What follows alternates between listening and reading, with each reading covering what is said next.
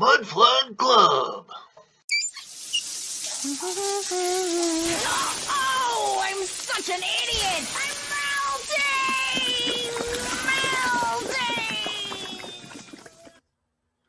Welcome to Mudding with BEAGS Live. This is episode 13, and let's get into it. We got Oz Beast riding shotgun tonight. How you doing, Oz? Hey, you doing well, Biggs? How are you? Oh, not bad. Been working on a treehouse this week for the treehouse. little fella next door. She got a treehouse wanting to be built, and so I've been working on that, and she's real excited and loves getting in the way, but been working on a treehouse this week. Cool, nice. Turned out pretty good. She's figured out how to go up the slide backwards. I guess that's part of it, I guess. Anyways, so tonight we're going to get into all kinds of little thises and thatses, and I'm going to try some new things and see what we can do to learn a little bit of what we have lost from our history. And I figured we'd start off with a little lesson from Ricky. Mr. Smarty Pants, what's going on? The historically stuff of this and the historically stuff of that. I mean, I don't give a fuck about history. I don't think anybody does. History's dumb. Anyways, so what we're going to do is I'm going to share this screen up in here, and I'm going to find an image here, and this is the I believe the Paris World's Fair, and this is a picture of the moving sidewalk that they had, and I've shown the film of the moving sidewalk a bunch of times in my videos, but I just thought this image was interesting. This is an advertisement for it, and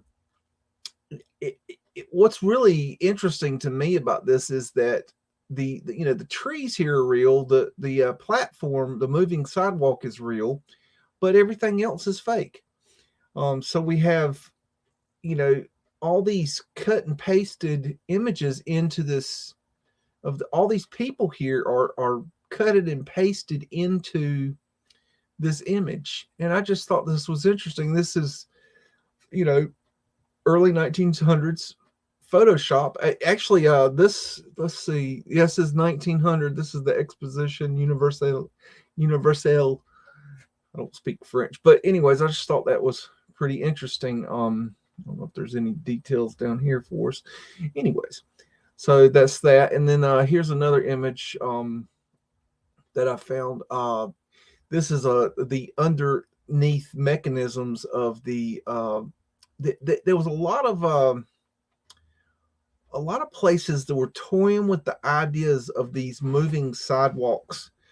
Atlanta was toying with this idea. New York toyed with the idea. They had it at the Paris World's Fair. But this is something that I have to wonder if maybe these things were real at one point around and they got rid of them. But this is the underneath mechanism. The idea is that the one here on the right hand side where the ladies are sitting down is the fastest, and the middle one is it's a little slower, and the one right here on the beginning, the littler, each one gets smaller as they go, and on each platform, and the smallest one is the slowest one. And the idea is that you would get on slow, and then you get onto the next platform and be a little faster, and you get onto the top platform and be zipping along. But that was an idea, and I don't know how many of these things actually existed, but they're very suspect. This is the Seattle regrade. This is when they sluiced Seattle to level out the ground. So basically, the mud had come in and covered the buildings, and then they came up with this idea of sluicing the mud. And what they would do is they would spray it down with a fire hose and run the turn it into mud, turn it back into mud, turn the mud back into mud, and they would run it down to a trough, and then the trough would run it out to the coastline, and they would create new land, which actually they're having a lot of trouble with now. But then they also have the story of where they raised the buildings. It's all bullshit, but the idea is that this is, the mud, and they would come in and they would hit it with the there's a steam shovel, but I've got another picture here, I believe, where they're showing where they're sluicing. This is a coin right here. This is probably more than likely pavement light right here. And there's a mud flood dropping right here. I know this isn't a high res picture, but it says a lot in what it does show. You got a cartouche up here right there. So that's dog toothing right there. Okay, let's look. This is another one where they've been sluicing it. This is in 1906. And sometimes they would hit it with the steam shovel here, and other times they would use the fire hose. I guess I thought this might one have the fire hose in it, but it doesn't. Either way, this is where they come in and they're trying to get rid of the mud and get the ground level because they had so much mud. Anyway, just thought that was interesting. This is an image that I ran across in my digging this week. This is 5th Avenue in New York City, the west side between 48th and 49th. And this image is not high resolution. It actually, I was just speaking with Oz about this, where I was trying to get these images offline because they were high resolution, but when I downloaded them, they were not high resolution. And so I went back and tried to figure out how to grab them somehow. And I've not figured out a way to do that yet. And Oz is going to look into that and see what he can come up with. But that being said, I did want to show one thing on this. You can see Mudflood windows here and down here. And I wanted to, you can't really, you really just, this is not doing this justice. You can see the coins on the side. But I want you to focus on this top area here. And what I did was I was able to snip a high-res top portion of the image that I could show you. And what I wanted to show you was that this is the first time that I've ever found, I don't know if they're skylights or if they're portholes. It could be either, I'm not sure, but either way, it's the first time I've seen these in the actual roof. So I thought that was just very interesting. This is interesting to me too, where you have the what looks like a rounded window, and it's actually a rectangular pane of glass with a wood rounded piece to where it tricks your eye to make it look like it's a round piece of glass. So I think that's interesting. There's an ether finial there and ether fencing here on the top.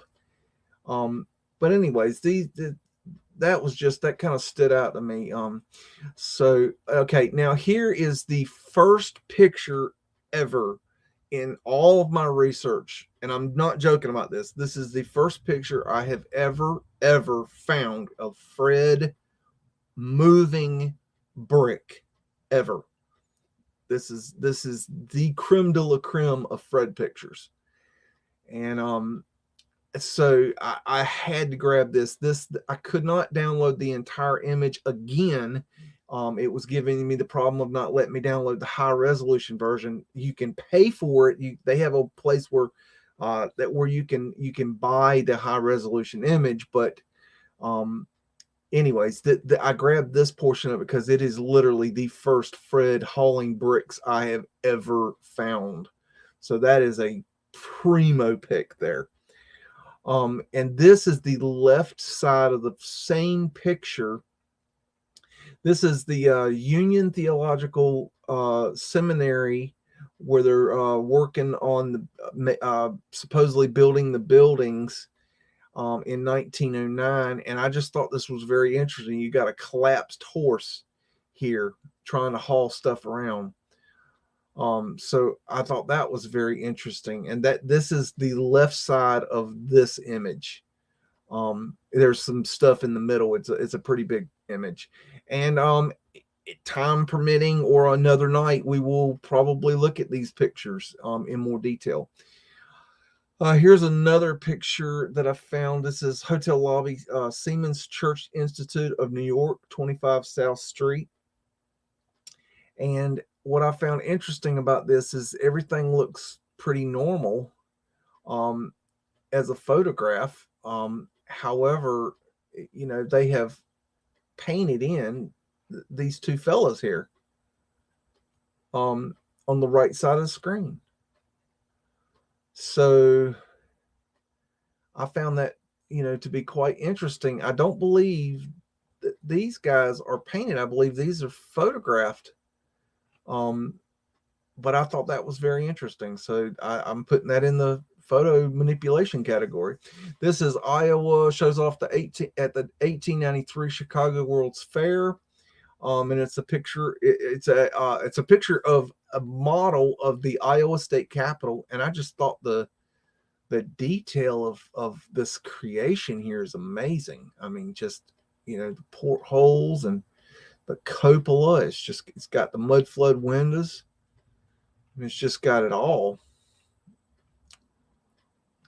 And I find it interesting, you know, you've got this big table here. It's very reminiscent of that there's something underneath it. I just thought that was really cool. Got an eagle up here. Not a very crisp photograph, but it's really cool. Anyways, okay. Here's some weirdness. This is the Krupp gun exhibit in 1896 Centennial Exhibition in Philadelphia. And it's you know, another exposition. This isn't a high-res photograph. This isn't really what I'm wanting to show you, but it shows you the outside of the building, and I'm going to show you the inside of the building. Actually, a little bit of sketchiness right there. Looks like it's been photo manipulated right there. See how it's a lot of haziness around the top of the photograph? A little hanky-panky going on there. This is the inside, and this is a high-res photograph. And in this facility, they were showing all these humongous guns, these cannons, quote unquote. And I just thought this was fascinating. You know, you got this humongous rig for this humongous cannon. So you got that, and then there's another inside photograph, and they're showing all kinds of weaponry. And I mean, look at the size of that freaking cannon. I mean, it's just unbelievable. I mean, just how in the world are they moving these things around? I mean, it would be so much effort. It just doesn't make sense to me. I don't think they were what they say they were. Here's a drawing, Centennial, the Krupp gun exhibit. And I believe that is the same cannon we just saw there. It looks very much like that. So, and I don't know, do those, it kind of looks like those people are drawn kind of large to me. I don't know. It's kind of weird.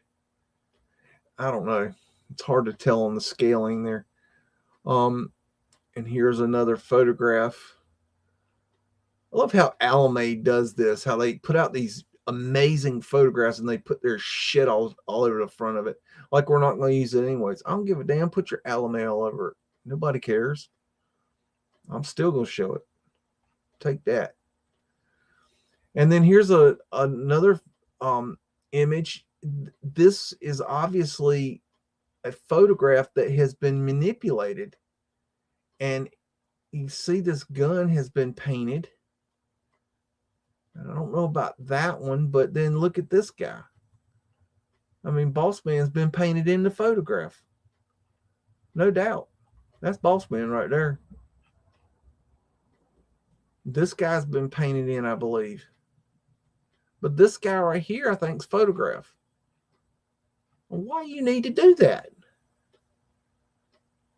I mean, it's just photo manipulation everywhere. I'm finding it more and more. I'm going to show you some more. I got some more to show you. This is in the Railway Arcade Unbuilt in London. So this was a concept art that somebody did, and I thought it was really interesting.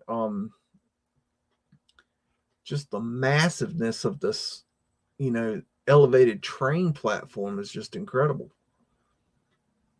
I mean, what's going on here? It's got a third rail, so it's either the electrical conduit or it's pulled by the cable, and I don't know which. It doesn't explain. That's just really pretty wild. Okay, and here we've got a little something I ran across. Now, I want you to focus on this building here. That this is the courthouse in Port Angeles, California, or no, this in Washington. Excuse me. I've put the California on there. I think I was thinking of Los Angeles. This is in Washington. I need to change that. Either way, this is in Port Angeles, Washington, and now this all looks pretty, normal. You have a viaduct here. Okay, that is a viaduct. Okay, it's a raised platform. Okay, and here's another viaduct. Okay, and you got hill here, and you got hill. Obviously you got nothing here. Okay, and this is sitting up on a big pile of mud. You got, when is it close to ground level there? Okay, now got another photograph. Here's another angle from the opposite direction, and we notice that this is the viaduct here, and there, look how deep this is. I mean, that's a good 30 feet maybe, right in front of this courthouse. Okay, and then look at over here. Look at this house up on this mud, and it looks like it goes down into the mud. Okay, and it looks higher almost to me than the courthouse. Okay, now that being said, let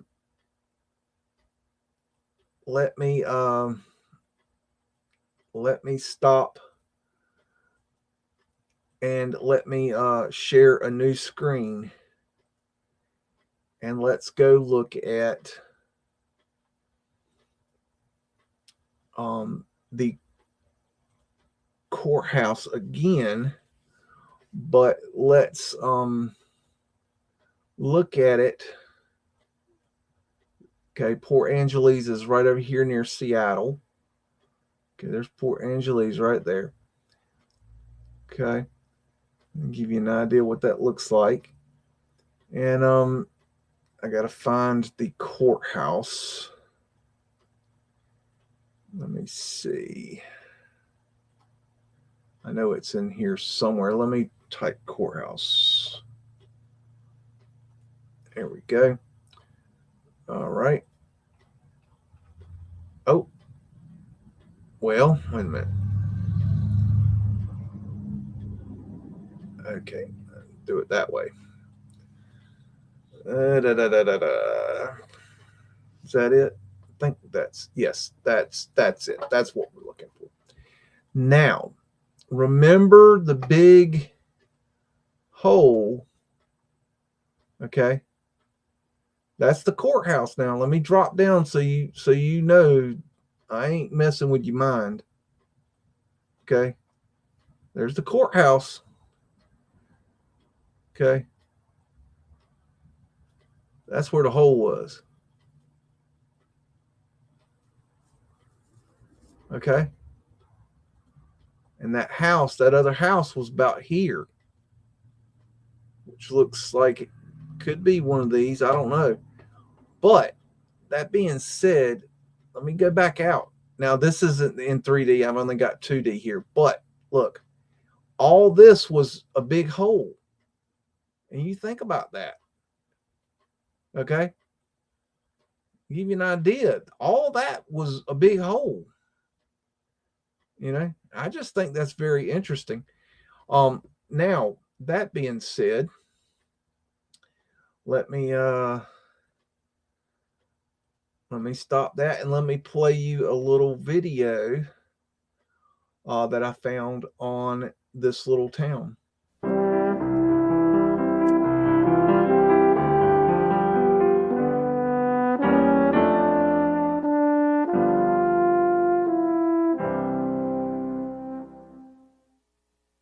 In 1914, Port Angeles, Washington was a city on the rise, not necessarily only financially, but out of the mud flats and the tide pools of Port Angeles Harbor. Behind us, you'll see the wall that depicts how high the actual city fill was done in 1914. The process of sluicing of the hogback is quite an adventure in itself. When you're walking in the downtown area of Port Angeles today, it's hard to imagine that that city was actually anywhere from 6 to 15 feet lower than it is today. The buildings look like they're sitting on solid ground, but they're actually not. 99.9% of the buildings in the downtown area are raised up off the ground and put on post and beam. The Port Angeles downtown area is filled with history. The Family Shoe Store is one of the buildings that is probably one of the most famous of our downtown historic buildings. It was jacked up off the ground with great big screw jacks and set back down on post and beam and raised up off the ground. Part of the tour has taken place in the Family Shoe Store, and it has quite a raucous little history to it. You'll enjoy that portion of the tour. At one time, you could walk from one end of Port Angeles to the other without ever poking your head above ground. There are places where you can still walk underneath that ground, and that's part of what we show you on the tour. Let's take a step back in time and walk down the steps to the underground of Port Angeles.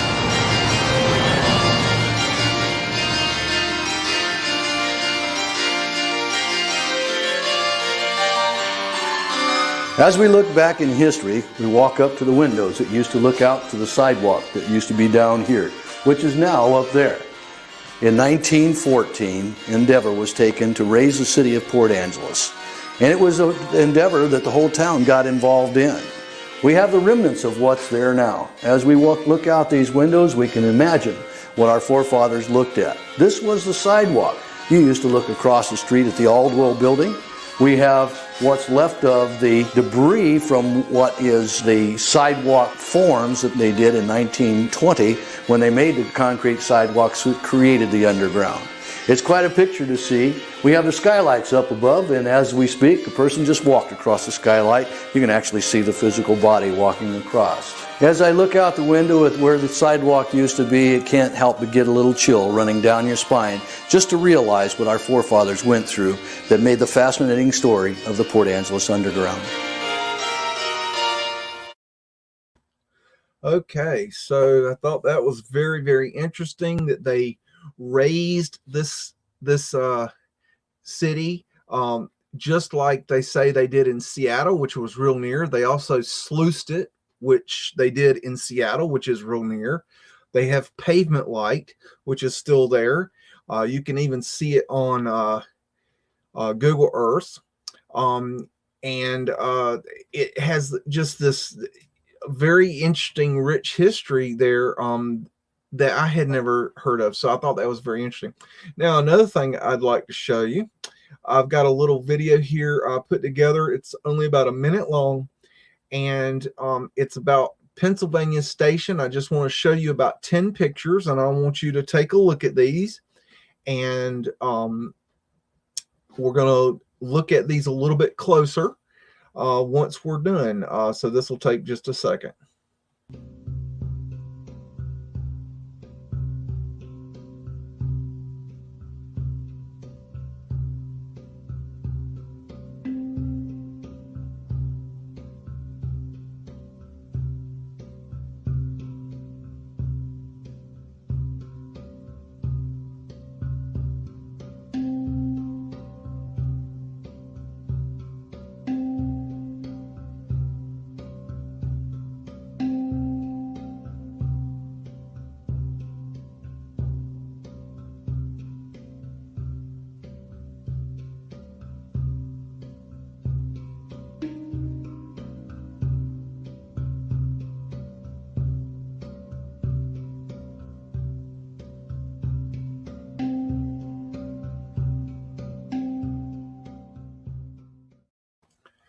Okay, and now that we've seen that, I want to share the images a little bit closer, and we'll get a little deep into these.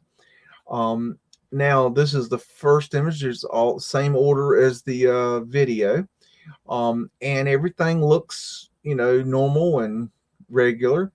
But if we take a look closer, right here, this has been gone over with black paint. The lettering has been gone over.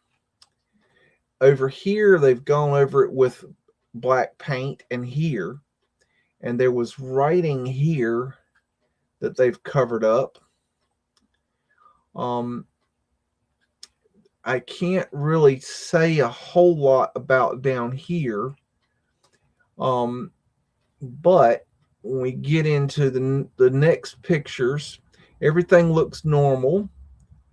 But when you get into the image, you see some really weirdness there. Okay, we got pavement light here.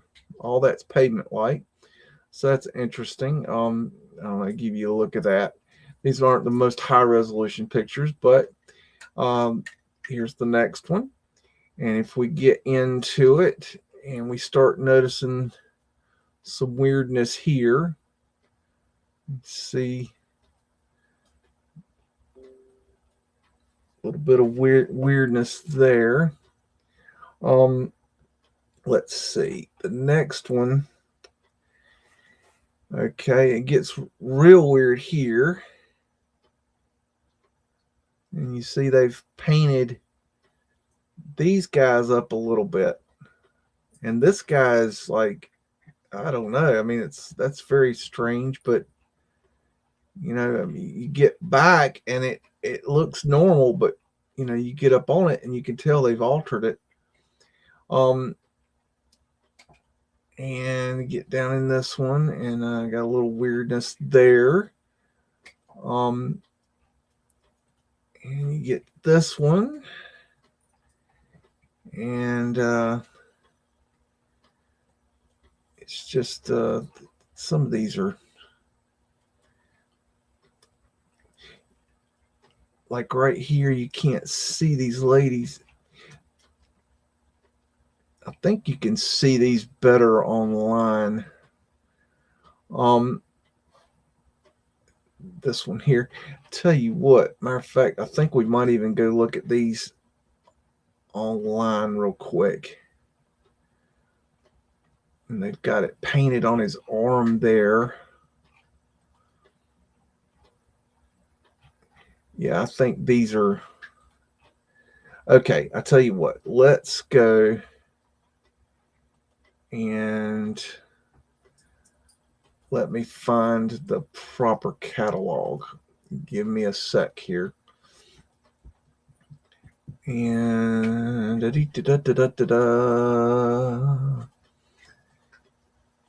going to find these online real quick, and we're going to look at them closely. I thought they were better resolution than that. I want to make sure that we can see these good. See, this is what I'm dealing with, Oz.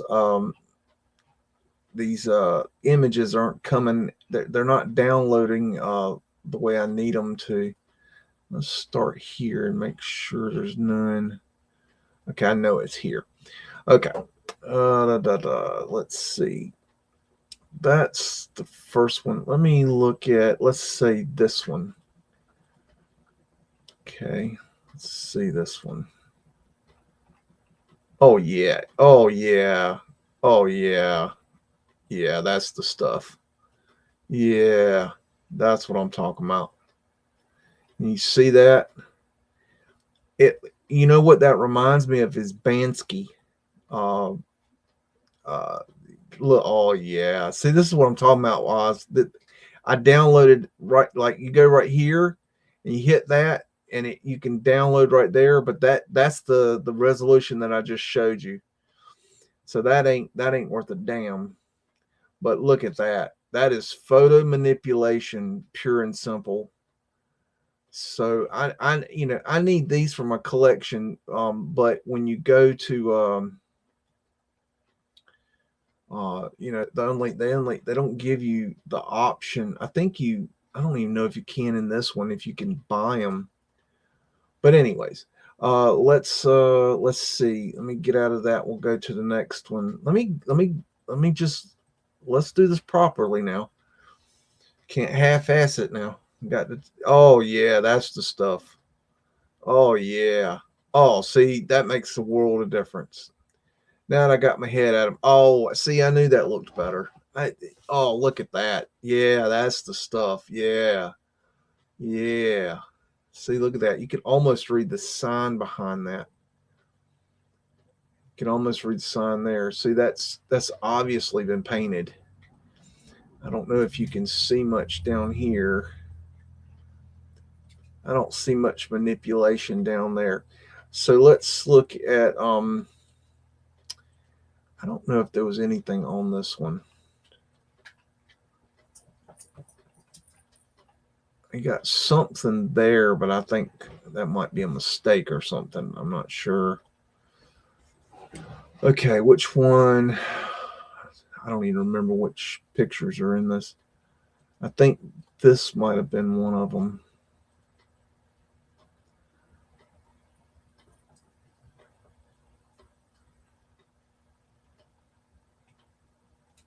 Yeah, this is one of them. Oh, yeah. See? That's the stuff right there. I mean, obviously. Now, I'm not saying that they're I'm not trying to say here in these images that they're faking the images. I don't think that they're faked, because what I do think, that's the normal image. You open it up, that's what it would normally look like to you.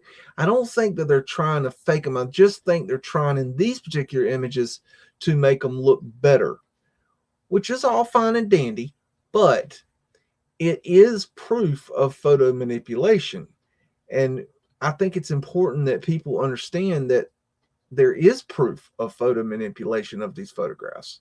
And so we have to, looking at high resolution is really the way we need to be looking at them.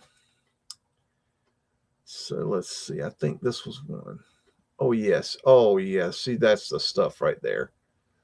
See, I knew something was wrong with that. See that? That's been manipulated. I can't tell if there's there's something else. Looks like something might have been done there. That looks about it for me on that one. Okay, now let's see. I gotta look for ones that have people in them. Okay. Oh yeah, here's the one oh yeah, look at that. Oh yeah, how you like them apples? Oh yeah. I mean, seriously. That's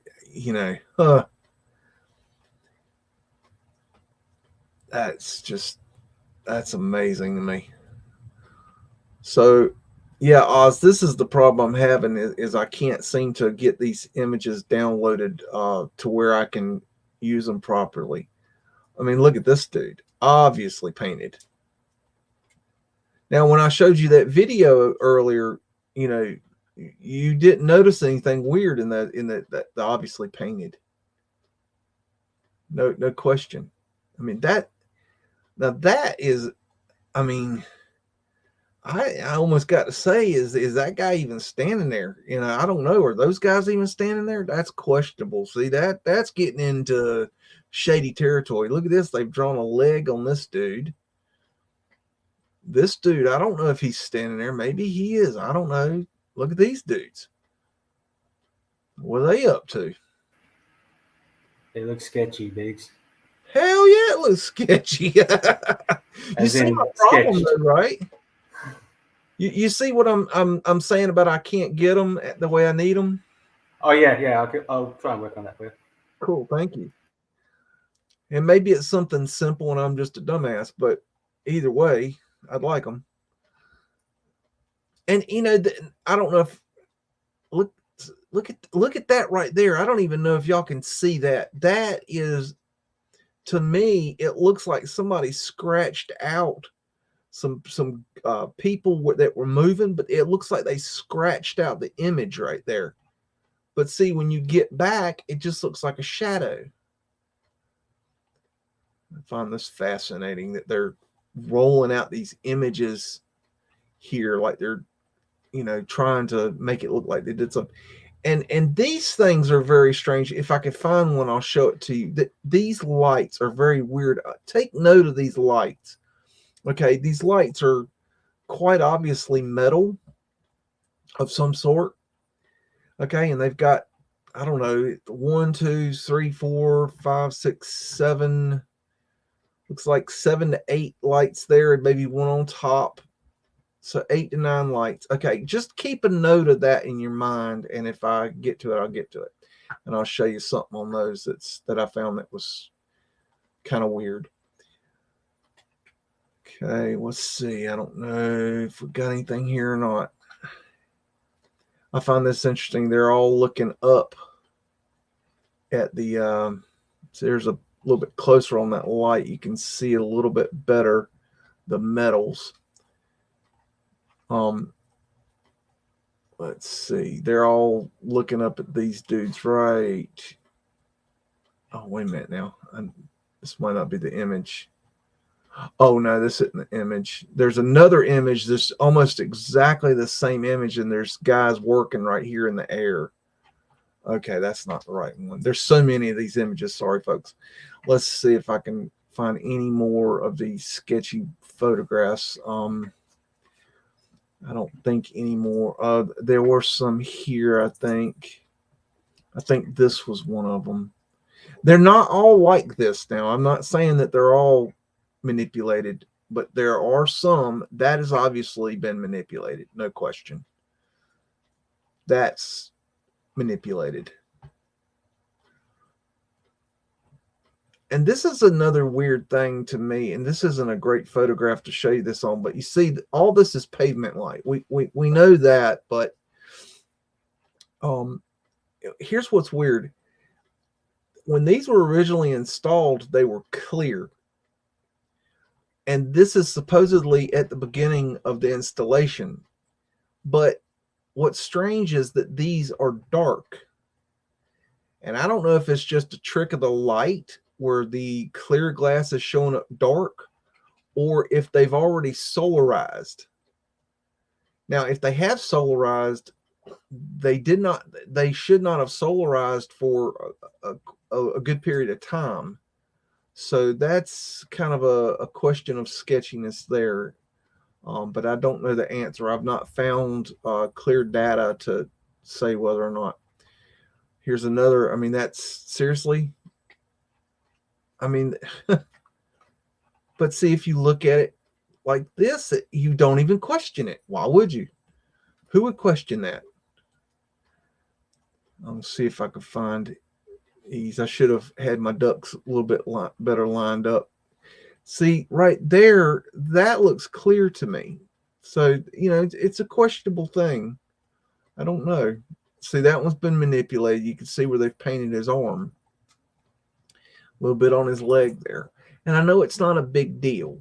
It's not. I mean, I haven't just proved anything there, but I think it's interesting and something that we should, take into consideration when doing the research. Okay, now I don't think I'm gonna. Let me see. Let me go back a little bit. I don't know if I'm gonna be able to find this. Probably not, but let me see if I can find any pictures of those lamps. There's photographs. I'm not showing you these Pennsylvania photographs because we're going to do a whole nother thing on that. That's going to be another party. I ain't figured there's so many of those. I don't know exactly how I'm going to do it yet.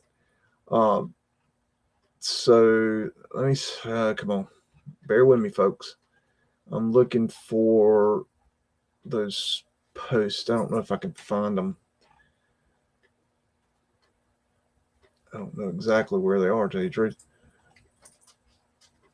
Let's see. This is a very interesting photograph here. I'll show you this just for shits and giggles. Just the size of that thing is incredible. I mean, just what in the world? I don't know.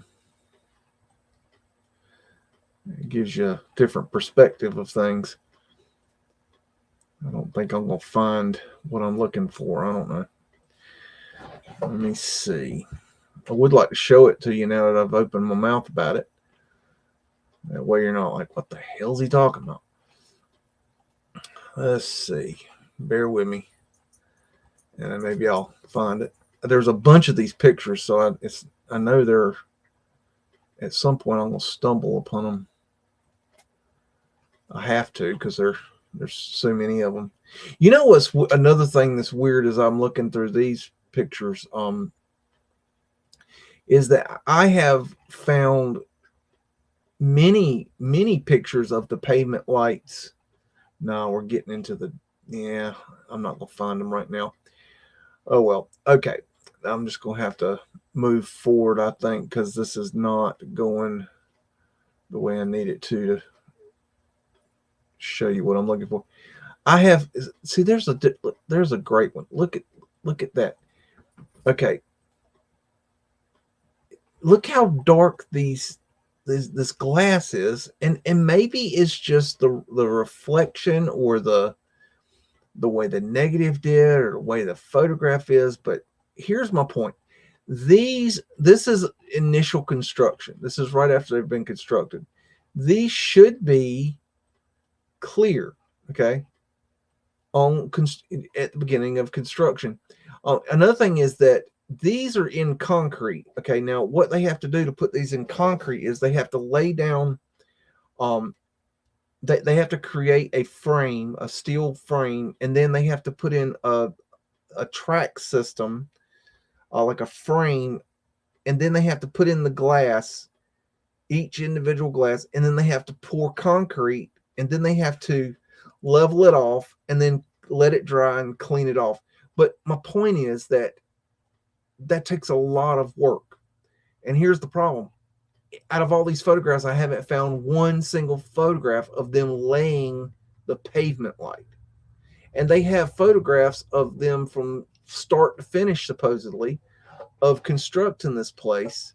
Yet I've not found one single photograph of them laying the pavement light.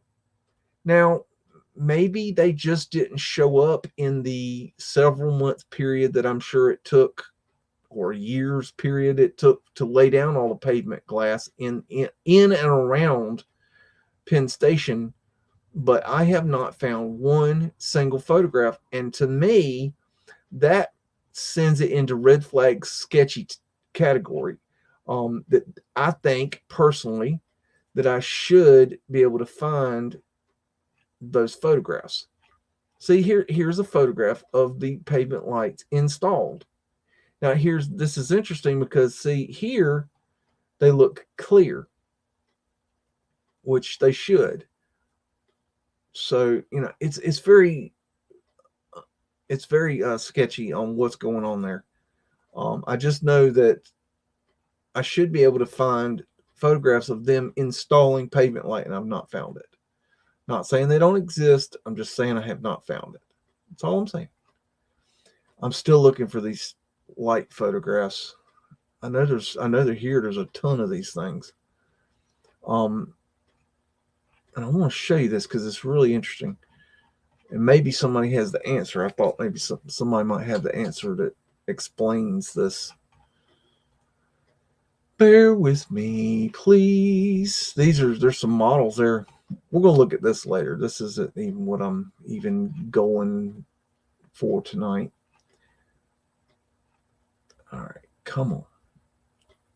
Isn't it aggravating when you know something's there and you can't find it? I know these damn pictures are here. It ain't going to show them to me. Okay, I'm going to give up. I'll have to come back and we'll have to do that another time. I'm going to give up on that. Okay, it's not that big a deal. I can do it later. Okay, now what else I got to mess with your mind with? Okay. Let's see. Hi, Jughead69 and Hippie Shake. And I Heart Fairies, I saw you in here earlier. I think I saw somebody say something that Dr. Detroit, Oregon was in here. Thank you for hanging out with us tonight. I'm trying to see what all I want to show you here. Oh, this is something I ran across this week, and I think this is interesting. This guy, he obviously has not done his research. However, he taught me something. So I'll go ahead and share this. And what he's talking about pavement light, but he's talking about it from a different perspective that I've never heard before. And he's correct about this, but it's still interesting because it's something I haven't heard before. He calls it pavement smoke outlets. And he's right that they, in some places, have labeled these pavement lights as a way for the fire department to break the pavement light and vent the buildings in case of a fire. Now, that's all bullshit too, but it's just another layer of horse shit. So I thought I'd share this little video with you. Hello and welcome to this week's 2 Minute Tuesday. Today we're going to be talking about something that you will have walked on many times, maybe without ever wondering why it was there. Or maybe you have wondered why it was there, but never actually managed to come to the right conclusion. We're talking about pavement smoke outlets. But before we start on that, we're going to take one step back and find out why we need them in the first place. In a basement, there's a requirement to have smoke outlets connecting directly to the open air from every basement story, except for if the story has a maximum floor area of 200 meters squared and it's no more than 3 meters below the adjacent ground level. Whilst we have to vent these areas with smoke outlets connecting directly to the open air, we can't just have holes all over the place as it will make the streets somewhat treacherous. Enter the pavement smoke outlet. As the name might suggest, pavement smoke outlets are required where a basement has smoke ventilation that terminates underneath the pavement. This is specifically detailed in Approved Document B, Volume 1, Section 16, page 106. Pavement smoke outlets come in different types. The first type I'm going to show you is right near here, near Trafalgar Square, and this is what's known as a breakout or pavement light smoke outlet. Firefighters will use tools such as a hammer or a pickaxe to smash the glass to allow the smoke to vent from the basement. Other types, such as this unit just up the road, are lift-out panels that can be lifted out by fire and rescue personnel. The panels must be identified, usually by a small brass plaque. It's important that outlets like these aren't placed where they would stop people from safely evacuating the building. For that reason, you won't usually find them near doorways. Now, for those of you who are a little bit geeky, maybe like me, here's a little bit more detail. In the past, doubts have been cast on the effectiveness of breakout pavement light ventilation, and a 2004 government literature review by Brian Hume draws on a study for the Department of the Environment by the Fire Research Station, which found that these vents didn't lead to a significant improvement. However, that research was contradicted by experiments carried out by the Fire Experimental Unit, which concluded that these pavement light units could have a significant benefit in improving the firefighting environment, especially when this type of ventilation was combined with PPV or positive pressure fans to help force the smoke out of these vents. As a result of these two conflicting studies, the Home Office recommended in 1996 that the existing provisions for basement ventilation should remain within the revised approved documents as an interim measure. It is worth being aware that the report does note that the operation of these pavement light vents is uncontrolled, and therefore their operation could potentially place firefighters in the path of an unpredictable fire development. Now I've pointed them out to you, hopefully you'll be noticing this type of ventilation every time you walk through any built up area. If you've ever seen one in action, drop me a note below because I'll be fascinated to hear.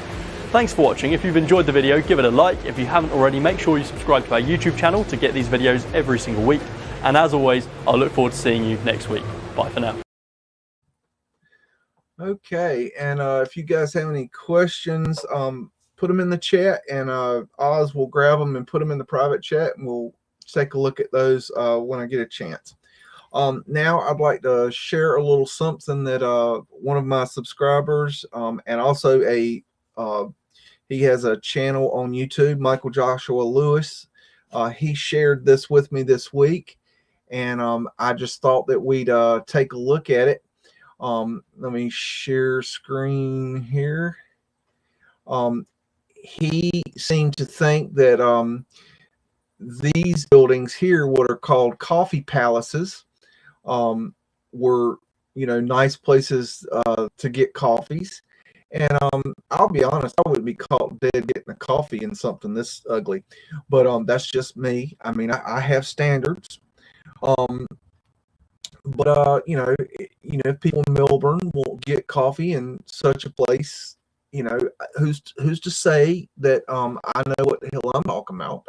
But this is something I was not aware of, that people in Melbourne are actually this highbrow to have such a shitty looking building that they actually have coffee in.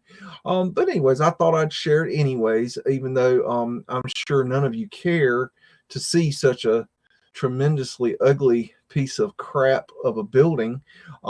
But anyways, you know, they got Fred, and he's the horse that built America, in case you were unaware and uninformed. And we got Mudflood windows down here on the ground. So, you know, they have coffee houses that are mud flooders. I mean, just look how gaudy and ugly that thing is. I mean, really? Seriously, you need that to have a damn coffee? Seriously, come on, Melbourne. I mean, my goodness, Oz, this is in your territory. I don't know what you have to say for yourself. But anyways, we got finials up here for ether and portholes and more ether mess and more portholes. I mean, this is all to get a damn cup of coffee. The thing is, Biggs, it's like Melbourne was one of the latest cities as well. It was like 1850, I think, before Melbourne even existed, you know? Jeez. It just looks way too old. It shouldn't be that. 1850. Unbelievable. So in after 1850, they decided, quote unquote, that they should build this piece of crap and have their coffee in it. I'm not joking. This is actually called a coffee house. This is a coffee palace. This is literally a place to go get coffee. I mean, when we go get coffee, we go down to the local coffee shop or the Starbucks, or, it's a little tiny little place, and you walk in, you get your coffee, walk out. This is a place where it's like a fancy bordella. I mean, you got portholes and ether antennas, and I mean, this is ridiculous. I've never seen such in my life. I don't know. I mean, just the things that people point out. I mean, good grief. I don't know if I'd want to tell people I'd, actually get coffee in a place like this. This is an interior. I mean, come on. Anyways, I just thought that this was, something that, a lot of people haven't heard of before. Anyways, if you look up, Coffee Palace in the official indoctrination page, and it says a coffee palace was often large and elaborate residential hotel that did not serve alcohol, most of which were built in Australia in the in the late 19th century. Temperance hotels were the first established in UK in 1850s to provide an alcohol-free alternative to corner pubs and residential hotels. By the 1870s, they could be found in every town and city. Every town and city, some quite large, some just quite large. That's a way to put it. And elaborate. Oh, elaborate. Nice word. In the late 1870s, the idea caught on in Australia, where the Appalachian coffee place was almost universal, and dozens were built in the in the 1880s and early 1990s, including some of the largest hotels in the country. Due to the depression of the mid-1890s, some became ordinary hotels, and others were converted into different uses. Okay. The name continued to be applied to smaller residential hotels and guest houses in the early 20th century until the trend died out, as large old hotels that may never have been financial success, many, including most of the largest, were eventually demolished. Thank goodness. I mean, it's about time the Australians came to their senses and demolished these horrible, just monstrosity of buildings. But anyways, I have no idea why, an Australian would want to show this off and, I mean, really, I would not want to share something like that we actually had built that for coffee. I mean, talk about being highbrow. My goodness. Anyways, thank you, Michael Joshua Lewis, for your share, and we'll see what else we can get into. I was telling you last week about the Washington Monument had a mini obelisk, and I did find the video. Washington Monument, the mini monument. The Washington Monument has been called many things over the years: breathtaking, historic, phallic, but let's not concentrate too much on that last one. At just over 554 feet and 7 inches tall, this creation really does dominate the city of Washington, D.C., and that's quite an achievement when you're in a capital full of monuments. What many people don't realize, however, is that there's a baby version of the Washington Monument, or mini monument as it's sometimes known, and that's completely understandable given that it's buried underground. This is actually something called a benchmark, which is usually just a metal cap or rod used by surveyors to ensure their maps are accurate. This particular benchmark, however, is a 12-foot tall replica of its big brother, buried under a brick chimney and hiding under a manhole cover. If you're visiting DC, then you'll be able to find the cover quite easily, but no one can open it, so don't even ask. Okay, tell you what, let's check out the private chat here and see if we have any questions. I Heart Fairy says, remember on It's a Wonderful Life when the dance floor opened up and they all fell in the pool at this dance. Oh yes, I love that movie. That's such a good movie, and that scene is really great. I love the part where he lassos the moon for It's a Wonderful Life moving floor. Okay, I Heart Fairies, that's a classic one. Everyone should watch Christmas. It's like Christmas Carol. The man sees an alternative version of his life. It's great. I used to here in North Carolina, every year ever since a little bit before I was born, they put on a production of A Christmas Carol, and it's done by the same guy, David Ira Woods. And he's been playing Scrooge my whole life. And I actually, long story short, had knew him at one point in my life. And he actually let me go a few times to his rehearsals and to backstage and to see the production. But his rendition of A Christmas Carol is bar none the best I've ever seen, because he knows the part so well that every year he changes it for the current climate of the world, and it's phenomenal. But his daughter, I'm trying to remember her name. His daughter is a famous actress. She's the actress that played in the Beatles movie. What's the Beatles movie where universe across the universe? What's her name? Oh gosh, she dated Marilyn Manson. Anyways, the girl that played in I'm trying to, what is her damn name? Anyways, that's his daughter. And David Ira Woods and his wife separated when they were a baby and or young, and she moved to California with her mom and became an actress, and he stayed in North Carolina. But if you ever are in North Carolina and during Christmas time and you want to see the most wonderful Christmas theatrical production, that is the best thing you can go see. Anyways, GT19A Mustang says Fred X Brick Shipping. Yep. I'm sure most of you already know, but that if you look at the FedEx logo, some of you can, some of you can't point out where the arrow is in that logo. Just something to look at. Let's see. Hippie saying huge cannons. I heart fairies. Could that be a pneumatic tube tunnel like at the bank to send paper messages? Possibly. Don't know. Flava May. That's a cool name. I wonder if there's any pneumatic tube system still in action. Good question. I don't know. Flava May. There's one old school elevator in my hometown of Devonport is shut down, unfortunately. Huh. Old school elevator. Yeah, there's I've seen them before. There's not too many left though. Hippie Shakes wonder if they filled it with the extra mud.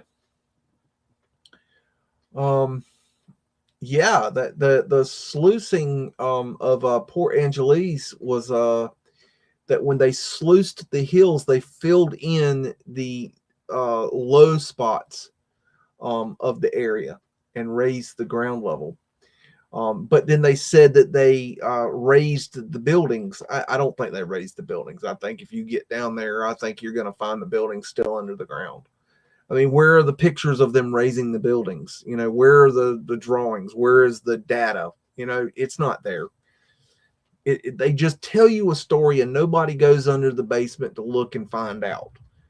Why would anybody care? You know, so we just accept the horseshit that they feed us, and that's that. Flavor May says, explore via the drains. Yeah, you could. I'm not going to do it, but you know, I'm sure that's a possibility. Hippie Shake says, why would they do that?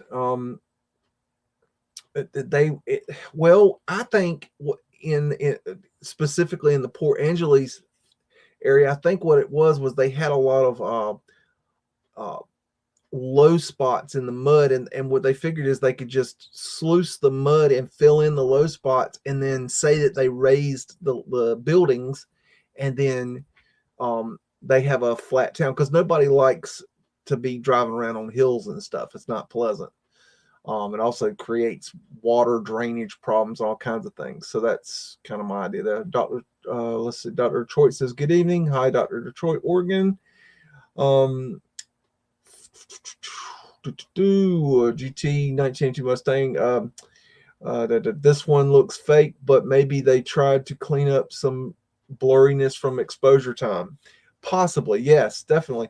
I don't think that. Some of them, yes, it looks like they tried to clean up the images to make them more presentable for publication. Yes. But that being said, there were some that were clearly painted images of people, and then you have to wonder why they faked images of people. Why not? Why? I mean, yeah, it's kind of sketchy. I don't have the answer to that, but I think the point is, my main point is that there is photo manipulation in this era of photography, and we need to be aware of that, and we need to look deeper and closer, and we have to have the high resolution photos to do that. Derby Jack Ministry, everybody send love and light to Derby. He could use it. Overseers are planning on the next steps of controlling us and downsizing us and putting more of their tech in us. Ready for the next reset? ?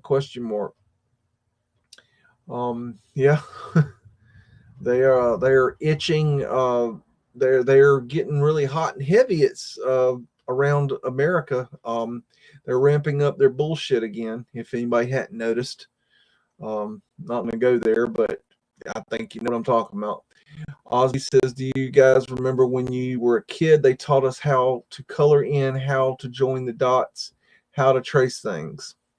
Yeah, they don't want you to, they want you to know exactly what they want you to know right now. Jay Johnson says, I think it must be common practice, just like today's Photoshop used to make it look better. Yes, in certain, yes, that is the basic answer. Yes. to make the images, because they were going to sell these images. It's not like today where everything's free. Well, I mean, you know, you got, like, imagine you got Alame where they would sell, they want to sell you images, but back then a photograph was a big deal. So yes, for the image to look as good as possible was a big deal, understandably. But my point is that we need to be aware that they have this ability, that they can manipulate. And I have clearly in my videos shown the manipulation goes above and beyond them just making it look better. They clearly take things out. They clearly cover things up. And I think that's something that needs to be remembered. Flavor May says they were functional or aesthetic or both. Talking about the cartouches, probably sick of that questions. Well, I think that they were a function. Well, aesthetic, I mean, they're pretty, but I think they were a function. I think they were an old world sign. They were old world McDonald's arches is what they were. I believe that people had their cartouches and they had their logos or their symbol on there, and their symbol told you what that was. And no, I'm not sick of that question.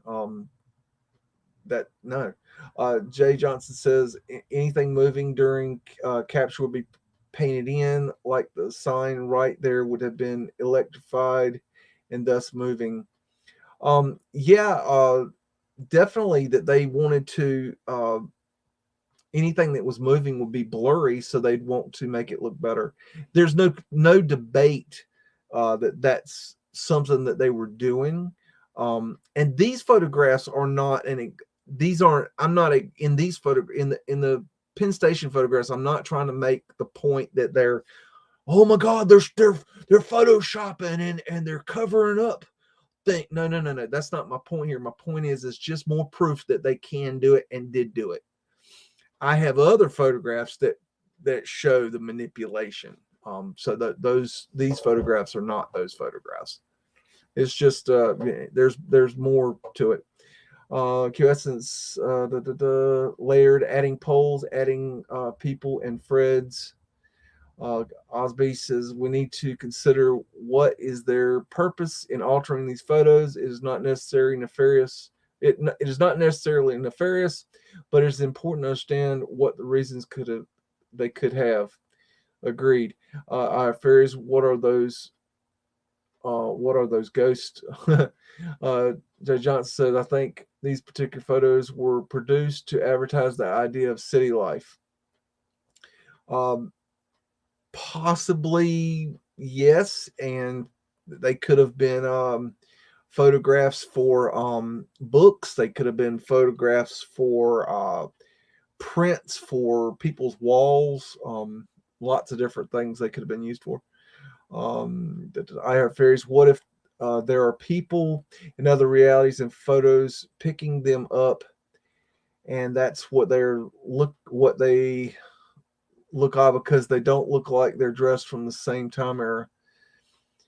That's hard to answer. I mean, that's kind of one of them. Unless you were there, you don't know really. And I don't know how you would prove that. It's interesting, but I don't know how you would prove it. Maybe they were painting in people that didn't photograph well, were faded. More than likely, it's the people were in the photographs were faded. They didn't photograph, the camera didn't capture them well, or they're more likely moving. I'm all fine with that. So it's not the point. Like, again, the point isn't to prove that, oh, these are manipulated for nefarious reasons.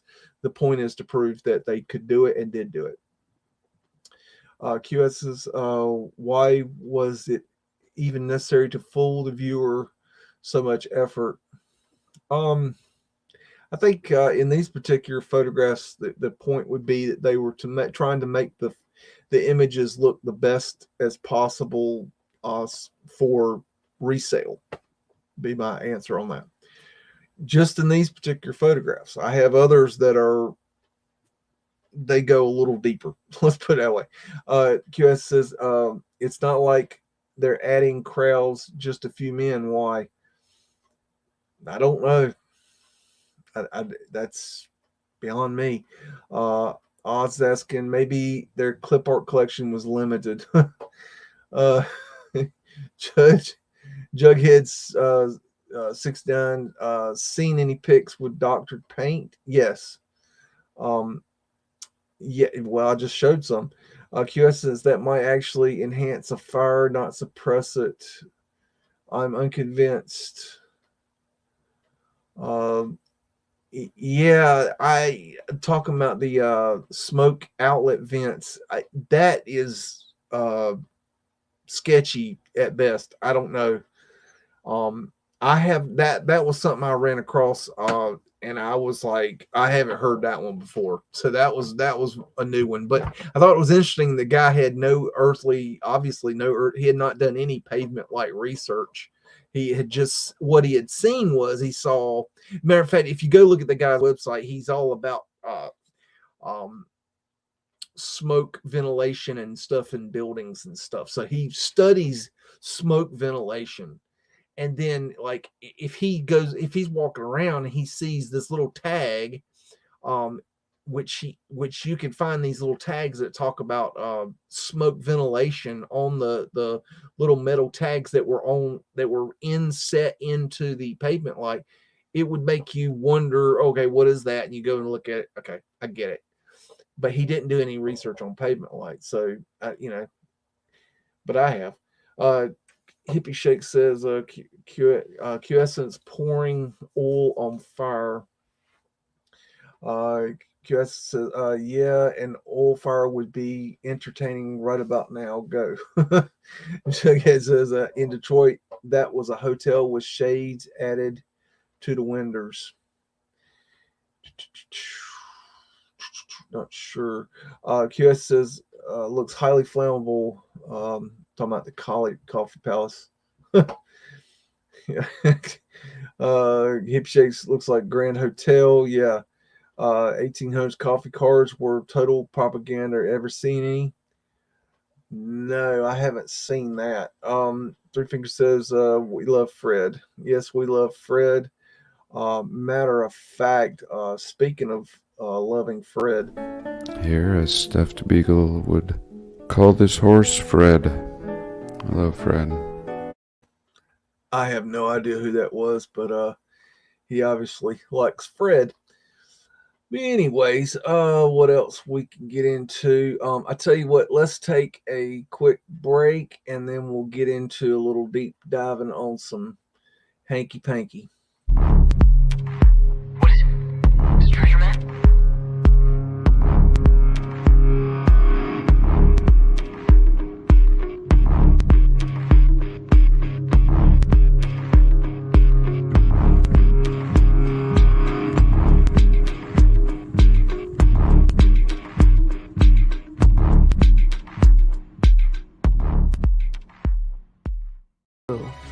And it is strong.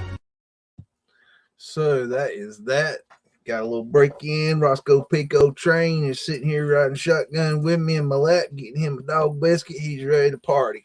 Okay. So that was a little something for you. Okay. Now what we're going to do is we're going to do this a little bit different here because, well, I like to shake the bag a little bit here and there. But what I got here is I have been digging in the digital archives quite a bit lately, trying to find new images, new material, new research, trying to just dig. So I'm looking in a bunch of different digital archives, and I'm finding some good stuff. However, as I was explaining to Oz earlier, the images are not, I cannot download the high resolution images.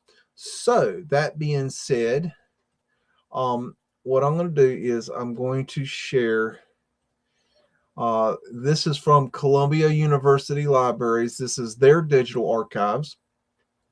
And this particular archive is the Kim Mead and White Architect file, and in this is the within this there is the Penn Station photographs, but we're going to ignore those for now. There's too many of them, and I wanted to focus on some of the other ones. So let's start here. We have the Alfred Hoyt house.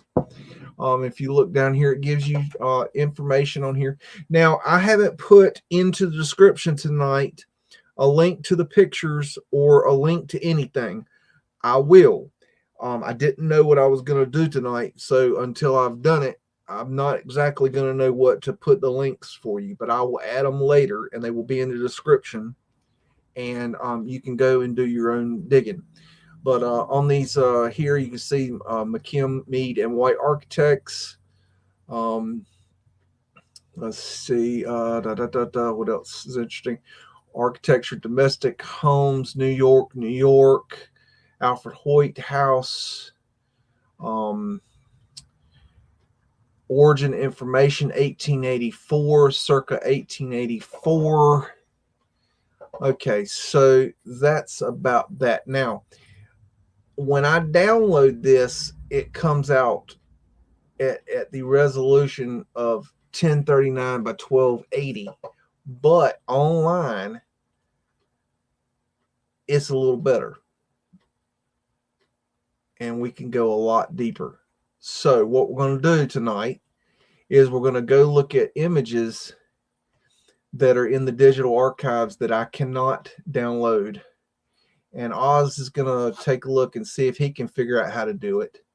I have figured out how to snip portions of the images, but I cannot download the whole image.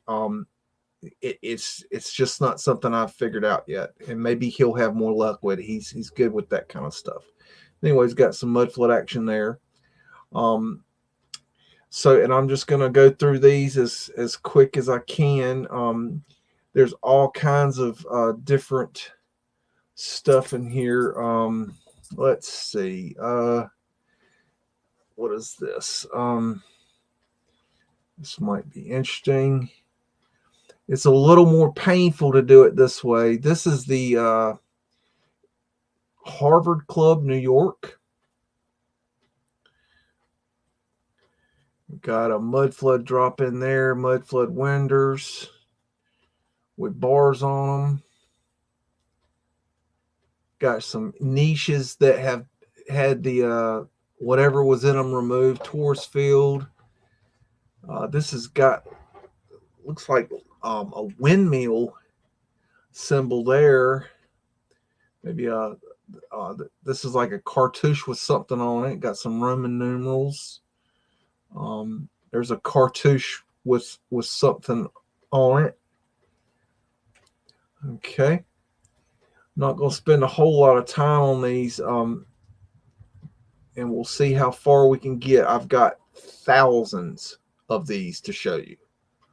So if you enjoy this, we'll do this again and again and again, as long as it takes. Mudflood window. This is the Lexington Avenue. Got Roman numerals. Got a Tartarian lion there. Look at the beautiful ironwork there. So these, that's a coal hole cover right there.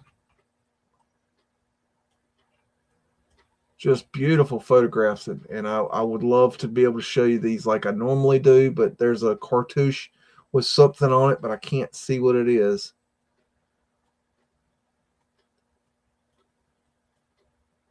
These photographs are wonderful, absolutely wonderful.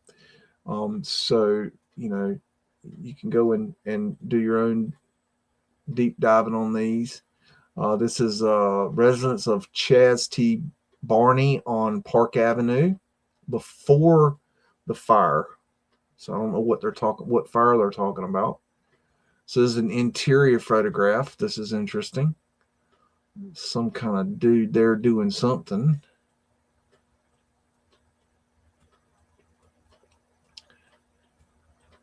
I'll just go through these as quickly as I can. I don't want to dwell on these unless we find something really juicy. But I love the old world fire, what they call fireplaces. These were not fireplaces. These were antiquitech of some sort. These definitely are not fireplaces. This is not at all for fire. And if you look into these, you will find out that that is the case. They got the Gate to Palace of H.A.C. Taylor, Esquire, Newport. I'm not sure. Let's see. Maybe it's got some more detail on here. American Architect and Builder News, 1893. That's an 1893. Jeez. Check that out. That's somebody's door, man. Gate to Palace of H.C. Taylor. Wow. Man. Talk about gangster. All right, we got John I. Kane residence. This looks like it could be on Fifth Avenue. Looks very similar to those Fifth Avenue photographs, but I don't know. Maybe it is, maybe it isn't. All right, let's see if it even tells where it is. No, it doesn't look like it. Okay, moving on. Okay, we got another. I'm just randomly selecting these. This is Lexington Avenue.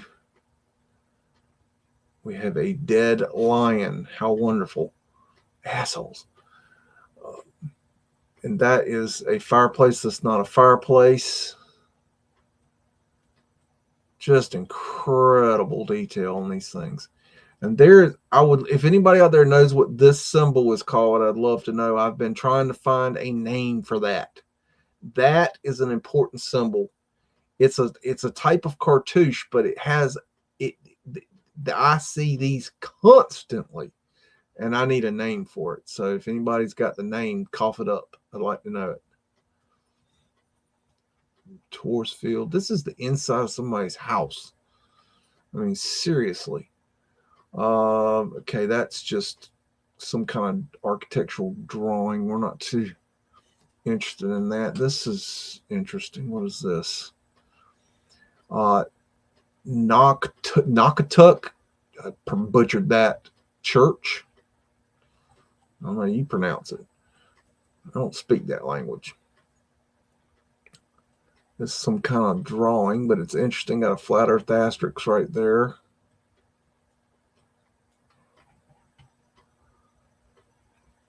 Looks like it could be 4 lines on the one. Not sure. Okay. Not sure. I'm just going into these. I don't know what I'm getting into here. I'm just, as I click, here's a old world pipe organ. This is a drawing. Still, drawings are amazing though. I mean, you can learn a lot from drawings. Let's see what we got here. What you got? Payne Whitney residence. That name sounds familiar. Tartarian lines on the door. Oh, check out that Phoenician wave. I hadn't seen that one before. Jeez. Another lion on the door. Just amazing photographs. Check that dude out. Nice. Check out that art. Oh, man. This is on somebody's house, quote unquote. Seriously? Look at that. Tartarian lines up under the cornice. Oh, man. Boy, oh, boy. Check out the finials. Look at that. That's a freaking top of cathedral there. I mean, good grief. Incredible. Hoorah. Okay. Let's see. I'll show you this. This is a Penn Station photograph, but I'll show you this just because it's weird. You make of it what you want. You got pavement light on the bottom, but I don't know. You tell me. That's I don't know. You tell me. I don't know. I don't know what this is. Let's see. This is perspective of elevated roadway and waterfront. So this is some kind of thing where they're talking about elevating a road, which that would be a viaduct. Elevated roadway. That is a viaduct. So that's interesting. The Great Hall Harvard Club extension. Okay.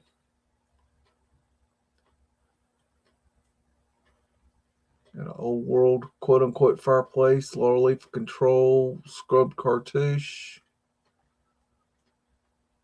big old chandeliers. It's like Harry Potter's place. All right. Moving on. Ain't got time to linger. Let's see. 5th Ave and 42nd Street, New York, destroyed about 1910. All right. American Safe Deposit Company and Columbia Bank building. All righty. What do we got? Boss man. That is, I think, pavement light right there. I bet that's got pavement light in the top, and they've got pavement light all along the side, getting base light underneath there. Not a very good picture, but I think that's pavement light. Don't hold me to that, but it's possible.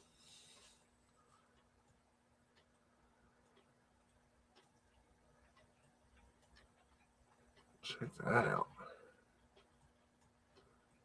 I hope you guys are enjoying this new way of looking at the world. I tried to figure this out to where I could show it to you the way I normally would show it to you, but the best laid plans of mice and men. 7th Avenue facade, Pennsylvania Railroad station in foreground. Okay.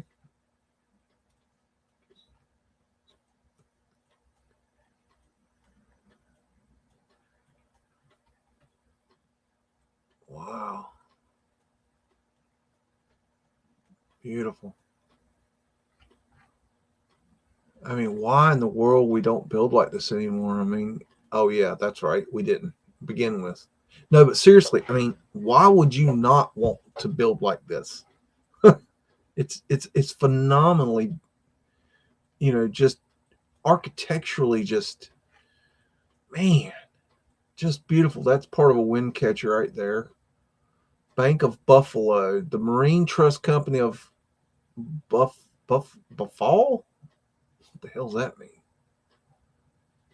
Buffalo, what the hell? Bank of Buffalo branch. That's weird. Okay, don't have an answer for that one. It's weird how that's written out. I don't know. Some kind of contraption there. That's ventilation to the underground. Those pieces on the side there. That's Boss Man right there. Okay. Sorry, this is taking a little bit. It's a little bit slower this way, but this is the only way I could present it to you so far. University Club exterior. There's Fred. Fred's on job. Fred's Horse Built America. We got proof of him moving bricks earlier, in case you missed it. The Phoenician lady is what I call her. Unscrubbed cartouches there and there. Beautiful ironwork. An eagle representing the phoenix and Mercury. Portholes. Sure we didn't miss nothing down here. Okay. Arched windows. Check that dude out. What in the world? Is that a dog head? Tartarian lines across the top there. Jeez. This is just eye candy to me. I don't know.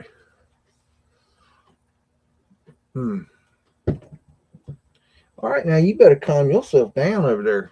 Sorry, Chihuahua's getting out of hand over here. He's throwing a fit. Mad because his blanket's not regulation or something. I don't know. Got men's faces in these ones. Man, that is a crazy building.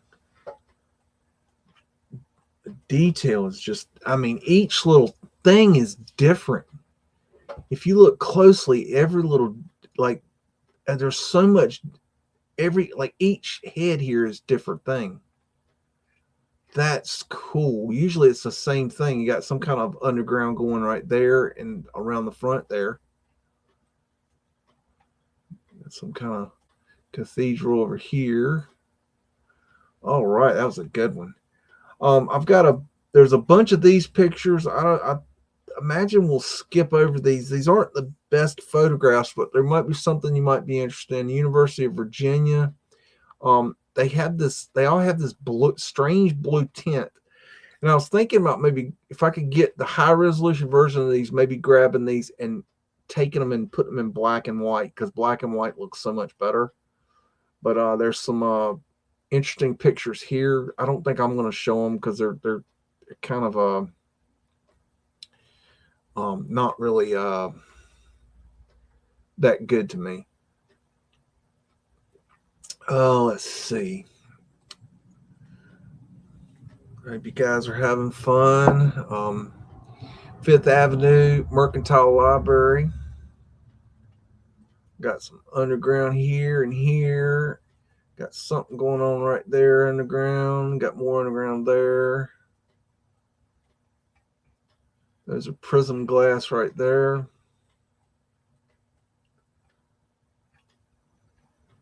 That's weird. Looks like somebody's written on that one. I wonder why.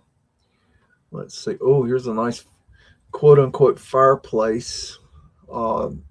Details on mantle, main hall, east side between windows, Lexington Avenue. So this might be the one we were looking at earlier. I'm not sure, but it's a better, closer up image.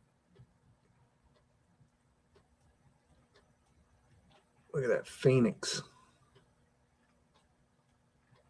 Beautiful images. Just, I mean, oh, good. Look at that. Oh, man. And there's that image. I'd like to know what this is. What this image right here in the center is. This outline, weird shape. And they don't always look exactly like this, but they always have this same basic shape. I'd like to know what that's called. If anybody out there knows, I'd like to put out a APB for information. Somebody knows. One of y'all out there, smart ass, cough it up. No, seriously, if anybody knows, let me know. Shoot me an email.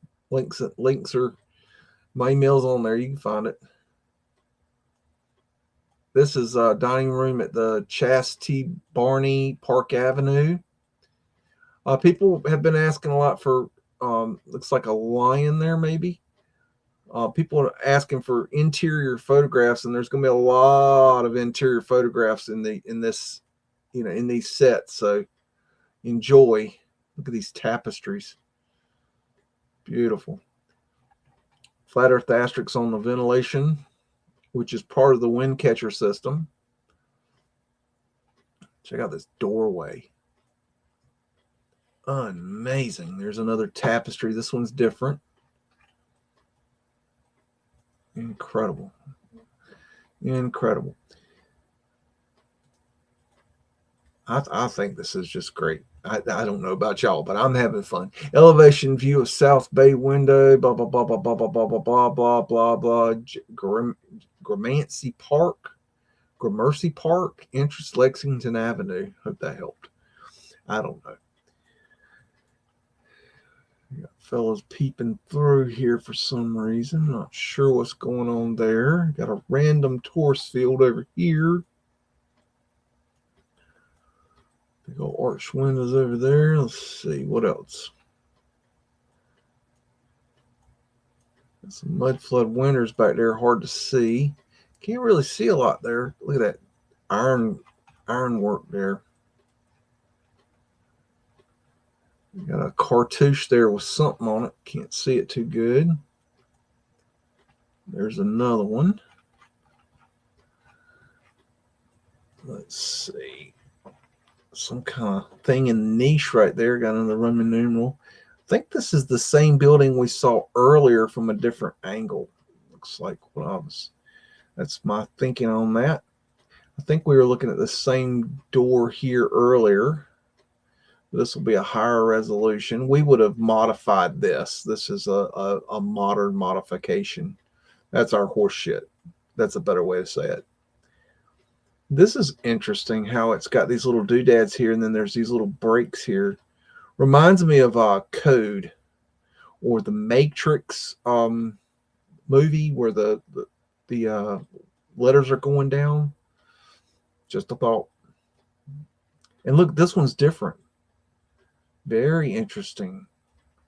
The caduceus right there. Very interesting. Very, very interesting. Wow. Look at that. Incredible stuff. Got an N and B on this side, and a W, an A, a U, and a C, a T. Got some weird letters. U, A, U, C, D, V. There's the Phoenician lady. Kind of looks like a graduation cap, but I don't know. Oh, wow.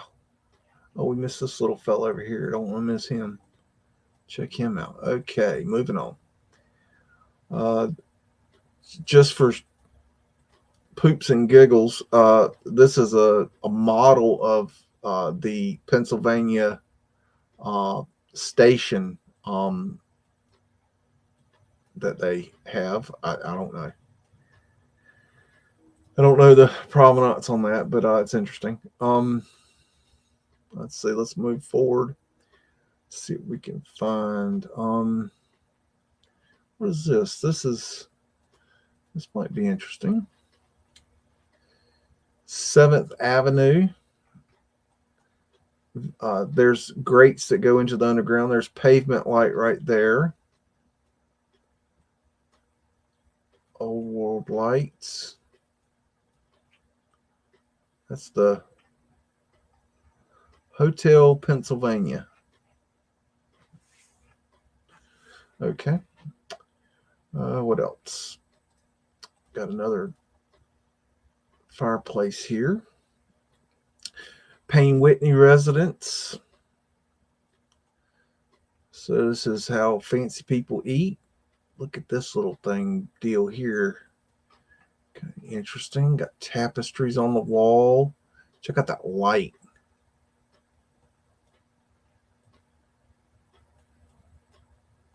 Look at that ceiling. Oh, heavens.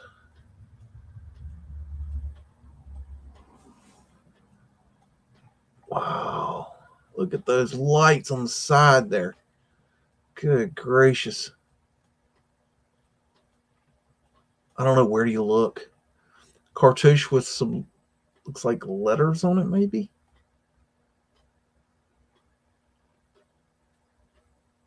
That's really weird right there. Huh.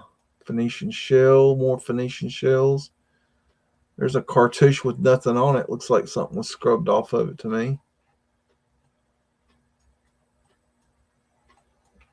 Look in the fireplace. See, this is seriously, you can put that much detail in your fireplace? That's called an Adirondack. Adirondack. In case you didn't know, these the old ones are part of the free energy device that was used in these parts here. Whatever these were, I believe they were some sort of had something to do with heating, not fire heating, but something to do with free energy and heating. But I believe the Adirondacks and these metal back casings had something to do with it. You should look into that, and you'll learn a lot. Okay, what else we got? The new facade on West 45th Street, Harvard Club Extension. The new facade. So that's interesting right there.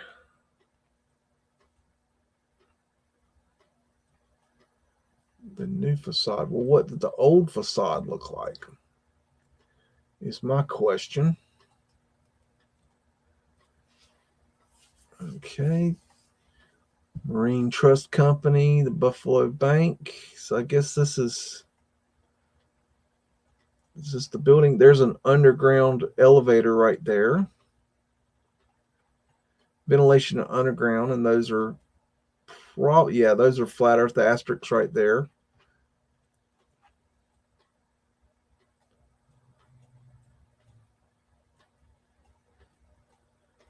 Alrighty. Oh, okay. That we've seen that building before. That big old Buffalo building.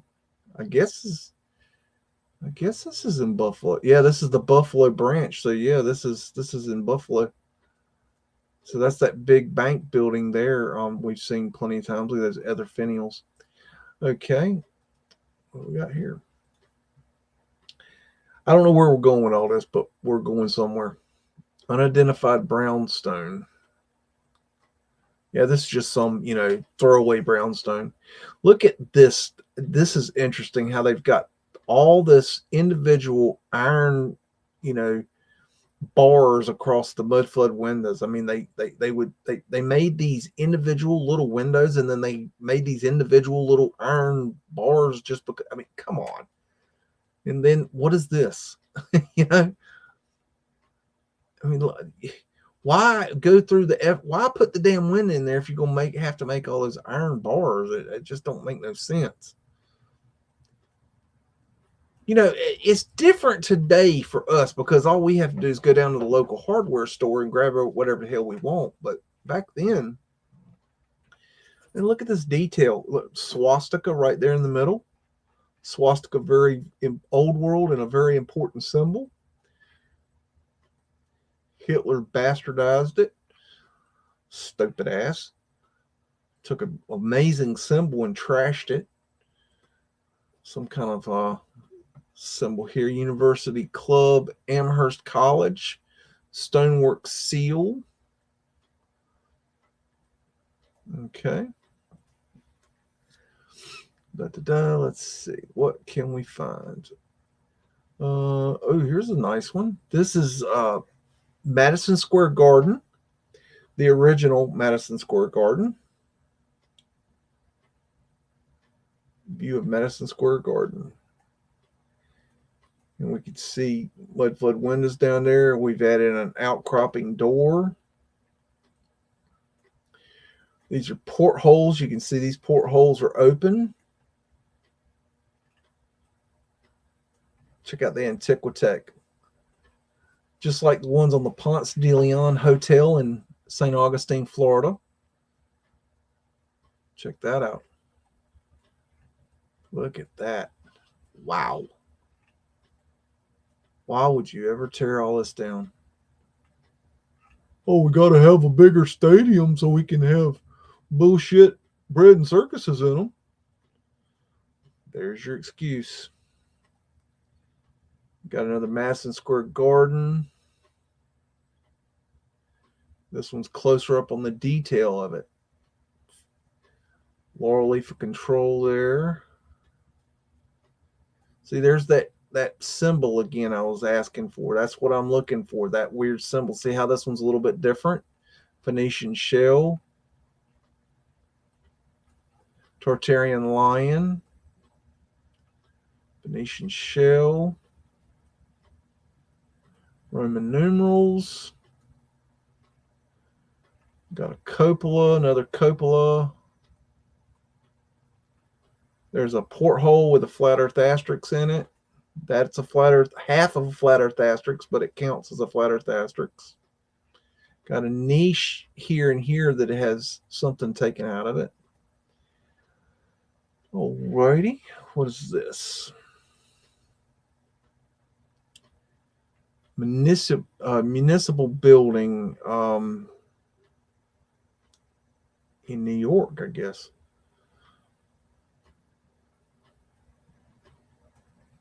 And there's that symbol again. This is the symbol I'm looking for. Not what's on it, but what the shape. What is that shape called? Phoenician shell looks like a circumpunct underneath it. Epithelial. That is an important symbol. I just don't know what it's called. I've looked and looked and looked, and I just haven't found it. Got portholes for the wind catcher on there. Look at that. Good gracious. Hello, little fella. All right. We're only on page, we're just getting to page 5. There's like, how many pages? 166. That's the White House there. I find the White House pretty boring, except for some of the hanky-panky that was done to it. But other than that, I really don't care to look at it. It's a boring structure for the most part. The part where they gutted it, that's pretty interesting. This is R&O Golit, New York. Golit Brothers offices. I have no idea who the Golit brothers are, nor do I give a damn. Boston Public Library. This building is still there today. And it's got flat earth asterisks all over the front. Cartouche with stuff on it. That's important.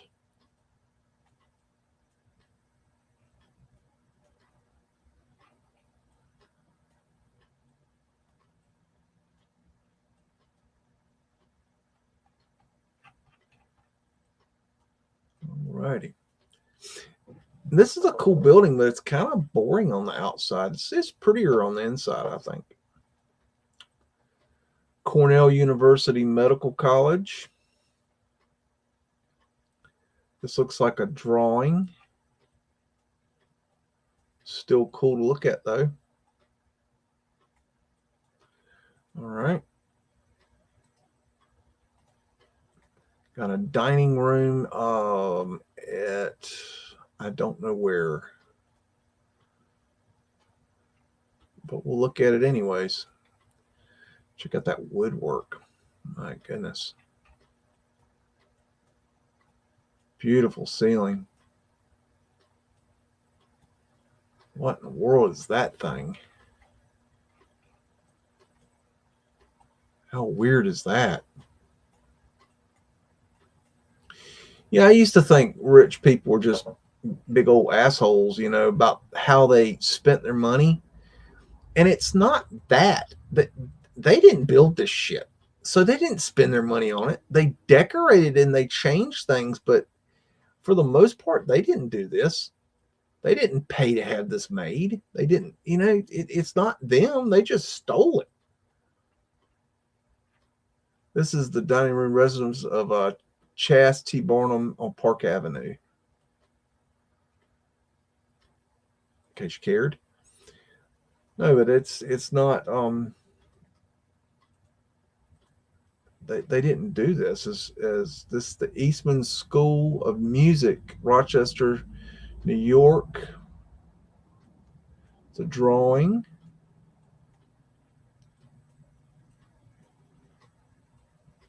These drawings are important, though, so it's good to look at them.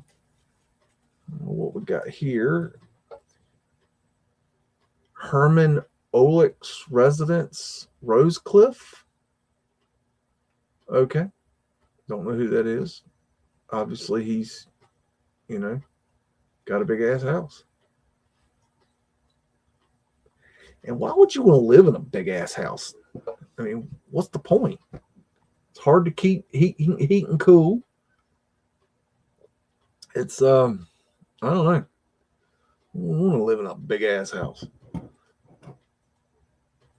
I wouldn't want to live in a modern big ass house. Matter of fact, that if you know, I work, you know, handyman, and I've been on a lot of construction sites, but I tell you, if you really knew how the modern houses are built today, you wouldn't buy one. They're junk. They may look nice and pretty on the outside, what you can see, but that's on purpose. This is the Payne Whitley residence, in case you cared. The way that they're constructed, I mean, it's just absolute crap. They're junk. Absolute junk. When you're paying, you know, $500,000 for homes, they're junk. Absolute crap. Check that thing out. My goodness. Roman numerals. Anybody read Roman numerals? Got tapestries. Okay. All right. Moving on. And, oh, this is Pennsylvania Station. Here's another one of those weird photos. You got this cutout thing here, which is just, I don't know, very strange pavement light right there. Very odd. I don't know the answer to that. Alfred Hoyt House. I think we've already looked at this one. They have different photographs, different angles and stuff in here. So then they're all out of order. Residents of W.G. Park, Casanova. What the hell? It's just a big old house. That's not too interesting to me. Let me see. What is this? What is this? Bulletin of the Brooklyn Institute of Arts and Sciences. Tells me nothing. I don't know, some kind of building something. Some kind of construction photo.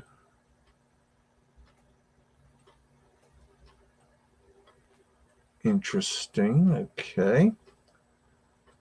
I guess this is the same building.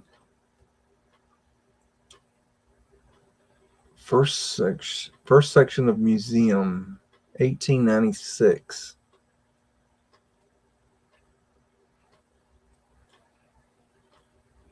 So we just supposedly build the Mudflood windows into the building for reasons of what? Anyone know? Anyone? I don't know. I don't know if that's real or not. Oh, it's a construction photo. Is it? You sure about that? I mean, I don't know. Main lobby of something. It's the main lobby, don't you know? Okay. That's nice.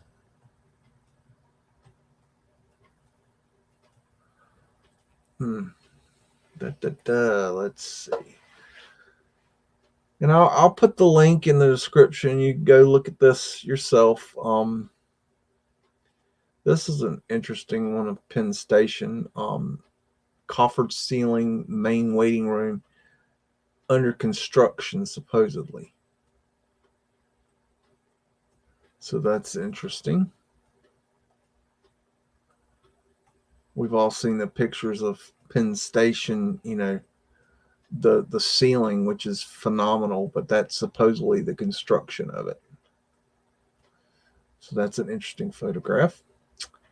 And what else we gonna find today up in here? Detail of Washington Arc, Washington Square, New York. Let's see. Phoenician wave.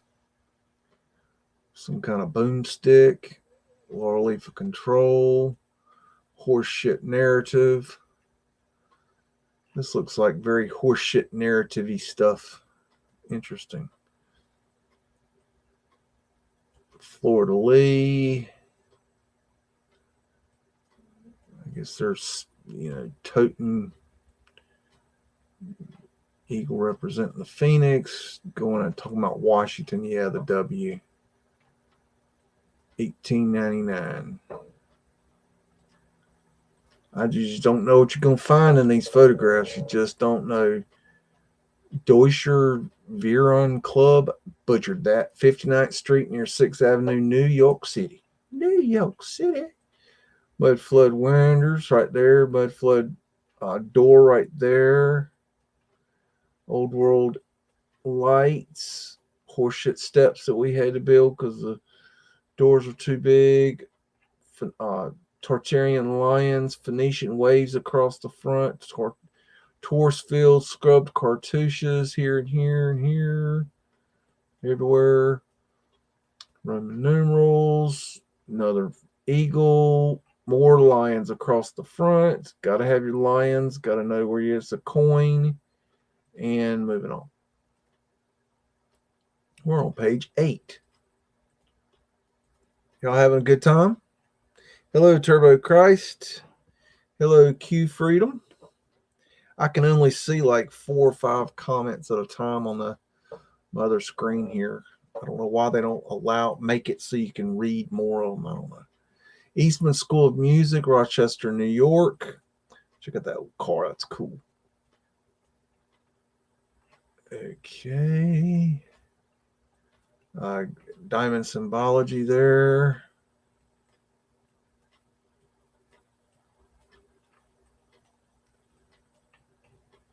Alrighty.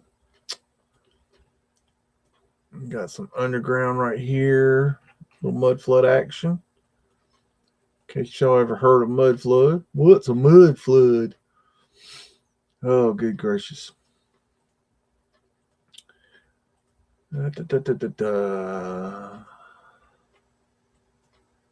This is the hall and staircase rest of Chas T. Barney, Park Avenue. Alrighty. It's not too interesting, I don't think. What's this?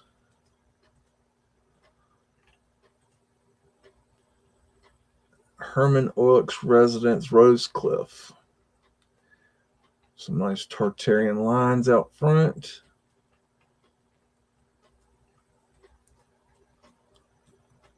Okay. That was not too interesting to me. And so I move on. John L. or I. Kane Residence.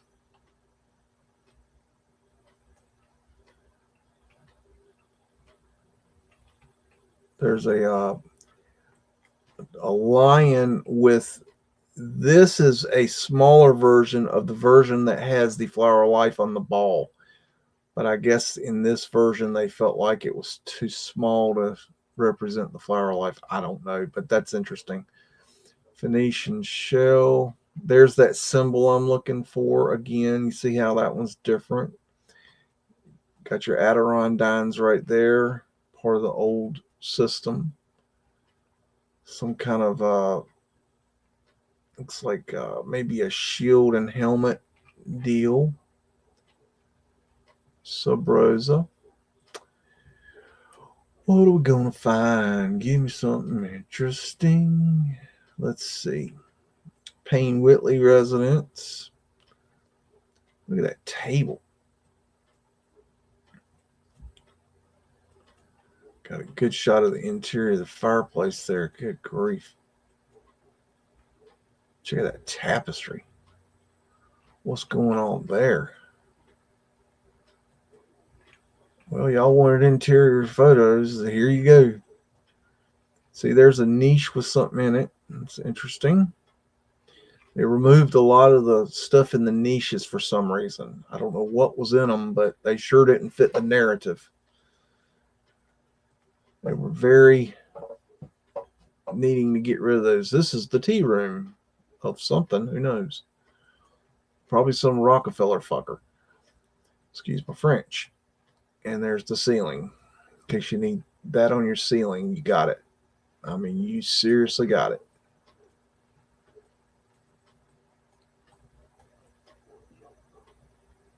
It's gaudy to me in a way, but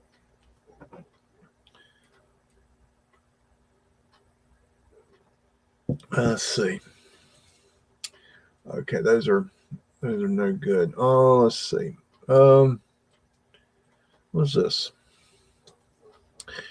View of the first section of the Institute Museum. There's a pier from 1897 to 1901, taken from the water tower, Eastern Parkway. Left picture, part of the reservoir foreground.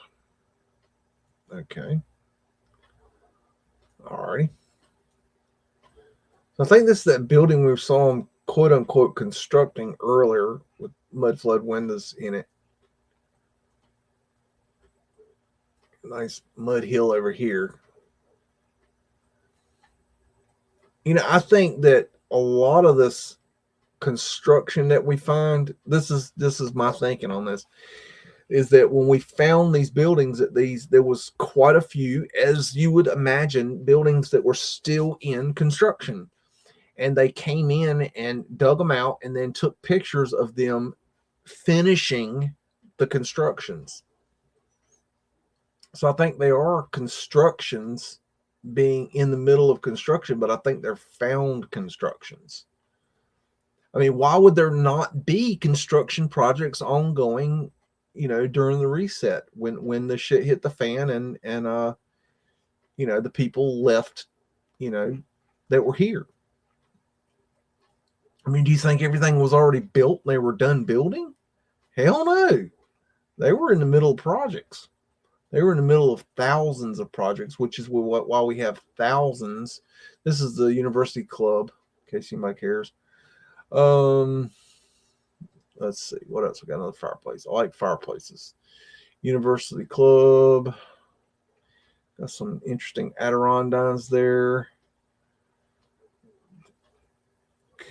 Very interesting. Look at this one. They're burning wood in this one. Bad idea. That's why a lot of these places burn down. And looks like we got the 4 1s on the 4, which is, I'm seeing that more and more and more. But as I was growing up, it was always, you know, the 1V. So I find that interesting. You know, is it Mandela? I don't know. See, I think there is something going. I believe that it's possible that there's, you know, something changing, and it could be this quote unquote Mandela effect. The problem is I do not believe, in my opinion, and I know a lot of you going out, you can't prove it. Okay, look, here's the thing. If I believe it was one way and you believe it was another way, how the hell are we going to prove it to each other? If I say, well, it was this way, and you say, well, I've never seen it that way, then how the hell do I prove it to you? And vice versa. That's what I'm saying. When I say you can't prove it, that's pavement light right there and there. When I say you can't prove it, I'm not saying it's not true. I'm not saying there isn't evidence that it's there. I'm saying that it's, in order to prove it to each other, it really can't be done. And that's my opinion. And I know there's a lot of opinions on this. You know, the Mandela people, they get all bent out of shape and they get their panties in a bunch when you start talking about this. And rightly, I don't give a fuck. If you can't handle hearing other people's opinions, then, well, deal with it. Go whine somewhere else. I don't care. Got a ladder lean here. It's a very interesting photograph. No, but I do think there is things changing in our timeline, in our universe. This is, by the way, this is the on Broadway, 20th Street and Broadway in New York. In case you cared. Now, I just think it's funny when you know, the people that study Mandela effect, they really get bent out of shape. They get triggered as hell They just, instead of having just an open conversation that, you know, it's a possibility, instead it's like, oh, it's fact, it's absolute fact, Mandela, and they just go nuts. I just think it's funny. You can't prove it.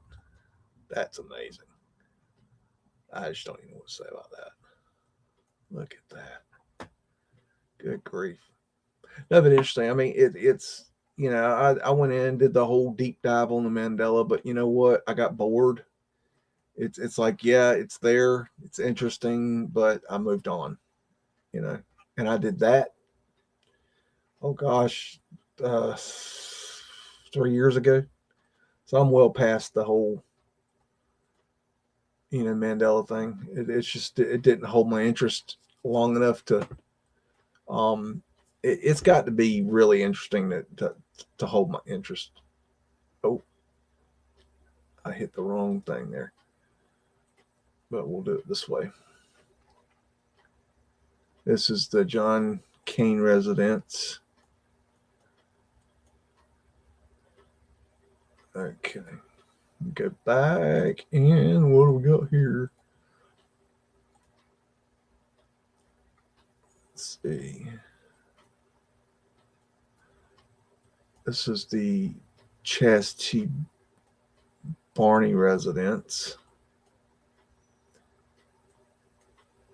These collections have a lot of photographs of the same buildings, just taken at different. This is these pictures are very weird. This is the municipal building in New York City under construction. And in 19, let me check that. Let's see what date. 1910. Okay. Now, these are very interesting. That is pavement light right there.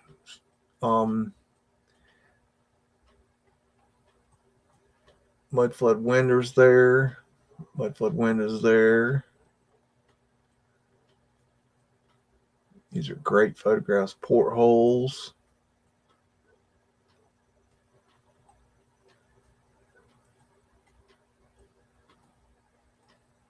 See, there's an unvanilla skied image right there. See how that looks? But see, in a vanilla sky image, they cut it off right here. They cut all that out.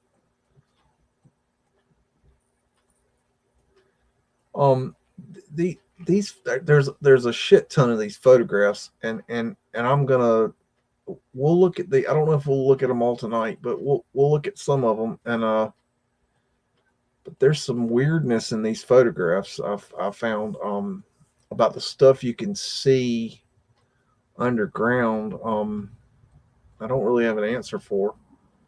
I don't know if this, I don't think this image is going to show the stuff I'm talking about, but I'll find you some. Just bear with me. Here's another one. These are foundational shores. They're shoring up the side there.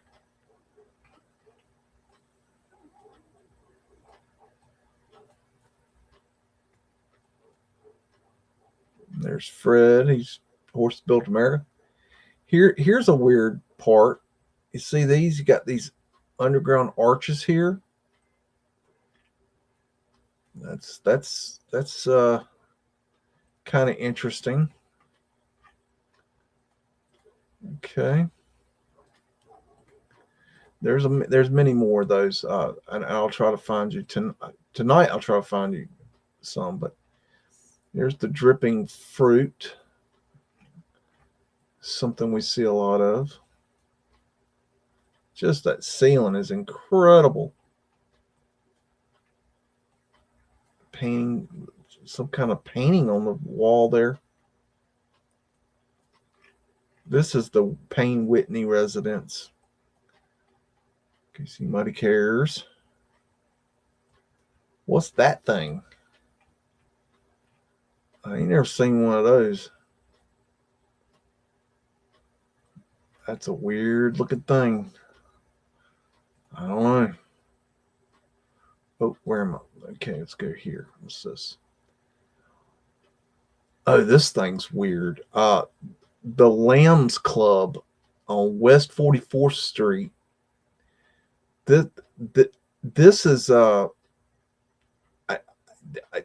found at least 3 images of this place. And I've got an architectural diagram that shows what's down here, and I want you to take note of what you see here, right here and here. And you don't see a lot, right? But I'm hopefully going to find you the architectural diagram. Phoenician waves, tourist field there. Check these out. What's up with that? That's very unusual. Ram. A cartouche with a line through it. And we stuck a flagpole right through the center.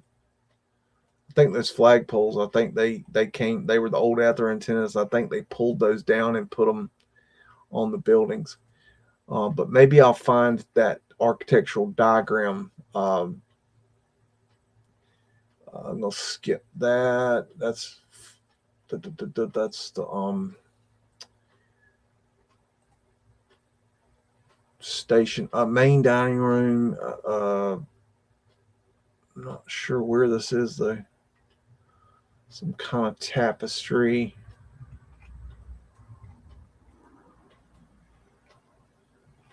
Eagle. Cartouche.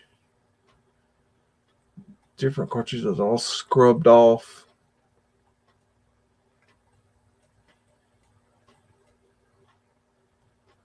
Wow, look at that.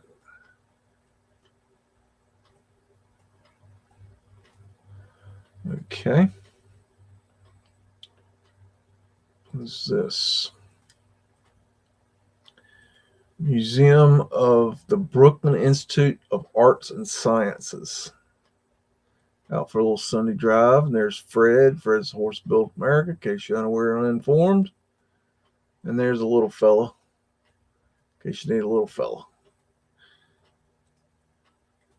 You got an arch here for you. Washington Arch in New York.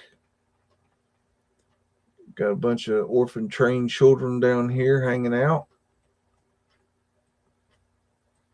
Phoenician wave. We were looking at this thing earlier. You got some bullshit written in it. That would have been done later, I imagine. Okay, what else we got?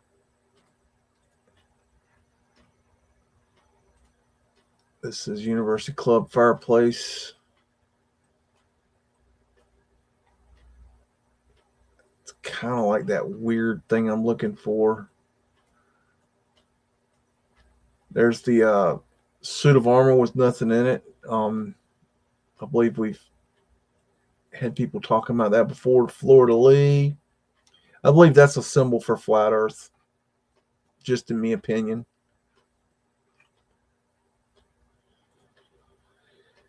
Let's see. This is the symbol. I'm looking for this symbol. What is this symbol called? Got you a Tartarian owl there.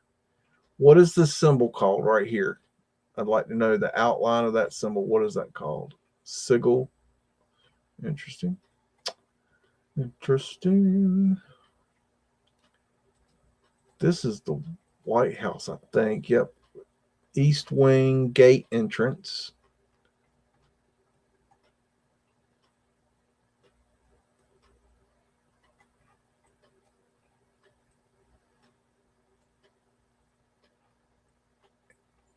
Just interesting.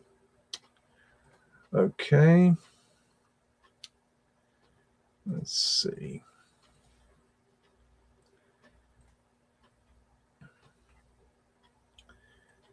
This is some kind of dining room. That's interesting right there. Reminds me of a griffin. Those are weird. Look at that. It's got a mirror behind it. That's wicked.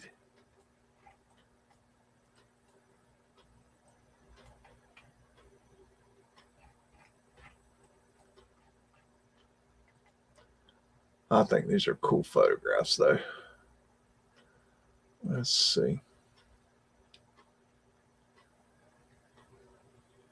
Okay, here's another municipal building.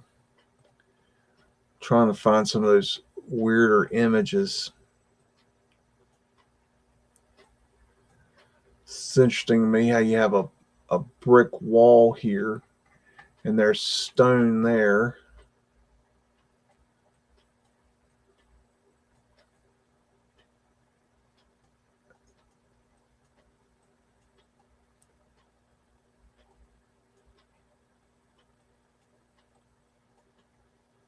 Massive undertaking.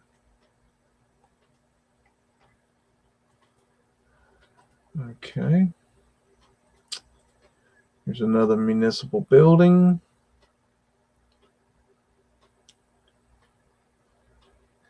This one was really weird. Okay, look, this is here. Okay, you got this building's still there. Okay, you got this. Look at it, municipal building.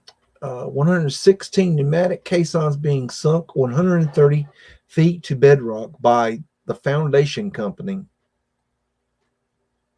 And look at that. What's going on with that?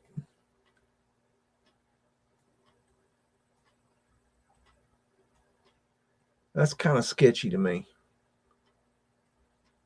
A lot of sketchiness right there. I don't know. Very, very suspicious.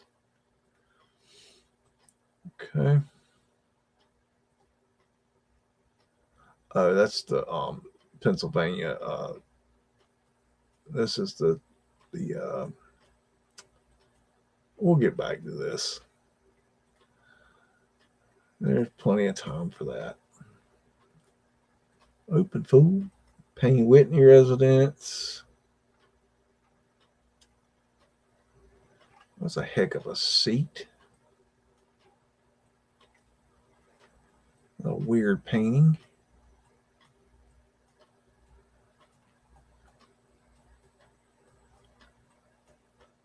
Here's your Adirondacks.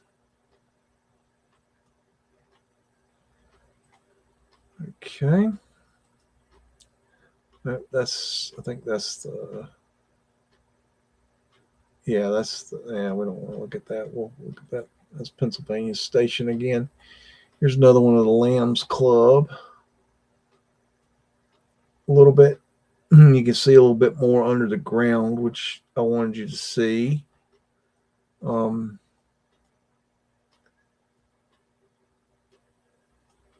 Okay. Keep that in mind. Hopefully I'll find the photograph I'm looking for. No. Let's see. What's this?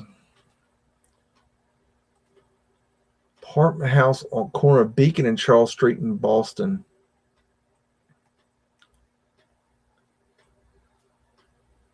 I think I've seen this building before. Venetian Wave, lower leaf control. That's a porthole right there.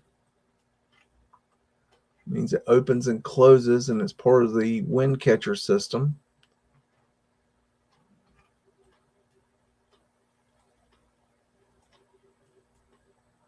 All righty. I don't know what that is. That's just weird looking. Bennett Park.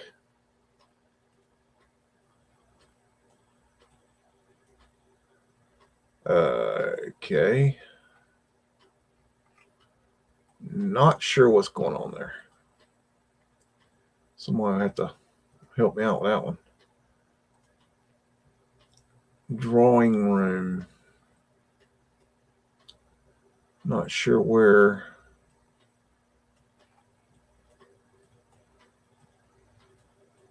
Extremely ornate ceilings. Another tapestry. The old world building back in the background. What is that? That's suspicious.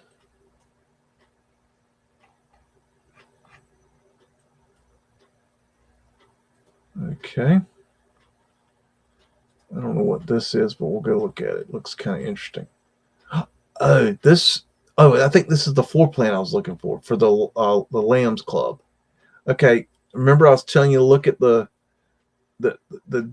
doors. Okay, this is the left side, and you can see how it's got arches down here, and then here's the right side, and you can see there's doors and windows over there on the right. And then look under the door. They got arches underneath the door. You couldn't even see that because it's covered up. So that's very interesting. You got your ram's heads.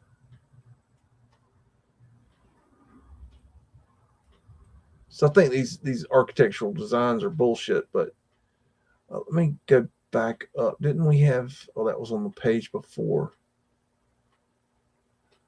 Okay, wait a minute. Let me go back. Sorry. I can't help myself. Okay, there it is. Okay, looking at it again. So you can't even see what's under here because they put this little stoop here, and then down here you can't see the windows and doors, and down here you can't see what's going on. You know, that shows you that there's stuff going on. They've changed. You know, very interesting. Herman Olick's residence.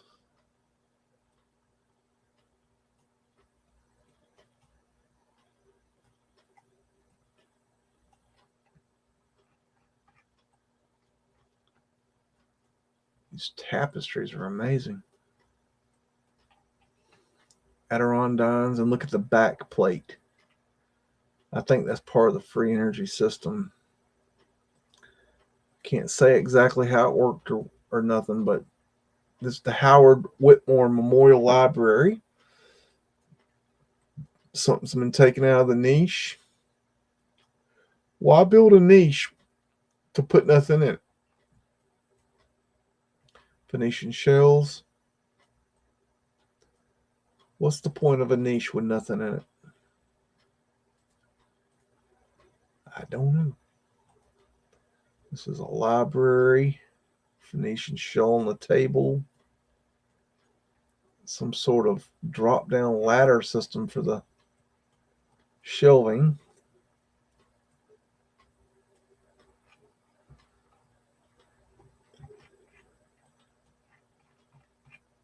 Okay.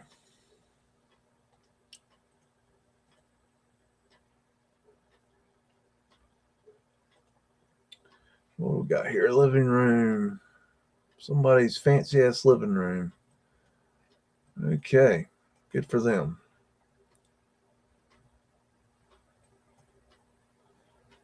I just don't see how you could be comfortable sitting in a fancy ass room like that, personally. It's just not my style, I guess. Here's another of the municipal building construction site. Got poor Fred down here hauling stuff. Ain't hauling brick though. I only got one photograph of Fred hauling brick now.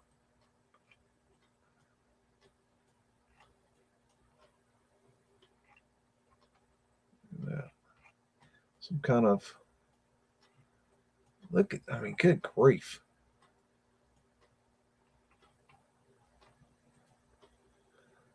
A lot to look at there. I'm looking for certain.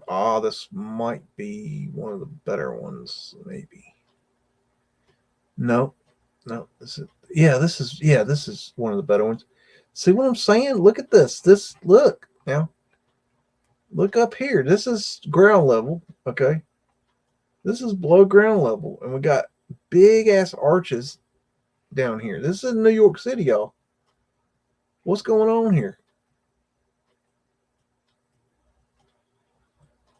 What's this thing? Look at the detail on that thing. This is underground. Anyone? Bueller? Anyone? Fred's down here working. Fred's underground working. Fred's on job. You think it's funny, Fred built America? I'm telling you. I mean, seriously, that's something. There's just serious thing. This Park Avenue and 72nd Street Birdson Shaft Club. What the hell kind of name is that? It's some kind of a Mudflood right there. Old Antiquitech lights. That's beautiful. Look at that. I mean, come on. Grates covering the windows. That's a flat earth asterisk right there. Got your vertical, your horizontal, and your X.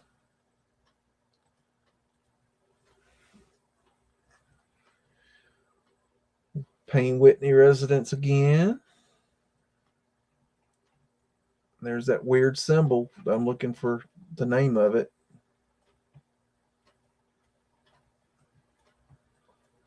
Very interesting. Okay. There's a lot in here I'm skipping over. I'm just, just to let you know, I'm looking at certain ones that I find more interesting than others. This is University Club. Look at that Adirondack. I mean, seriously. What in the world? What store do you go to buy that? I mean, special commission? What's this dude? He's got his arm in a frame. That's really weird. Okay, this looks interesting. What is this? Warren Building, Broadway and 20th.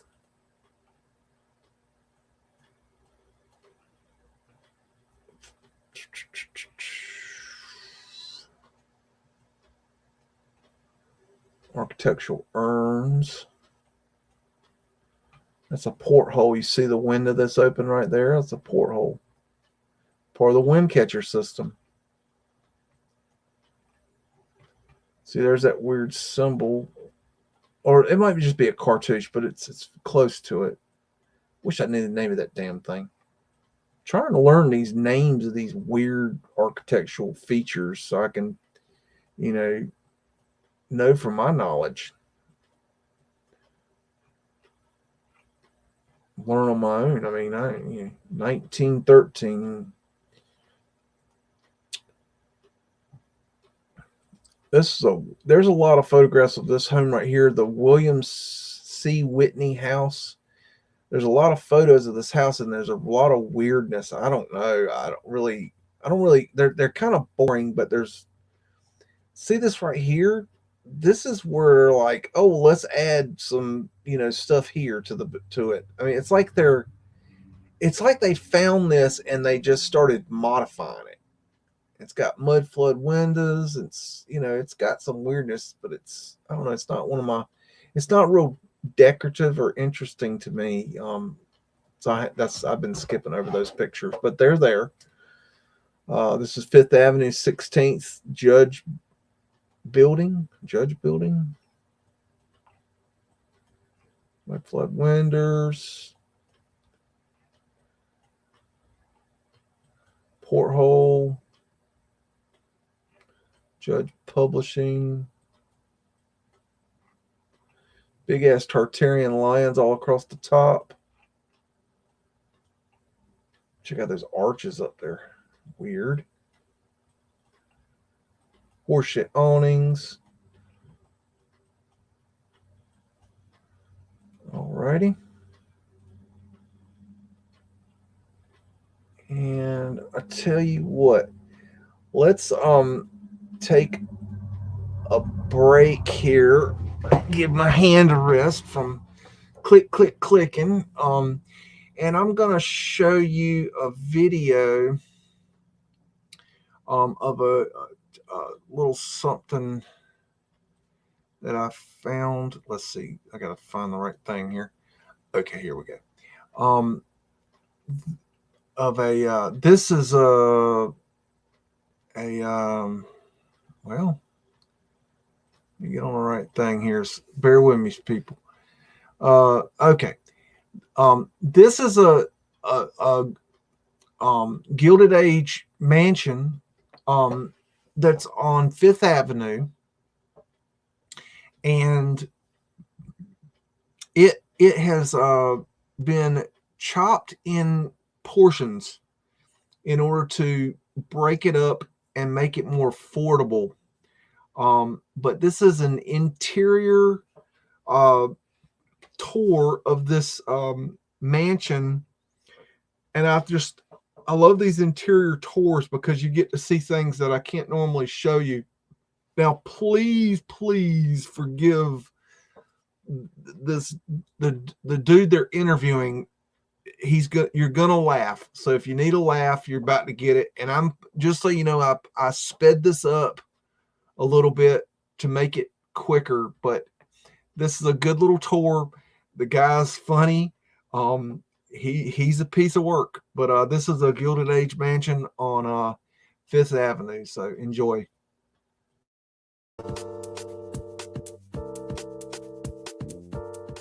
So we live on Fifth Avenue, literally across the street from the zoo. We could go to the park every single day. However, we have a dog who hates living in the city. And so he doesn't like walking in the park. He doesn't like going outside. He likes to sit right here and watch everybody come and go. And he just prays for the moment when we pack up the car and drive back up to the country, because he's a country bumpkin. And this is definitely Tuck's throne, which is very appropriate to the apartment. I'm Darren Hinault. I'm an interior designer living in New York. I live here with my husband, Michael, and my children, Bunny and Lulu. And you may remember me from this summer when Alice and Ken Worthy also shot my house up in Millbrook. And I think the interesting part of coming here today is this is a polar opposite experience of my house in Millbrook. You know, I wish I could tell you more about the ceiling other than to say that in the 1890s, more was more. These people were definitely trying to show off all of their new wealth. So why wouldn't you add more ornament to the ceiling? Because it's a perfect canvas. And so this is all hand-done plasterwork, then gold-leafed and painted. It's just a little more is more. So originally this was the Berwyn Mansion, built in 1890. It's a massive house. This was one of the grandest mansions built on Fifth Avenue, in line with the Frick, or the Carnegie Mansion. And it's one of the few left still standing. It's one of the few that's still a private home in that it's owned by one person. It has been divided into apartments. There are 4 apartments in the building, and we rent one of those apartments. We live in the Maisonette. So the general decor of the apartment is Charles X. It is very French. It is extraordinarily ornate. The walls are all paneled in miles and miles and miles of mahogany. But more interesting than that is they could have just left it alone with the miles of mahogany, and it would have been very staid and very austere and very beautiful. But then they covered the walls in ormolu. Ormolu is bronze, which is then gold-plated. So each piece of this is an individual piece of bronze detailing that's been applied to the molding. Every single one of these pieces of gold is an individual piece of bronze that's been fitted to the room, made for the room. So the level of quality, things like this don't exist. And if they do exist, nobody's living like this. So the fact that we get to live in this, 1890s fantasia of the Industrial Revolution, it's amazing. It's an amazing opportunity. It's the thing that I've told our girls a million times, because I don't want them growing up thinking we're gajillionaires. We rent this apartment. We couldn't afford this if this were for sale in a million years. This is pure luck and an honor and a joy to be able to live here. The furniture's, truly, it was from another apartment. All of this stuff was from another apartment. These are Andre Arbus. These are really good. These are from an antique shop that the two of us saw them, and we just had to own them. I didn't care where they were from. I didn't care where they were going. I just had to own them. And they've literally been with us for 25 years. So this guy, funny story, Michael's got a friend who's an extraordinarily talented sculptor.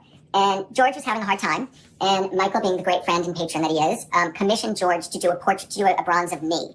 And Michael presented this to me 10 years ago like it was a fantastic gift, and I was kind of appalled. I was like, I don't want a bronze. Like, I'm not the president of a bank. Like, why would I want a bronze? So George, we soon learned, actually moved in with us and lived with us for the entire summer. Not part of the bargain.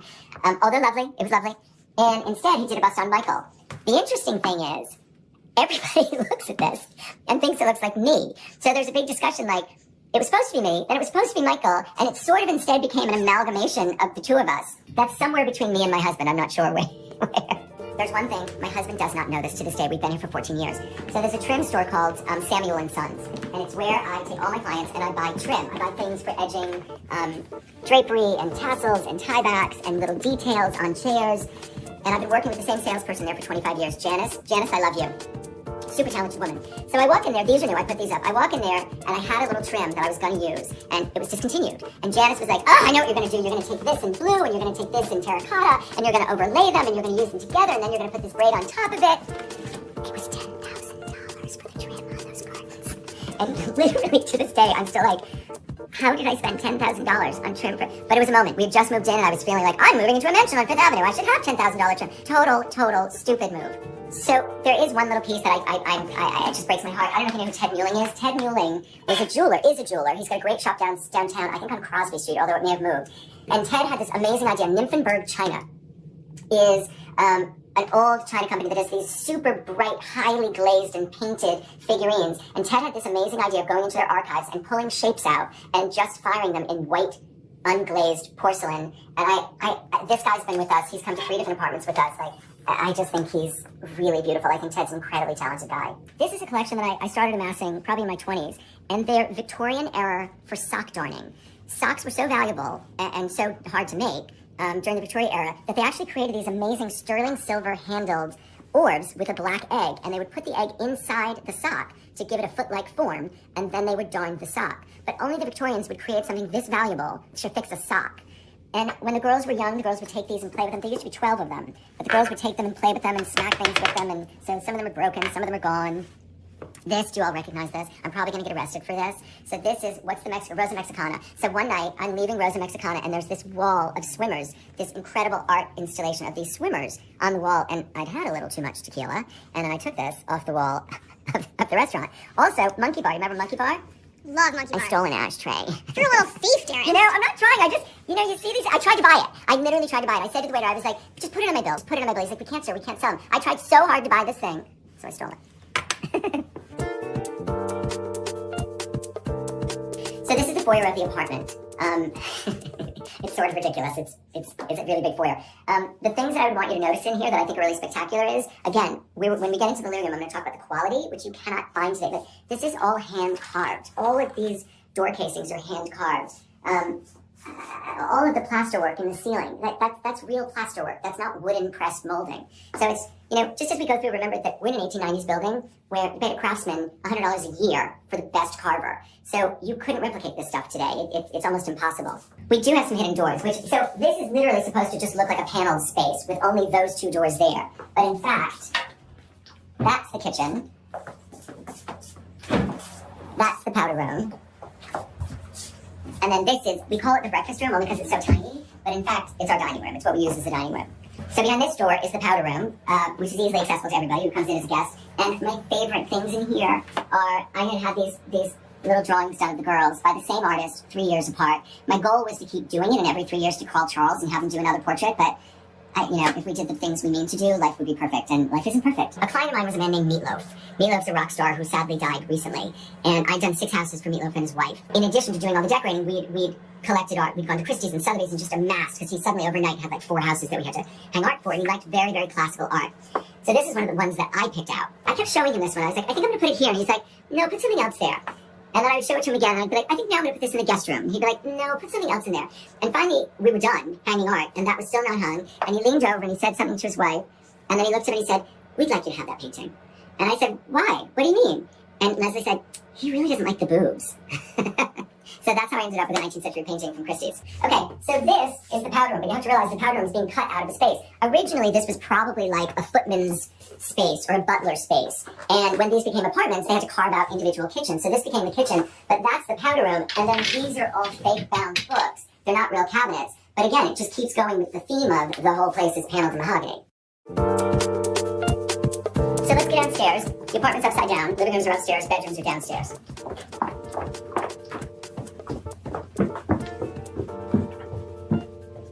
So this room is right underneath our living room, so it's about the same scale as the living room. So it's a big room, it's a large bedroom. When we first moved in, this fabric was already on the walls. And originally I absolutely despised it. In that top drawer of that cabinet, there were 5 fabric swatches of what I wanted to change it to. But we never thought we were going to be here, and every year I kept thinking, it's just a waste of money, it's just a waste of money, it's just a waste of money. And honestly, it's sort of oddly grown on me, that this crazy, cruel, it's called cruel, by the way, I wasn't saying it was mean, this needlepoint technique is called cruel. So this crazy, cruel fabric is just sort of, it adds a lot of life to an otherwise, relatively drab room. So again, with that whole theme of everything's hidden, this room is supposed to look like a paneled room. And in fact, these are all closets. This is a closet, that part's mine, so it's really messy, so I'm not opening that part. And then there are more closets on the other side. They're empty. We are the only people in New York City with miles of empty closets. A, because we have too many closets. B, because we're two guys. And you may remember I was probably wearing a white shirt and jeans the last time Allison interviewed me, because this is all I wear every single day. Not so exciting. 30 years ago, I had managed to save a little bit of money. I was feeling like I needed to go and see the world and get outside of my head and see creative things and inspire me. So I brought my friend Kevin King, when we went to India for weeks. And while we were in India, I bought in a market, I bought this silver embroidered outfit that would have been on a young Maharaja. And when I got back, as a thank you from Kevin, Kevin sculpted this little boy to scale to fit the little outfit that I bought. And dogs have attacked it. Two different dogs have attacked it, named it, marled it, and I still bring that little boy with me everywhere because I think he's beautiful, and I so appreciate that Kevin did that for me. So in here, I have to say, I don't know what this originally was used for in the house. It's this crazy glass-ceilinged room. Everybody who comes into this room, they look up, they think that's interesting, then they look down, and they see that there's a glass panel on the floor, and they want to know what's below there. So the last place we're going to go to is downstairs. This is where ski equipment gets stored, the massage table, because you got to put the massage table somewhere, right? These are more closets for luggage. I think they're half empty. And then, behind the secret door, you get to go downstairs. Who has this in New York City? Nobody has this in New York City. Oh, some people do. This is like a trap door. So, this was a big selling feature when we were renting the apartment. The realtor was like, it has a 2,000 bottle wine cellar. We're like, yeah, we don't keep wine long enough to store it. If we get wine, we drink it. So I think we're the only people in New York City with a 2,000 bottle wine cellar that never had a single bottle of wine in it. It's a beautiful room. It's a super cool space. But we've literally never used it for anything other than storage for the girls' old toys.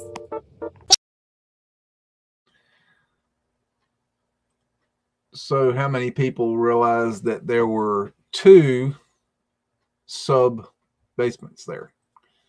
So he said that you were on the first, when he was originally in the video talking about how this is the living space, but then he went downstairs to the bedrooms, that's the basement, and then the last room where he's in the wine cellar, that's the sub basement. So he's 2 levels below ground by the time he gets to the wine cellar. That's an interesting thing. And a couple weeks back, I showed how Streets of Tartaria was holding a competition to find an animator to do Mudflood animations, and there has been a winner selected. And I thought I'd share the winning entry for the $500 competition. And please note that this is only a job interview. It is just a proof of work. It's just to show that an animator can do the level of work required to do the animations that Streets wants done. So these aren't, they're not meant to show, this video isn't, it's not meant to show how the mud flood happened or what happened or anything like that. It's just to show the proof of abilities. But there were some qualifications that were put into the competition that they had to follow. And so it kind of resembles what a mud flood might look like. But I just thought I'd share this because this is the stepping stone to future animations that will be made by Streets. And I don't know much more than that. You can ask him on his channel what his plans are, what he plans to do with it, and where he's going to go with it, and how many, I don't know how many animations he's looking to make, or who's going to be involved in it. It might just be him. He might have a group of people. I have no idea. I'm not in the know, but I think it's wonderful that it's if we can get some animations made, I think it'll help people. So let's take a look at what the winner. This is the $500 winner.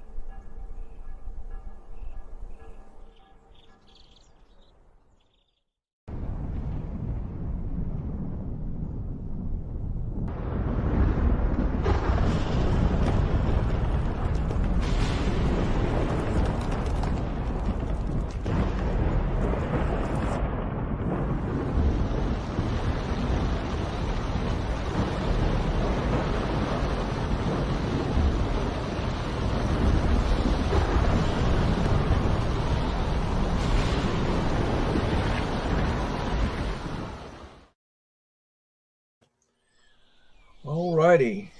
And let's see. Sorry about that. Started to play again on me. And figure out how the buttons I'm hitting. And congratulations to the winner there. I don't know their name. But big congratulations to them. And let's see. Okay. Now I'm going to, well, I gotta quit hitting the wrong button. Let's see. There we go. Okay. I got my act together. All righty. Let's see. Let me look in the private chat and see what kind of questions we got going on. I don't know if there's anything I can answer here. I got to figure out where I was. For some reason, this thing doesn't let me say.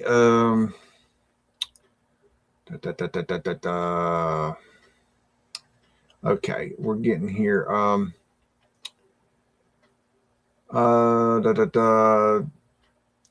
Hippie Shake. Beagle question: do you think they are moldings above the windows or carvings?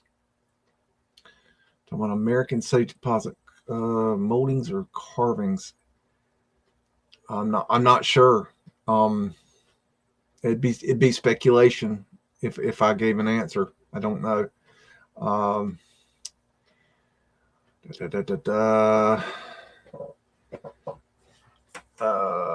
Jughead 69 said I would like to be a founder. GT 1982, they tore that building down. They didn't need it. Talking about the American Safety Deposit Company and Columbia Bank building. Interesting. Let's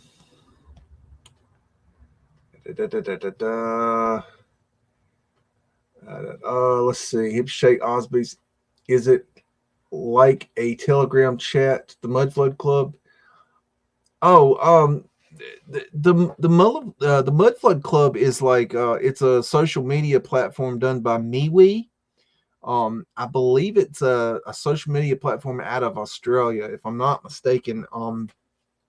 And I got on there because Autodidactic was on there, and so once I got on there, I really enjoyed his site until I had some trouble with the moderator, who is not Campbell, and decided to start my own little MeWe page, and that's the Mudflood Club. And on there you can chat, you can post video, you can post links, you can post photographs, you can, do whatever, and you can share information and communicate with me, and it's just a real good thing. I enjoy it. So check out the Mudflood Club. The links are in the description. Actually, the links are under my About page. That's where they are. Let's see. Osby says better a complete social media, much like Facebook, but better. Yeah. Osby's new members always welcome. We just post things that are of interest and are able to share and chat with each other. Yes. I also have a page that Kaylin Wilkinson started. It's called MeWe, and it's on the MeWe site. And if you join up the Mudflood Club, I'll send you a link to it.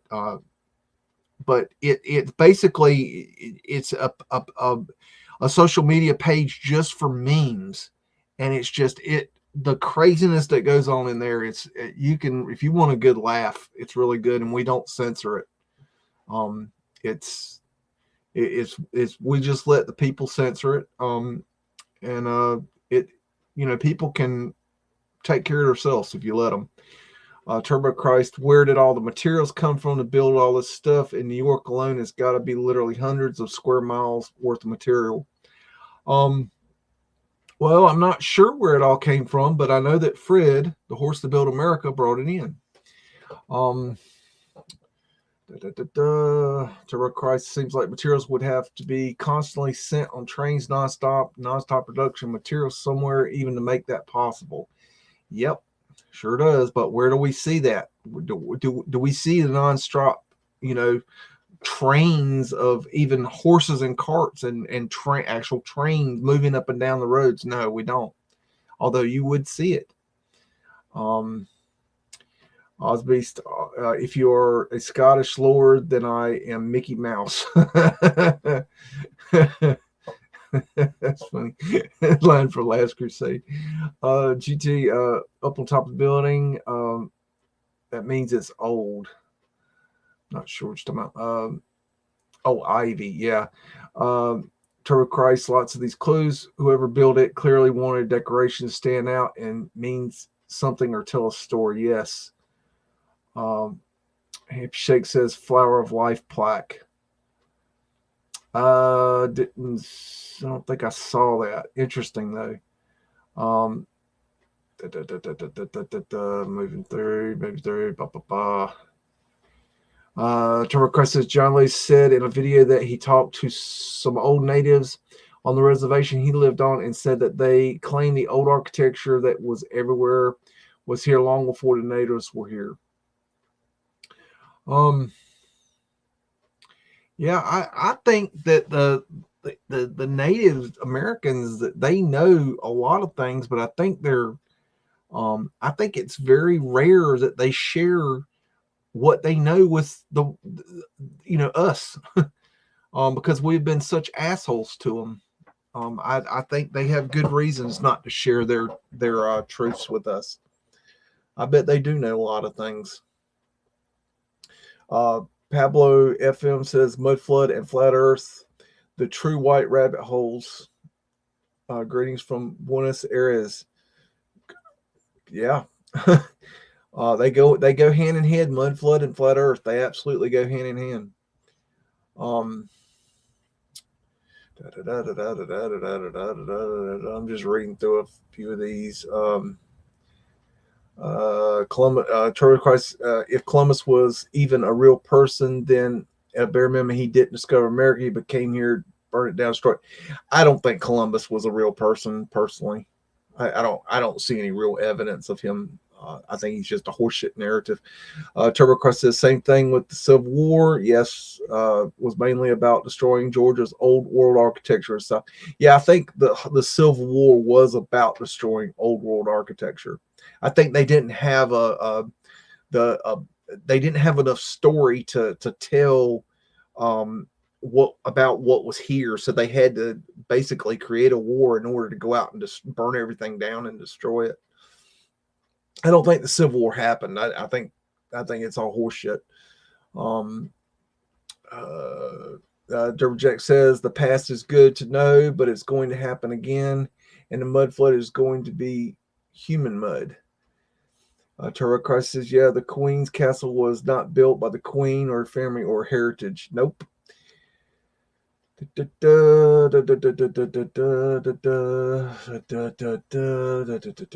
Let's see. Oh goodness. I'll just keep going on and on and on. I tell you what. I'm gonna go and let's look at some more pictures because that's fun. Let's see. Okay, I'm gonna go to switch to a different collection, just to switch it up a little bit, and we'll go back another day and we'll look at some more of those photographs from that collection. This is photographic. This is from the New York Public Library's digital collection. This is photographic views of New York City, 1870s to the 1970s, from the collections of the New York Public Library supplement. So let's get into it. And this one works a little bit different. Some of these are pretty high resolution and some of them aren't. And the same problem is that I couldn't download these images in high res. So that's why we're doing it this way. A nice mud flood door down there. little fella. Check that out. Saloon door. We had to build some stairs up to there. And you notice it's got more stairs on the inside. So that right there would have been a window. And then they cut it open, put doors in it, probably brought the doors from down here up, and then put the stairs up. And then the floor level of the first floor now is here. So that's how that's done. These are wind catcher windows right here. New York Public Library. Okay. And I'm just randomly going to select these to see if we can find good ones. I think that's the same building, isn't it? Yep. Let's go look at something else. What is this? Amsterdam Avenue. Oh, this is the same building. Why does it keep showing the same damn building? It's a different view of it, though, so we get to see other buildings. That looks like it's changed. And this is definitely something different. Amsterdam Ave and 113th Street. There's your... This one has 4 doors, but it's still got the 3-door thing, which is interesting. See, this looks like modern day scaffolding.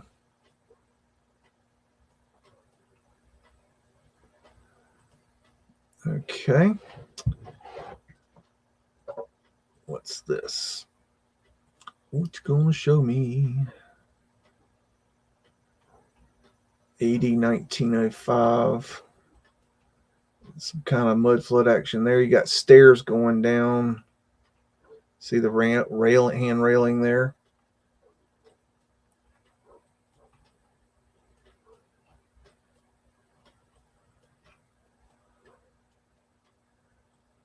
Okay.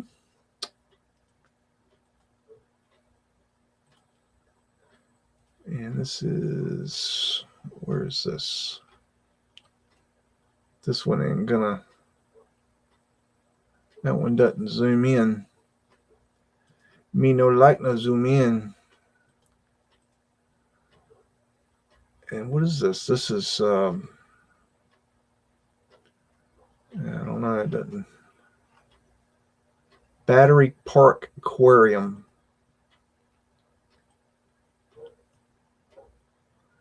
All right. Some of these you can't zoom in on. Battery Place State Street. That's not a very good one. Some of these are good. Some of them aren't. But that's okay. They can't all be winners, can they? All right. Let's see. Got to take the good with the bad. Oh, here's a good one.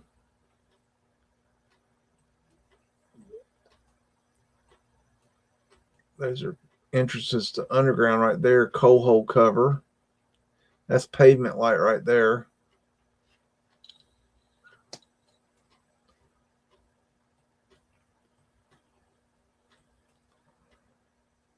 All righty.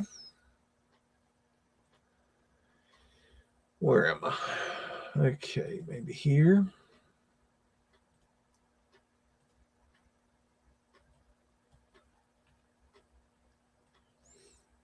Underground entrance right there. You got some mud flood action there. A door, a literal door underground level. Same here. Makes no sense. Why are you going to put your door where the snow and the rain can fly down in there? I mean, just don't, that narrative don't jive to me.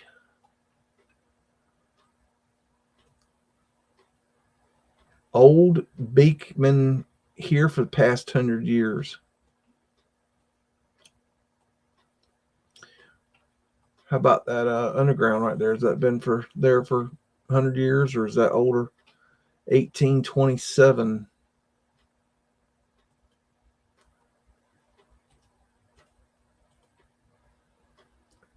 That was kind of boring.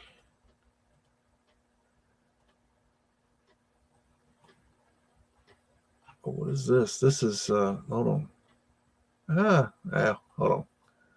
We'll just go in and look at it. That's pavement light all in the front there.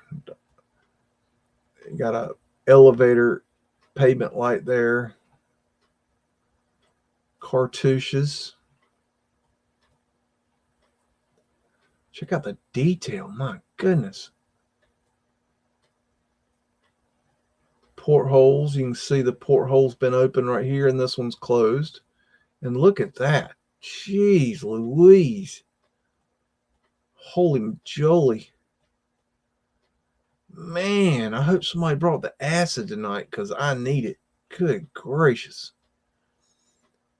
That's just too much.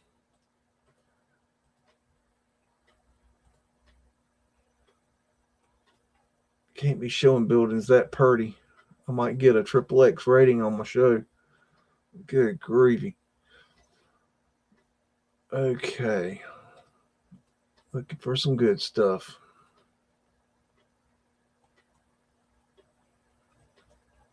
See how these fellas just chilling. Great. Covering up Mudflood windows. Mudflood windows here. Mudflood. Metaphysical University. Cool. How about that? Metaphysical discovery kills the root of all disease. The celebrated Poor Richard's eye water. What the hell? Okay.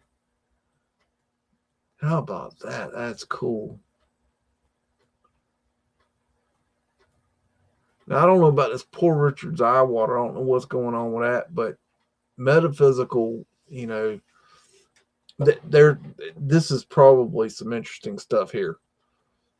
They got rid of that though. The Rockefellers, they had to get rid of that. They had to bring in the medical industrial complex in order to sell their oil.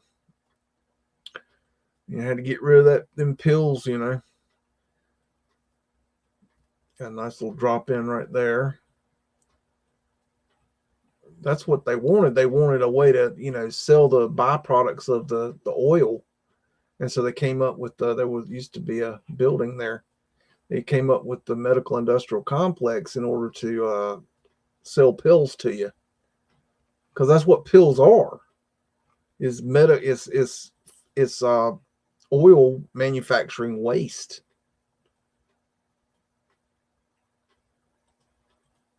Let's see.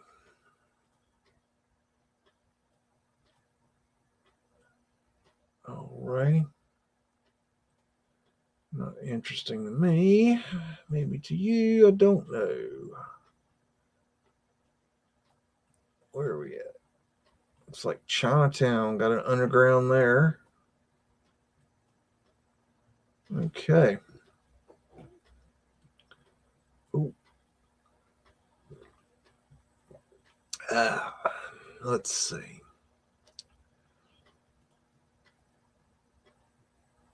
I hope you guys are enjoying this tonight. I know it's a little bit different.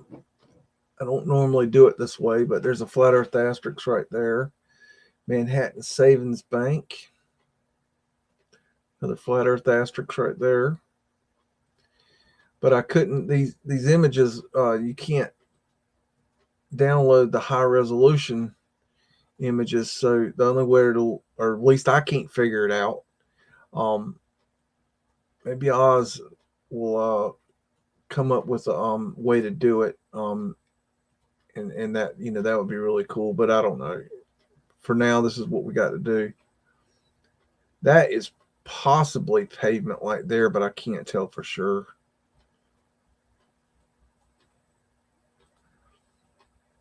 All righty. You just never know what you're going to find when you open these photographs up. I mean, it's just, they could be anything. Some are going to be winners, some are not going to be so good, you know. But that's okay. I mean, That's part of research, is that, you know, you dig and dig and dig and dig and dig, and then you find a jewel, you know. It's like rock, you know, gem mining. I mean, you dig and dig and dig, you know. I've actually been gem mining in a sapphire mine one time, and you know, we dug and dug and dug and dug, and all of a sudden I come up with a sapphire the size of my fist. But it took me all day to do it, you know. But that one sapphire was amazing. I think that's that's as much as it's going to scroll in on that one. So, you know, that's what research and real research, you know, people ask me all the time, where do you find these pictures at? Well, this is it, y'all. This is how I find them. Okay. I dig and I dig and I dig and I dig and I dig and I dig, and it takes forever. And this is how you find them. This is how you look. You look and you look and you look. You got zodiacs across the side, front here.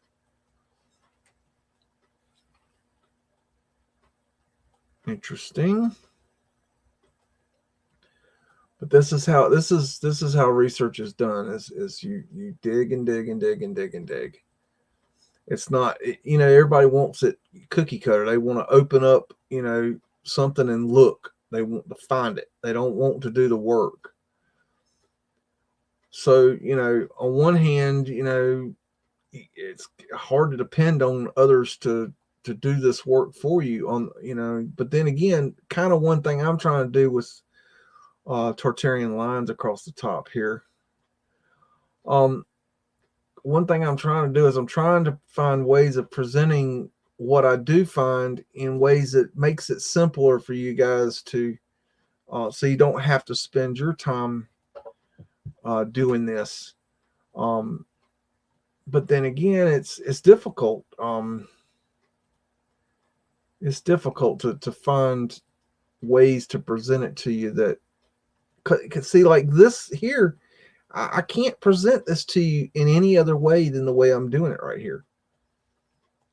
I would if I could, but I can't.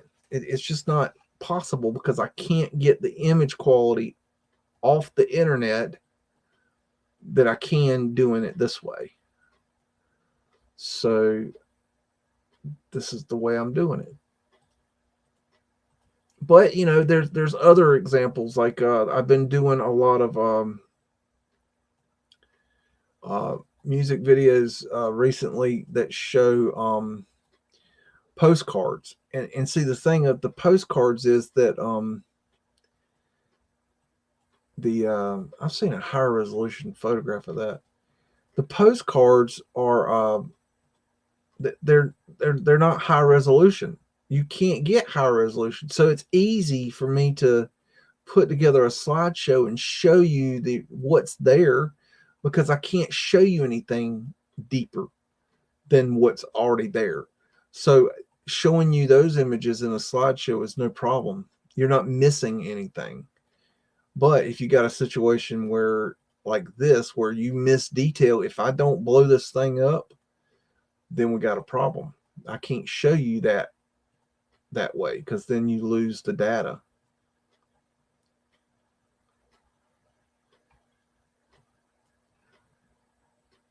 And you would lose data if I presented it to you this way right here. Okay, if that would kind of be what it would look like normally. But then, you know, if I can zoom in, you get a lot more data.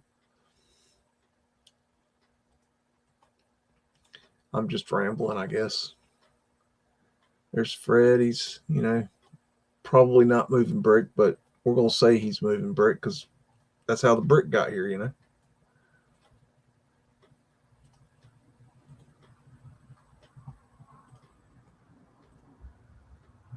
This one's high res.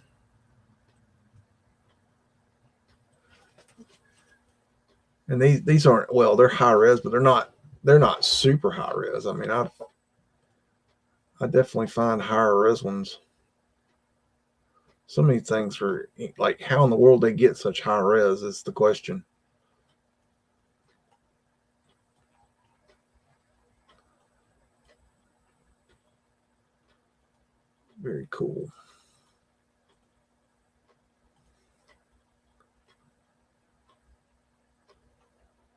where this is.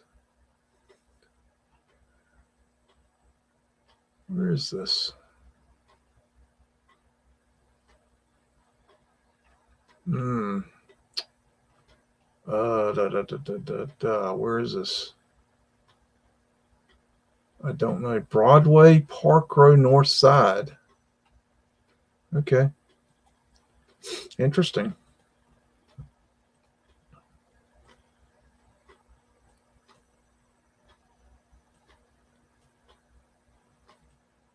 Check out that lamp.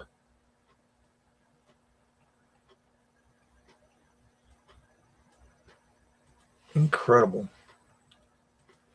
I don't know about y'all, but it just, I really did not realize that our world was so freaking cool in this time frame. I always had an image in my mind that we were primitive and simple and technologically unadvanced, and that's weird. Proposed curb line. Huh. That's odd.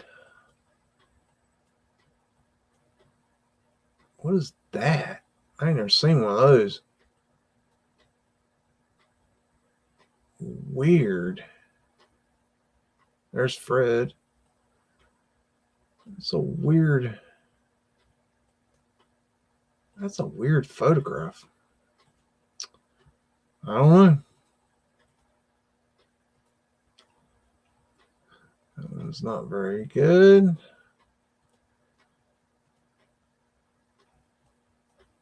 Nice rose window there. Got your 3 doors. Grace Church, Broadway.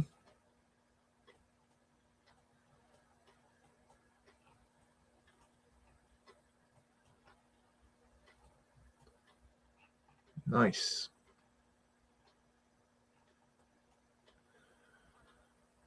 Okie dokie. Let's see, what's this one?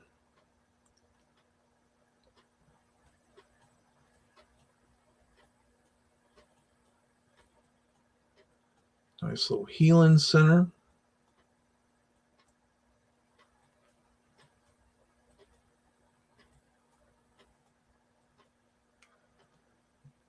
And I'll put the links in the description. I'm going to skip over some of these. I'll put the link to the, the site in the description. You can go look. There's Pavement Light right there. That's a coal hole cover. Boss Man.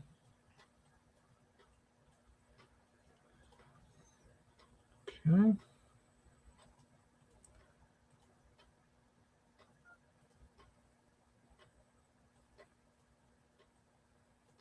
I don't know. It's just amazing.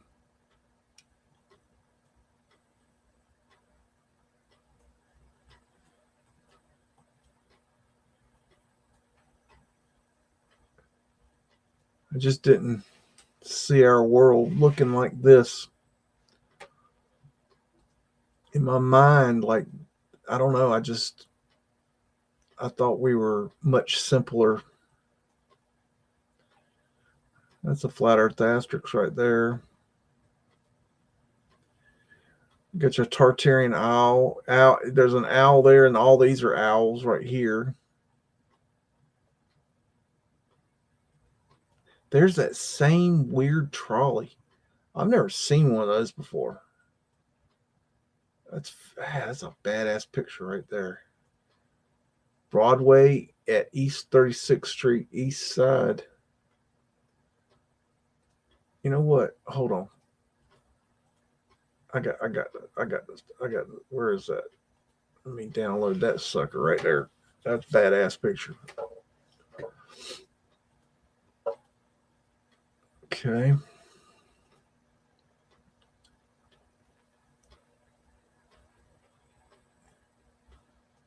Wow, look at that. Pavement Light right there.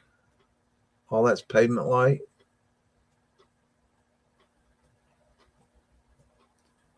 You know, that's one thing I've noticed in the.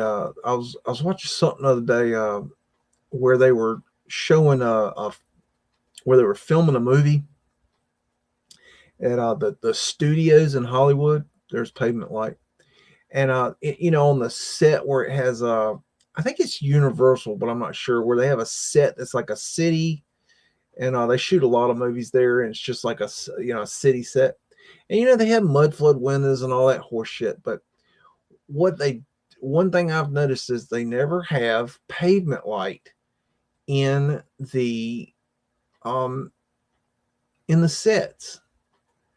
And that, I find that interesting, because it's like, do they not know about it because it's so unknown, or are they purposely not putting it in, or you know what's going on there? Like, why do they, if they're trying to be if they want it to have a historical accuracy to it, pavement light was everywhere. I mean, it was. We don't have. I really don't have a clue how much pavement light was in our world. There was so much of it, and so I just have to wonder what So this is a horseshit narrative. Broadway and 8th Avenue, now Columbus Circle, 59th Street, 1861. So this is supposed to be Broadway in 1861. Can you say horseshit? Oh, we got Fred pulling a trolley here. Yeah, okay. Okay. I can't make this up. Oh, come on. Let's see. No, but I mean, they just don't. You think if they're going to try to make it historically accurate, that they would have pavement light. Not to mention, pavement light is really cool in photographs. If you look at modern photographs that have pavement light in them, that like from the 60s and 70s, they're really cool. It gives an aesthetic that's amazing. It just, instead of having a boring ass sidewalk, concrete sidewalk, you've got pavement light. It's just badass looking. Here's a fire where the building is frozen. It's incredible. I don't think I want to be putting out a fire when the building's frozen.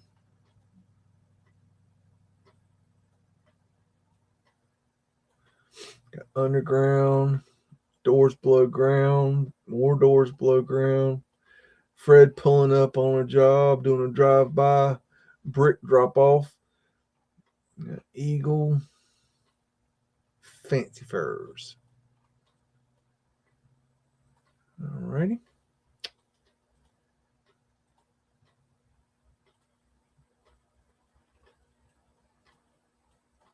Pavement light there. More pavement light. You can see it there. And these lines here where they were going to cut off the picture in order to create their, it's a, when the photographer's trying to decide how they're going to do their shot, when they're doing their final picture, 1865, what they're saying is that when they blow up the negative for the picture, they're going to cut off the sides here, and then they show that. For this particular picture, I don't know why they did that, but I don't know. That's what that is. If in case you don't know about darkroom, about photography. Pavement light in front there. Auctioneers selling out.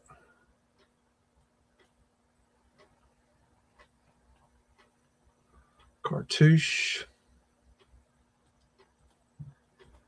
Hope y'all are enjoying these photographs tonight. I've got, so many of these I can show you. It's just unreal. And I figured, why not? Let's do it, I mean, we're going to see things that hopefully you've never seen, or at least in ways you haven't seen it.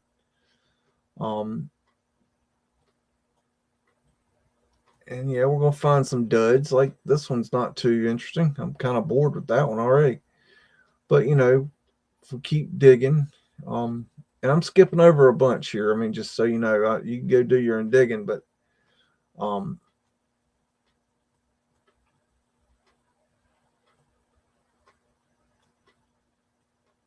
wow, that is weird. The Tartarian lion. That's weird. Unscrubbed or scrubbed cartouche. Check out that Taurus field. Venetian shell. Wow, that's a good one. When they're a winner, they're a winner.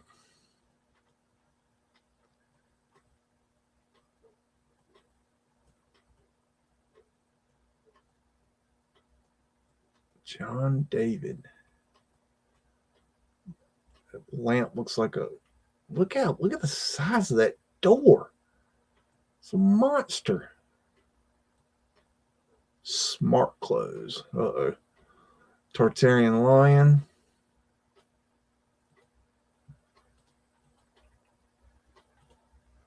Okay, that's boring.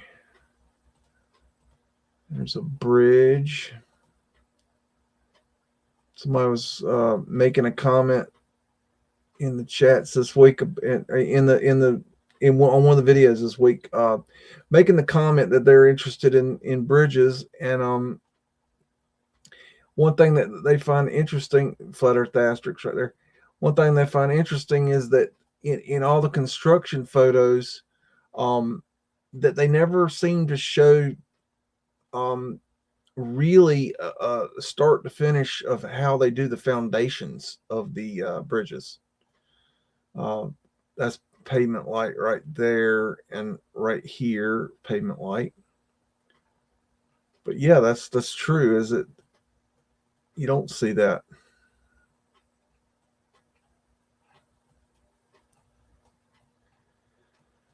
Because I don't think they have it. There's that weird symbol. I'd like to know what the name of it is. I'm getting tired of calling it that weird symbol. There's architectural urn, a cupola.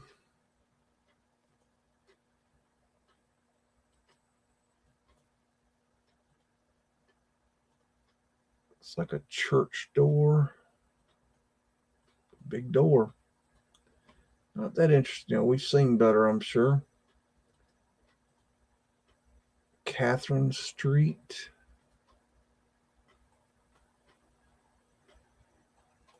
Some kind of construction.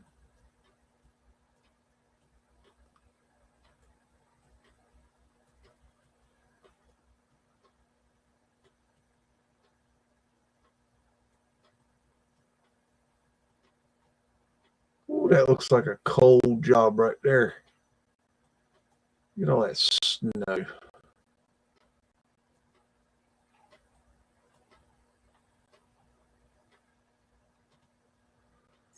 Okay. Let's see. Maybe this one. Central Park.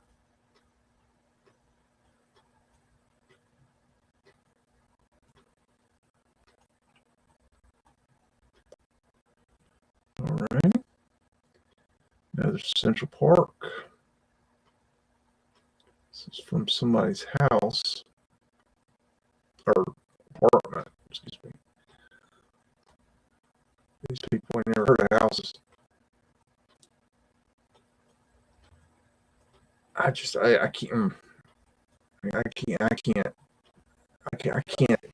imagine living with that many people around me.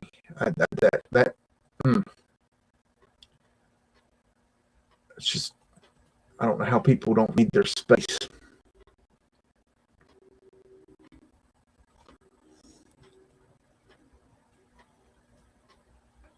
Portholes.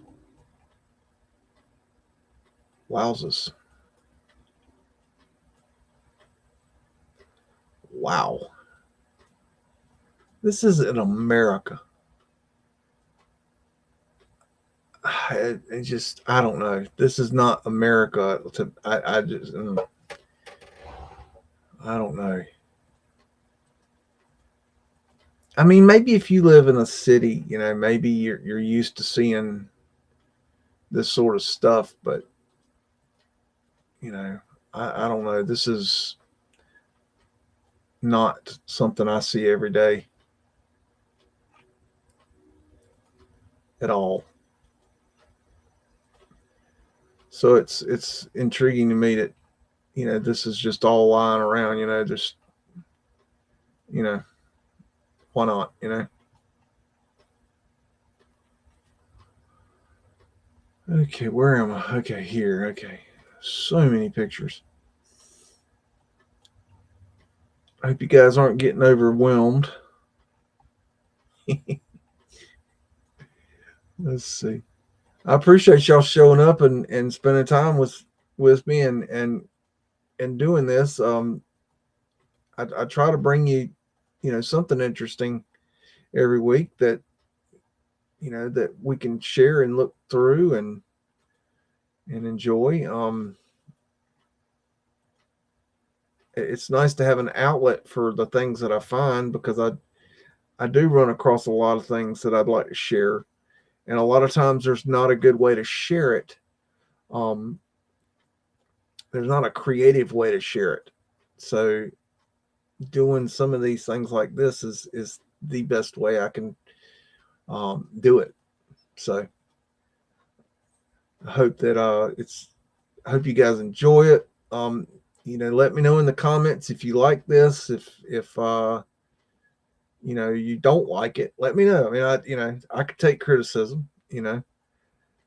Now I'm still going to do what I want to do, but I like to know if you know, if I hear a billion people tell me Tartarian lion, portholes, you know, if I hear a billion people say, you know, what you're doing there sucks ass, you know, you know, then I need to listen to that. You know, I need to say, okay, well, you know, obviously I'm doing something wrong there. I need to switch it up a bit. You know, I need to change my way, you know, but you know, I also do my own thing. I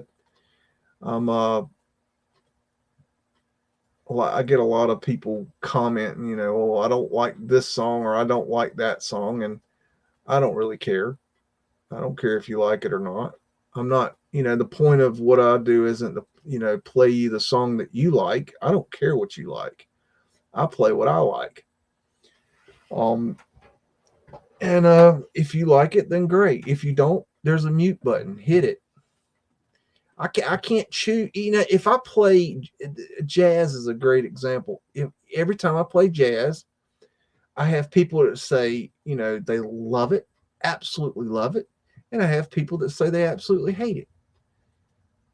And there's no in between. And you know, I like jazz.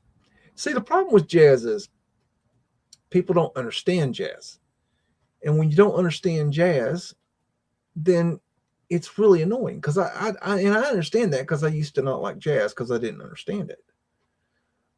And people see, jazz is not, it's not a, people are used to a structural song where it's like the song, you know, goes from here to there and there to here, here to there, there to here. You know, it's a rhythm of, you know, it's got a beginning and an end. It's got you know, it's got certain parts. You know, you go from here to there and there to here, and but jazz isn't that way. Jazz is it's like a jam session within a song, and people can't wrap their head around that until they do. And when they do, they love it. Jazz is amazing. Check that out. Nice Prince Albert. Okay, okay, that's interesting. We got a big old penis and a Prince Albert. Just saying. But yeah, that's an example. But no, I'm not trying to. I'm not creating things artistically to please everyone or please certain people. I try to please myself artistically. And if people like it, they like it. That's great. I mean, it's like, you know, I have a lot of people that they'll make comments that's like, well, I like this way you did this and that. I don't like how you did that. And it's like, really? I mean, do you walk into Picasso's studio and say, hey, asshole, that eye is in the wrong place? The eye doesn't go, you know, below the left eye doesn't go below the right eye. You know what I mean? No, you don't. Picasso turn around and kick you in the nuts. Picasso don't give a damn what you think about his art. I mean, art is, you know, and that's what I do at times is I do art, you know, creative expression of my research. Take it or leave it. If you don't like it, leave it. I mean, I'm never going to have a billion, you know, subs. I've got 4,000 subs this week. Hoorah! But it's not okay. You know, it's going to take me forever to get those because I'm not monetized. Because I'm not monetized, and yes, you'll see ads run on my videos. And the reason that is because YouTube takes the money because I'm not monetized, or whoever the advertising's for or whatever. I don't know who gets the money. It's not me. And that's fine with me. By not monetizing, it allows me to play copyrighted music. Not all copyrighted music, but a lot of 95% of my videos have copyrighted. I have copyrighted music in tonight's video. The one you're watching right now, it has already had, let's see, 1, 2, 3, so far 3 copyright songs in it. But you didn't know that, did you?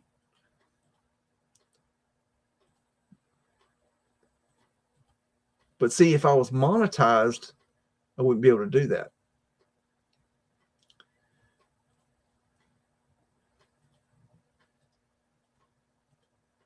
Okay, yeah, a lot of, yes, it's like, oh, you can still play copyright. Yes, you can still play copyright material. The problem is you wouldn't get paid for it. So there's no point in monetizing. There's no point. And a lot of times if you're monetized, there's different freaking rules when you're monetized. There's just a whole different, and they don't tell you all these things. It's not like there's a written rule that says, you know, well, we're going to let this through. We're not going to let that through, depending on your monetization. Zip it, Skippy. Chihuahuas get frisky, y'all. You've already had your cookies. Don't think I don't know. I do know. I know the provider personally. So anyways, but no, I'm never going to be huge on YouTube. It just doesn't even matter. If you find me, you find me. Thank you for finding me. I hope you enjoy. I hope I'm bringing something to the table here. And if I'm not, if you don't like what I'm doing, move along. No offense. It's not going to hurt my feelings. Anywho, thank you, 4,000 subscribers, for your support. Just hit 4,000 this week. And nice little milestone, I think. But to get 5,000, it's going to take a lot of time. It took me 5 months to get the last 1,000. From 3,000 to 4,000 took 5 months.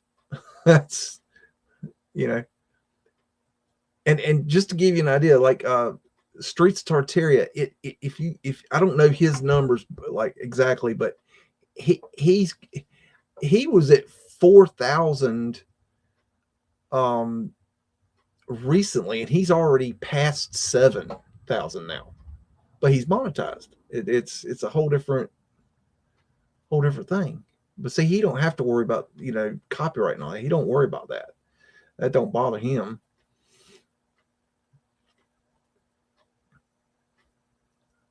That's a nice photo. But anyways, share me out. I'm kind of more word of mouth than anything else. I had a comment. I don't remember who it was.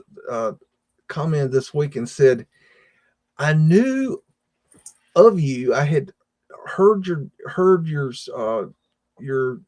channel name or your name, Stuffed Beagle, but I didn't know you had content until this week. It was like, oh, it's like, you know, I don't know where you know me from, but it was just interesting that this person was like, yeah, I've known about you for a long time, but I didn't know you had content. Like, oh, great. You know, that's, I mean, how do I even tell people that, you know? How do I get people to know that I'm even here? I don't know. I just thought that was kind of funny. Here's a nice high-res one.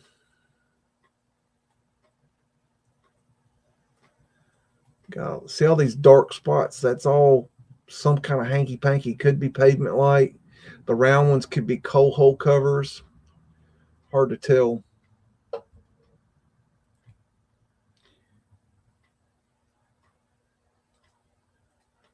Alrighty, let's see. That's the high-res one. That's odd. Look at how that road does. That's strange. Alrighty. Park Avenue. Flat Earth asterisk right there.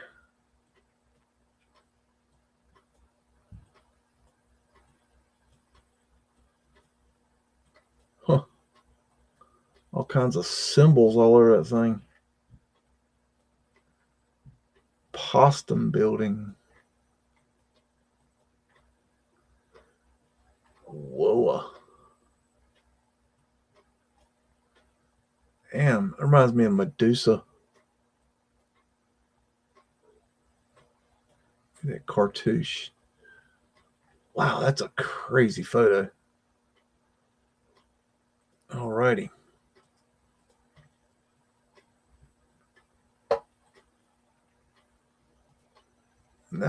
Zoom.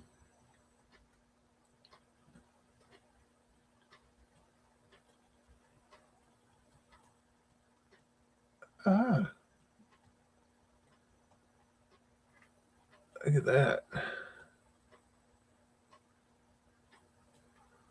Wow. Okie dokie. Let's see. What is this? Park Avenue. That's a weird looking image.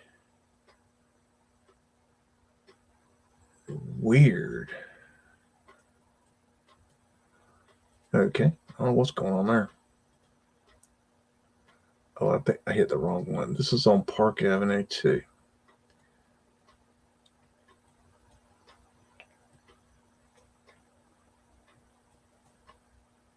These are coal hole covers right here.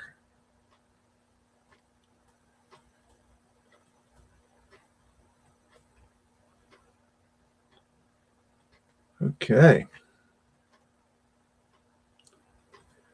Interesting. More Park Avenue.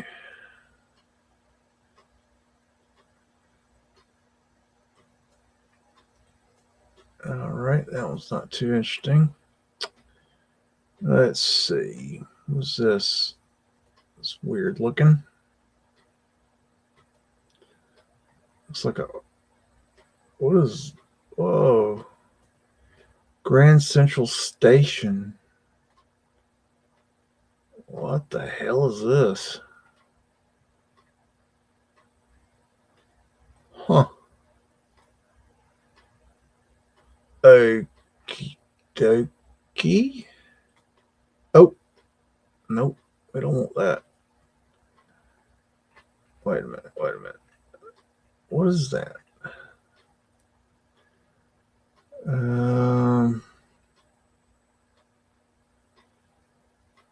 Huh.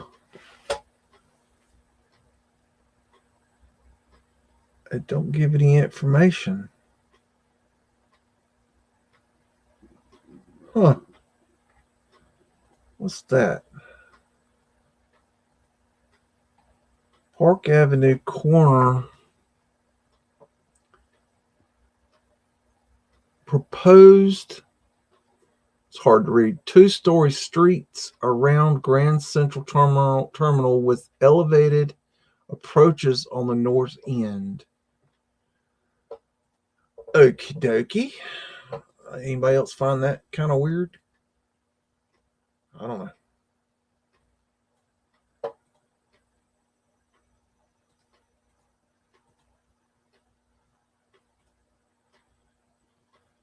Waldorf Astoria. Park Avenue 50th.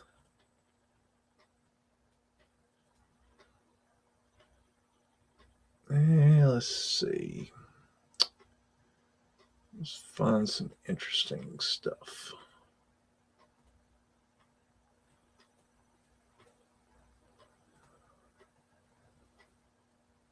Sucks that so many of these are not high res.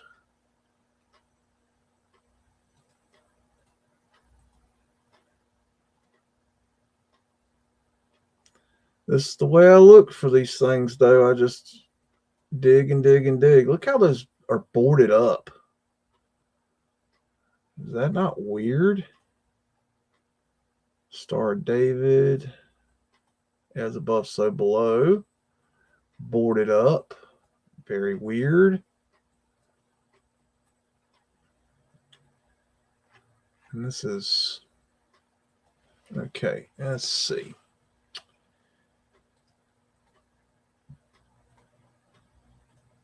And what are we going to find? Mudflood windows. That's pretty.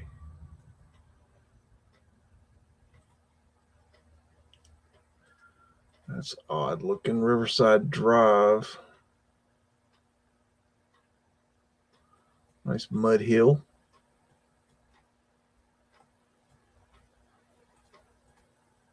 Anybody in Mudflood Overload yet? Let's see.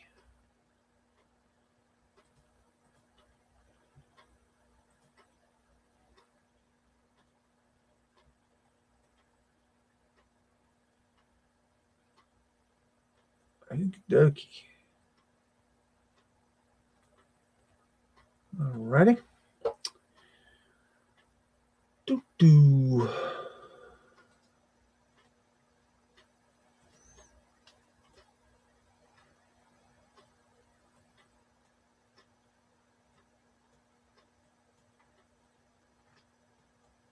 Okay. Interesting.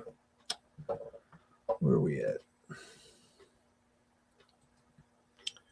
Trinity Place.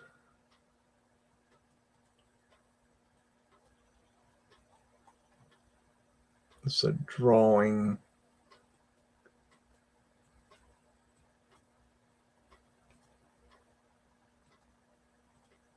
Let's see if this is a drawing.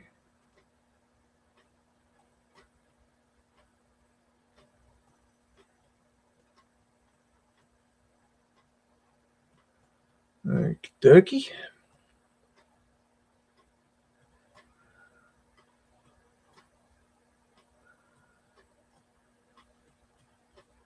Dang.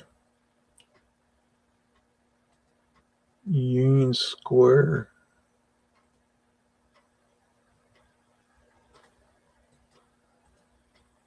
Another Union Square.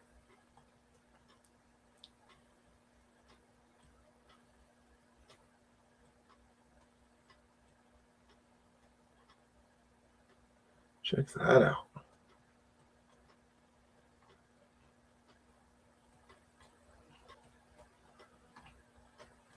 It's boarded up.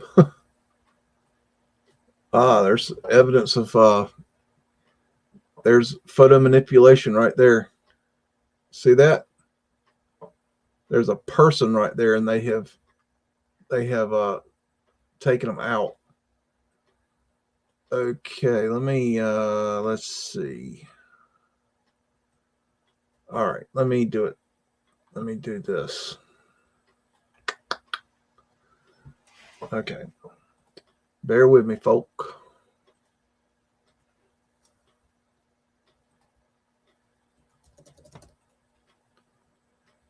Bear with me.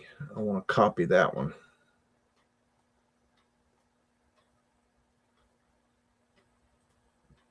Bear with me.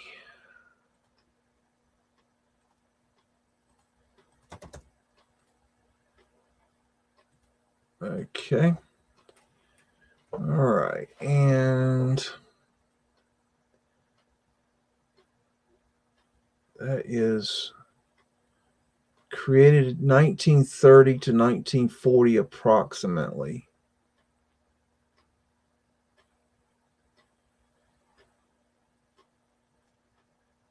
And I'll download it. So you can order a scan right here of that.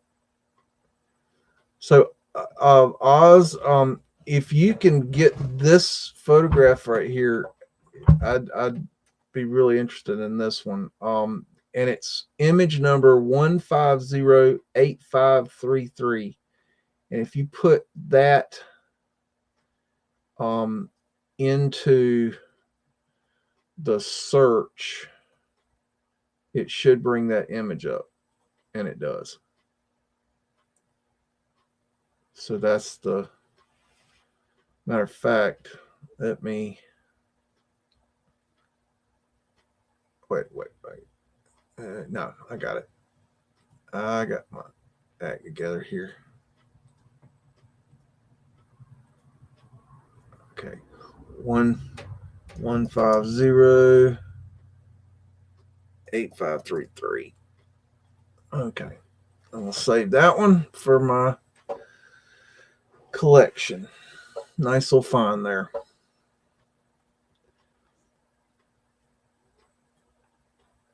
That's what due diligence gets you. 1786, 1928. So that's okay. So that's Tammany. The Society of Tammany or Columbian Order. I wonder if that's associated with Tammany, the what is the mayor of New York or whatever, the real crooked son of a bitch. Tammany Hall, Tammany. I don't know. Anyways, that was a good find. Nice little. There's Fred. Fred's hanging out. Poor Fred. I think Fred deserves a raise. I really do. There's a coin with a Q.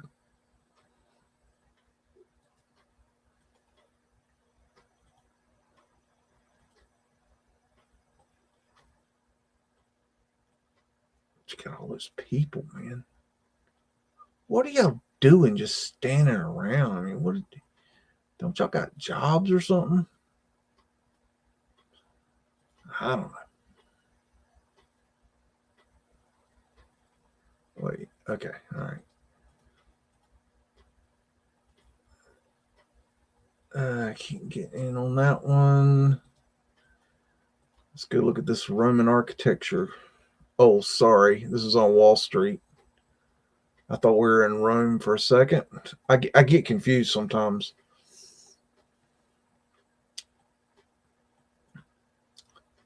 All righty.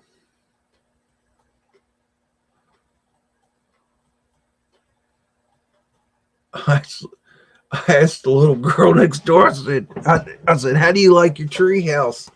She says, it's not a tree house. I said, well, what is it? She says, a swing set. I said, well, there ain't no swing set on it. There ain't no swing on it. She says, it's called a swing set. I said, okay.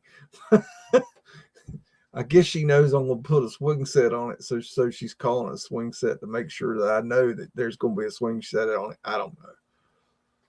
Oh my goodness. She's 5 years old and knows how things work now. I tell you. Okay. Look at that. That's crazy. So the photographer here was going to cut out all this.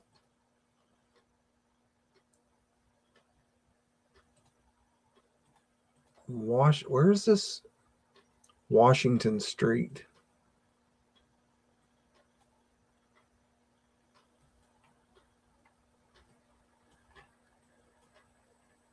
Whoa. Nice.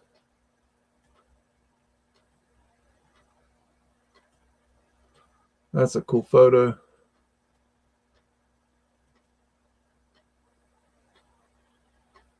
Let's see. Just moving on through. On page 3 now.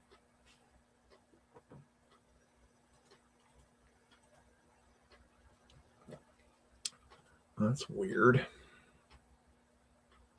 Check that out. There you go. Why do you got a brick wall below ground level? 15 feet away from the building. Why is that? Anyone? Anyone? Matter of fact, excuse me, folks, I got to do it. I can't help myself. When you find something good, you found something good. Ooh. Okay. Let me copy that real quick.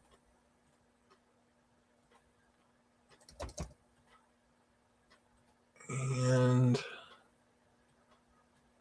download. Oz, that would be a good one to get. That's image number 1508619. That's a good one. Let's see. Whoa. What's up with that?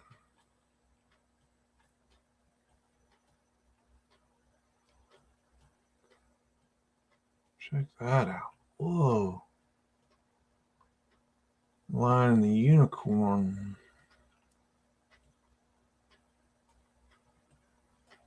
Very interesting. Williams Street. Not let me get in there. What do they got here? Williams Street again.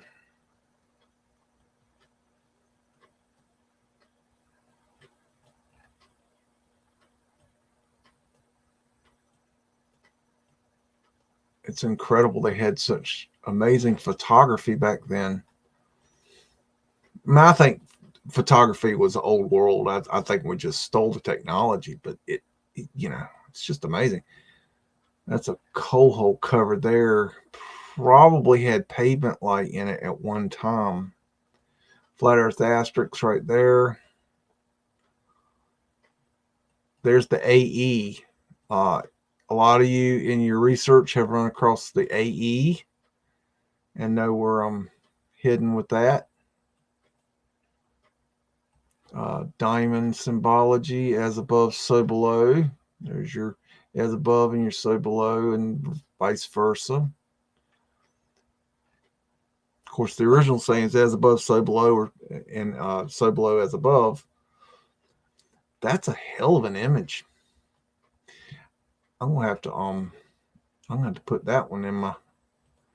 I'm gonna have to download that one. I'm gonna have to put that one in my catalog. That's a good one. Put that in my Flat Earth folder, Flat Earth asterisks folder. Oh, look at that. You got the brick behind the facade broken out. Same here. Wow, what's going on there?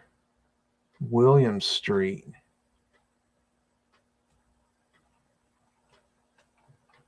There you go, milk tards. There's some bricks for you in the road. Oh, sorry. Forgot this is a milk tard free zone. We don't put up with that crap here.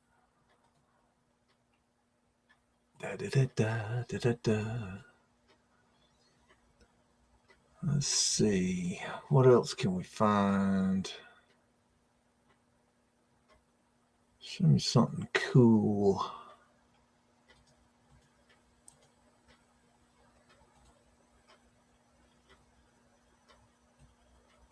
right, look at that. Got their antennas.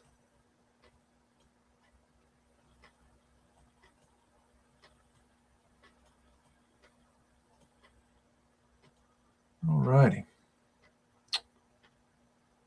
I'm just bouncing around here trying to give you a little bit of this and a little bit of that. Ooh, what's that? Fifth Avenue between 23rd and 24th. Okay. Oh, okay. What the fuck? Alrighty. Horseshit Civil War crap. What the hell, man? That's crazy. Let's see. Ooh, that one looks pretty. Fifth Avenue, I think. Ooh. Hello, little fella. Look at that. Scrub cartouches, Tartarian lions. Oh, that's pretty. Coins.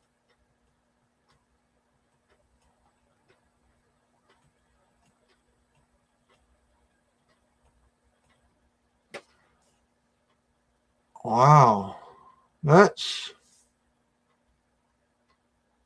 Huh. I need a judge's opinion, Oz. Does that look like it's photo manipulated to you? Because it looks manipulated to me. That car, I don't know. It's a funny style, isn't it? It looks like embossed a bit or sketched. Well, look right here. It to me looks like they have scratched out people out of the photo right here. Oh yeah, yeah. Like a whole group of them, yeah. Yeah, this whole area. And then you get to the car and the car doesn't look real. That's pavement light. I don't know. I just looking for a second opinion on that one. That's looking sketchy to me. Yeah, definitely something going on there.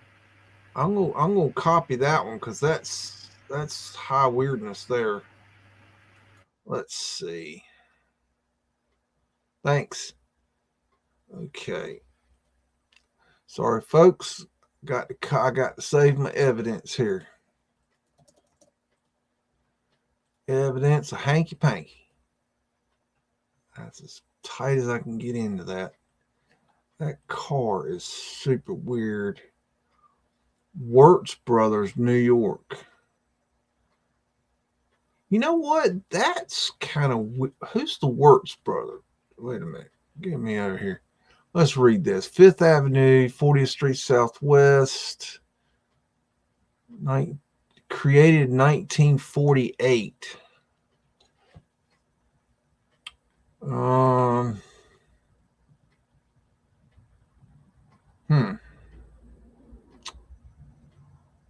don't see. There's nothing else. It doesn't tell. I think this is interesting right here. This timeline here says it's created in 1948, and then it digitized in 2015, and then found by you 2022. You know, I don't know if they're saying that I'm the first one to find this image. I don't think so. Why would I be? But I just think that's interesting. Okay, okay, now let me download that. That's another one, Oz. If you can add that one to the list of to try to get 1508761. That's a good one. That's a really good one. That one is very sus. I'm even seeing weird stuff over here too. Right, I don't know. That is very suspect to me. I don't know. That person Yeah, was that guy next to the street sign there. I don't know. right there. Yeah, and the street sign itself. It's also you got to look at shadows as well. Yeah. The the direction of the lighting compared to the rest of the photo. Can you see the weirdness right here over on the right-hand side, over on the sidewalk? It's hard to make out, but you can see the person just beyond is fairly detailed, so there should be no reason why just in front of it should be fuzzy. Right. And look how clear it is up here. Yeah, that's the thing. Even back here. Here's what's weird. I find now that maybe I'm going above and beyond here. It says Wirtz Brothers, New York. Well, who the hell's the Wirtz Brothers? Are they the ones that took the photograph, or are they the ones that manipulated it? Yeah. Okay. I don't know, but there's something about that. Just need to look at it a bit closer, I think. I was trying to find if there's like a credited person. I haven't found it yet. I'm looking. I don't see any accreditation. What's this? Here's the back of the picture. I don't think I'm way right. Nope. I don't know. Okay, well that's neat. Let's look at this one because it's sitting right beside it. So if that one was suspect, then we might want to check into these. That looks very kind of weird. I don't know. Maybe I'm high alert now. I don't know. That one's not as funky. What is this? Fifth Avenue.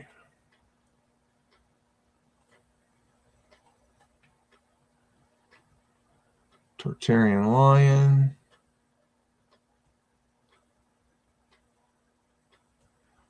New York Public Library.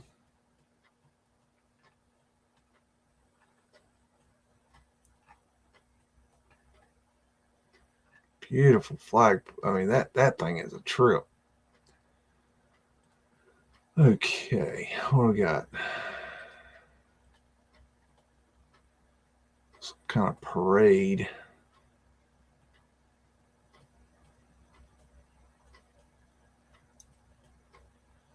Wow. Okay, where am I? Let's move on down here a little bit so we can find something strange. Fifth Avenue.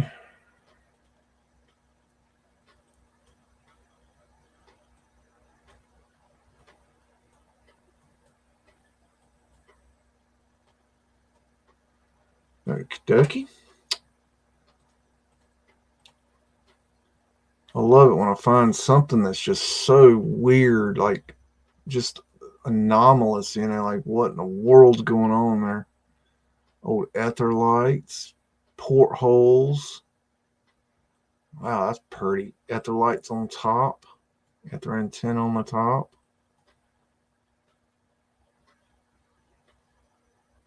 Nice. That's a pretty one.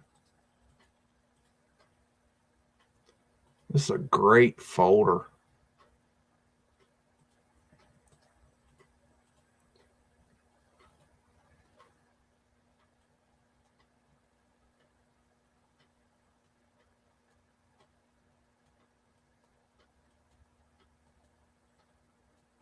And flat earth asterisks. If you think I'm joking about that flat earth asterisk, you just keep watching now. I'm just telling you. One of these days you're going to realize, oh, okay. Yeah, there's something to that. What is up with this thing, man? I must have ate the good mushrooms because this is a trip. Look at that. That is beautiful right there.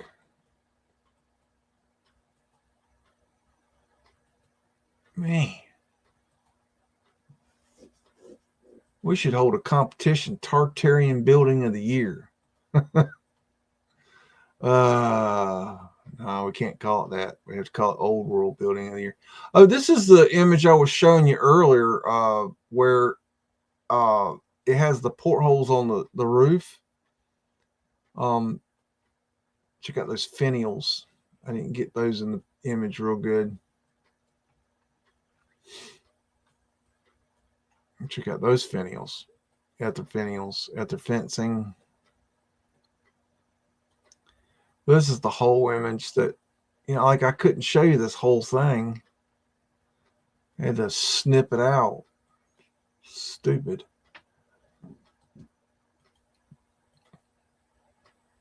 And it doesn't look too good.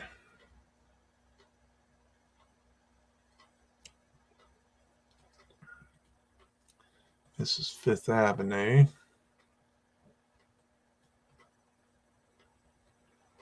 That's nice.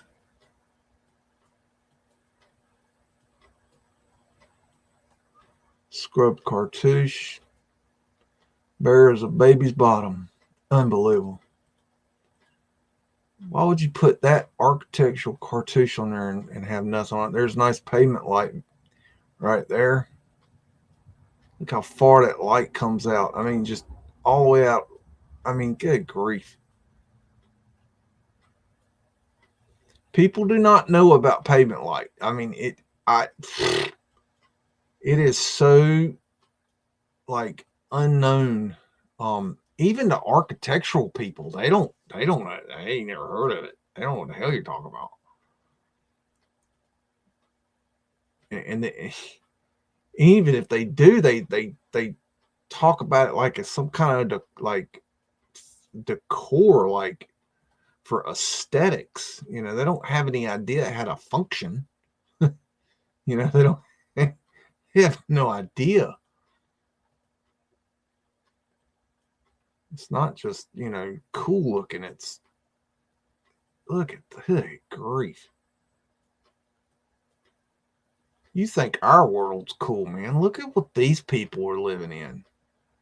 They were living in a freaking like medieval, like fairy tale land. We live in a shithole.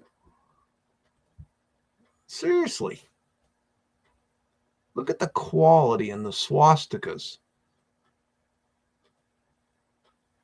And the detail and the ornamentation and the urns and the giant urns. All right, show me the giant.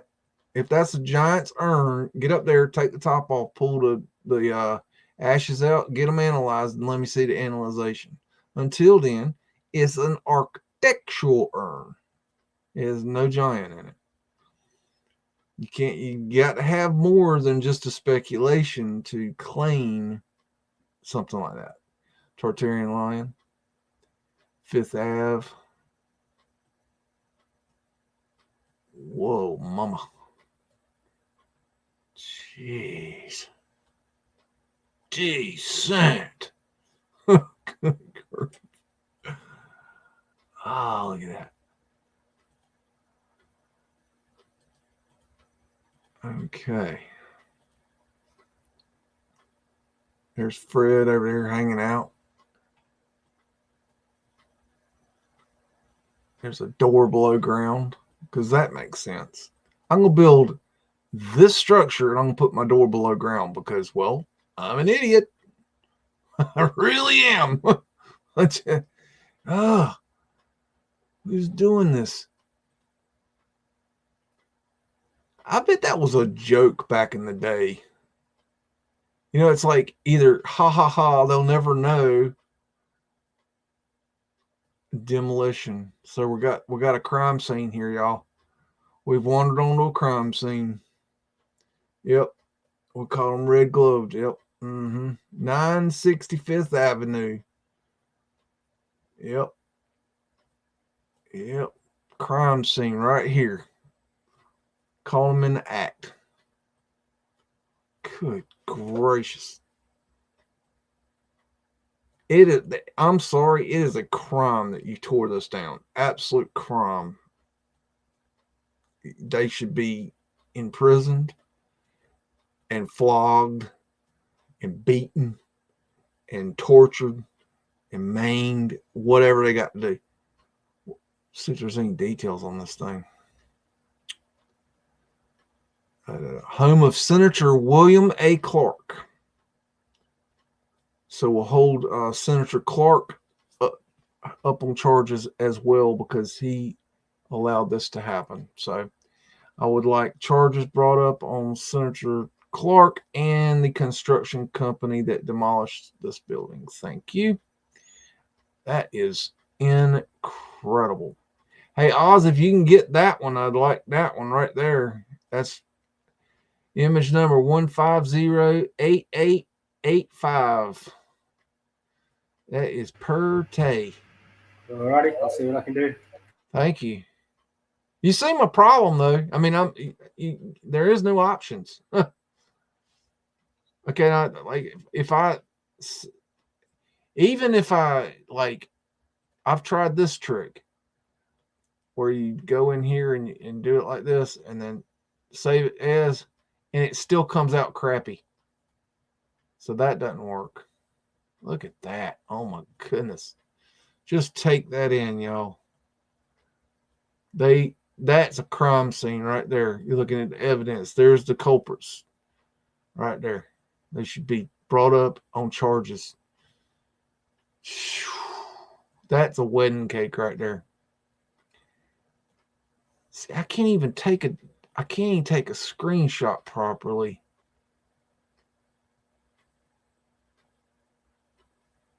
Let me try that. I don't think that's going to work. Oh, man, I got to figure this out. I got to figure out how to get out of here, too. Okay, I'll go look at that later. That one's pretty. I like that one. That one gets my whistle wetted. Okie dokie. Okie dokie. Here we go. 5th Avenue. Got some Mudflood opening right there. Good gracious. This isn't even money. Like, but seriously, how much money would it take to build that back then? I don't even know. Oh, jeez. Hold on. Get my act together. I'm gonna try. Whoa. Slow your roll. Okay. I'm gonna try it this way. I don't think this is gonna work. I think I've already tried this. Wait a minute. What did I just do? Take screenshot. Say visible. Try it that way. I don't know. Okay.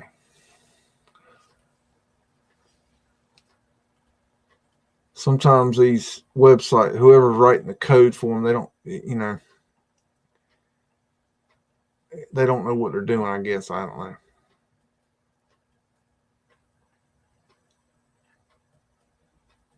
Porthole.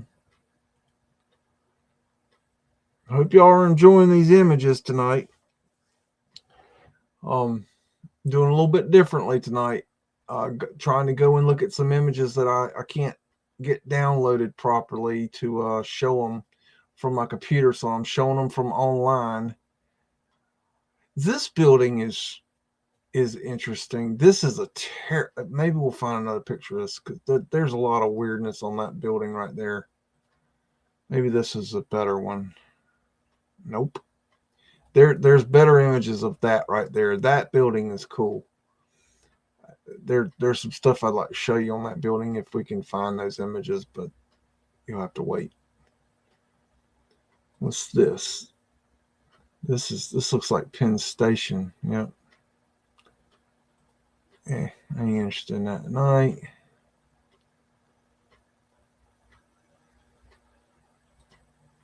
Eighth Avenue.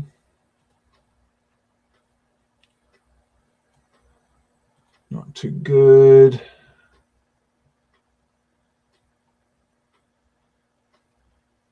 Let's see. That might be interesting.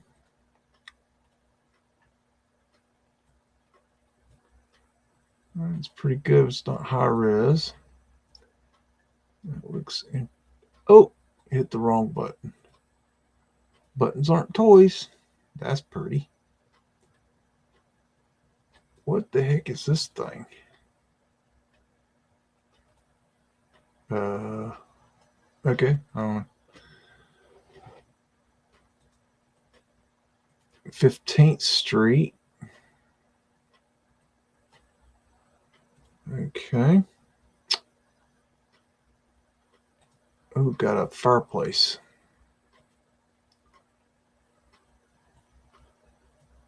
See the metal behind the, up in the fireplace.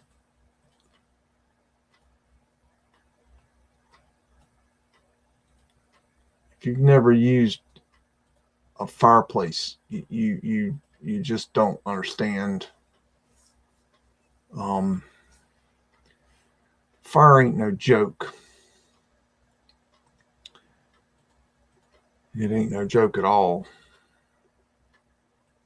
It can get out of hand real quick if you don't have the proper deal. Let me see. I'm gonna speed up here a little bit.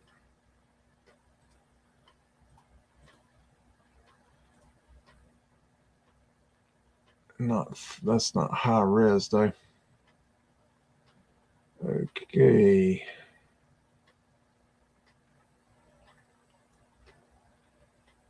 All right. I'll tell you what. Let's take a break here. And let's take a break here for a second. What is it? Is it treasure map?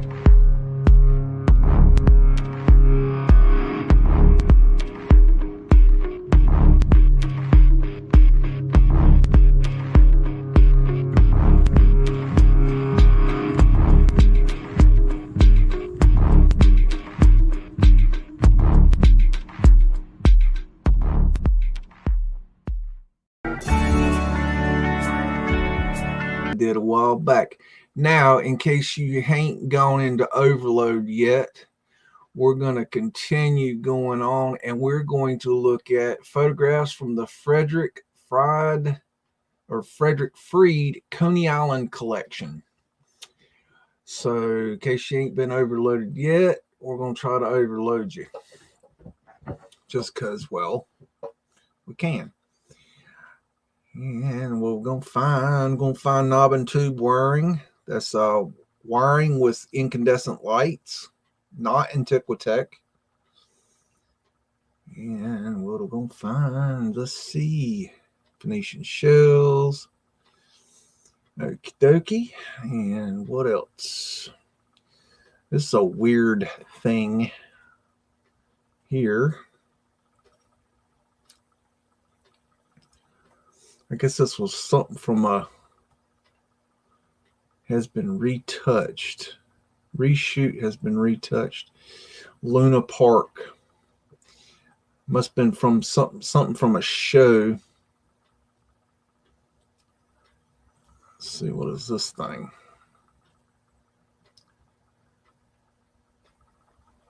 Okay, some kind of game. That's weird. That's a mirror. Where is the camera? That's like the cameraman's right here. So the camera's behind that. Okay. That was just a little weird. Anyways. Let's see. What else? This is kind of cool. The original switchback railway built in 1884. And I thought this was interesting, and maybe this is just my Mudflood mind going crazy, but look at these folk here and these folk here. I mean, it's kind of weird, right? Look at that roller coaster thing. That looks kind of sketchy. Anyways, thought that was interesting. Let's see. Let's go on, see if we can find some good stuff. Let's see, got some kind of carousel here. I think carousels are old world, an old world technology.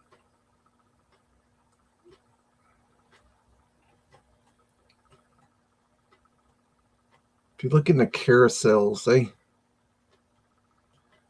got an old history to them. I found some weird things around carousels. Look at that thing.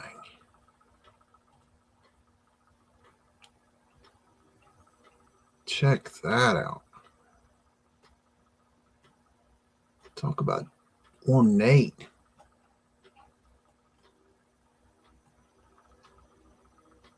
What are those, chickens?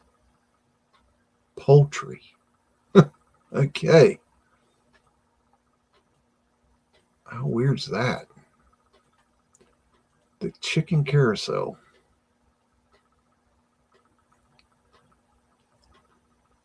All right, let's move forward here. That's enough. They got a lot of pictures of carousels.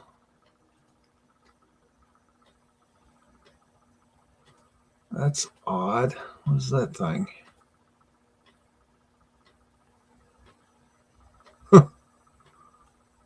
How weird is that? Model of Sussex balloon carousel, which operated in Cotillon in 1886. So that thing was around in 1886. Wow. How about that?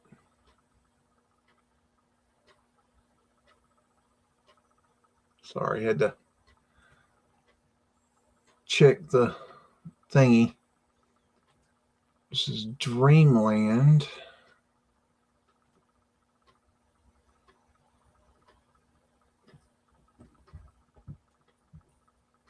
Wow, I mean, that is straight out of Disneyland.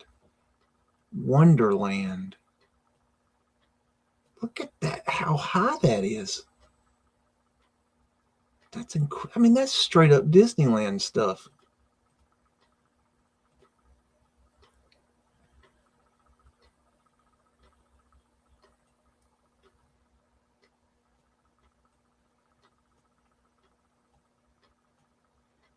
Very cool.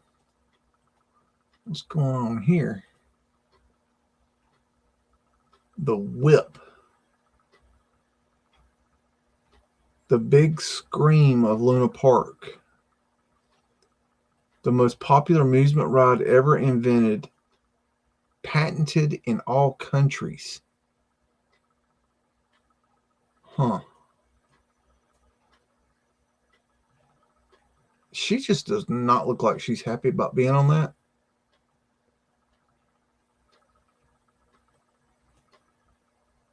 The whip. And what is going on here? That's weird. Got Fred involved. I mean, I don't. Let me just go see if this other picture's any weirder. Why not? Why are they getting Fred involved? What's Fred got to do with this? It's about the same picture. Fred's still miserable. Poor Fred. Fred can't get no respect.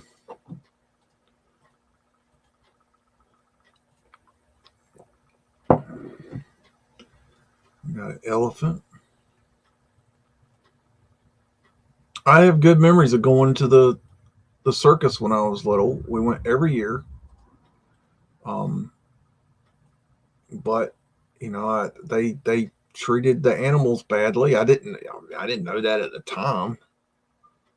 But I do have fond memories. Hey, check out the giant. How about that? So if this dude is a giant, does this mean that this lady's a giant? Interesting. What's this dude? Oh, look at that.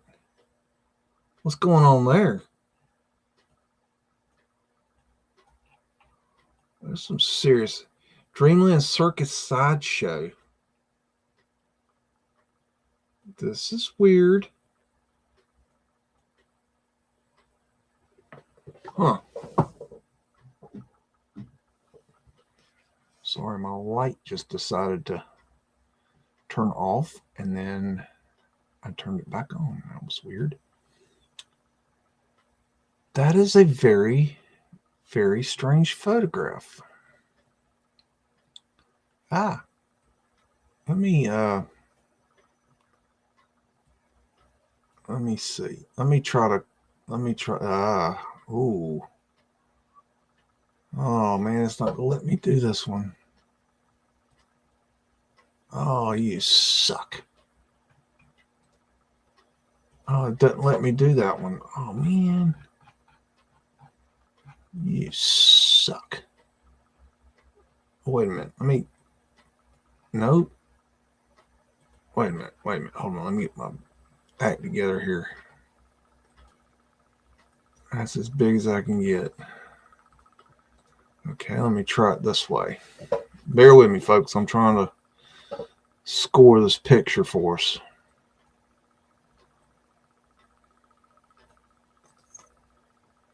Take screenshot. I don't know if I did that right. Wait a minute. Take screenshot, save visible. Try that. Okay. And then let me get down here. Take screenshots. Oh, shoot. I did it again. Okay. I think I did that right that time. That's the one that pretty much covered it. Okay, where am I? It's this thing.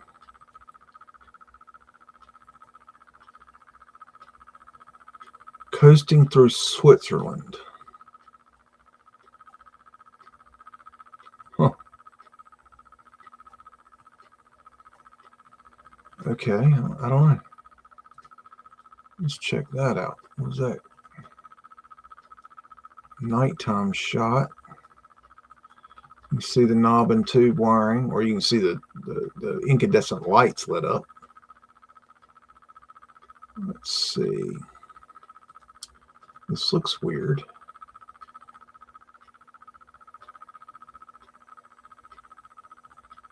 Okay, I bet this was a hell of a place. That's some kind of weird ride thing there. Man, they had some weird rides. Some of the rides I've run across are just basically deadly. I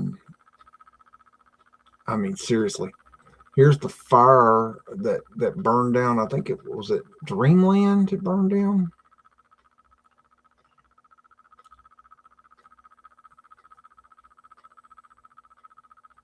Yeah,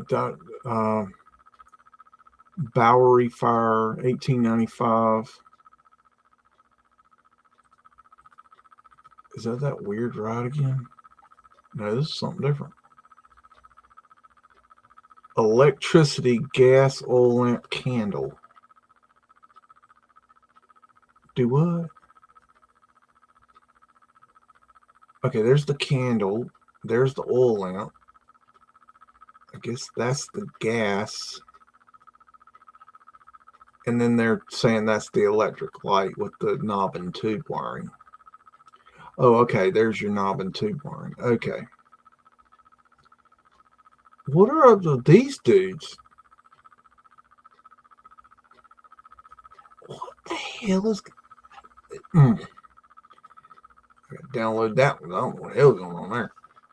That was all kinds of cuckoo. This must be some kind of crazy ass parade. Reminds me of those crazy parades Disney puts on. You ain't never seen them. There's some weirdness there. What's up with this dude? What the hell, man? I don't know. I don't even know how to comment on this stuff. It's so crazy looking. Cinderella. Oh boy, wait a minute. Oh, what the hell? This has been photo manipulated, y'all.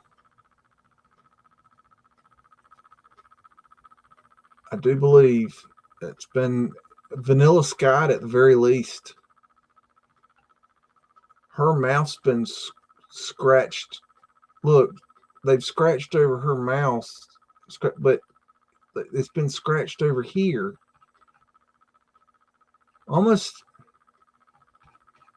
Oh, that's weird. You look back here, it doesn't look that weird, but there's definitely photo manipulation going on there of some sort. Yeah, see how it's been Vanilla Skied? No doubt. No doubt. Okay. What's this thing?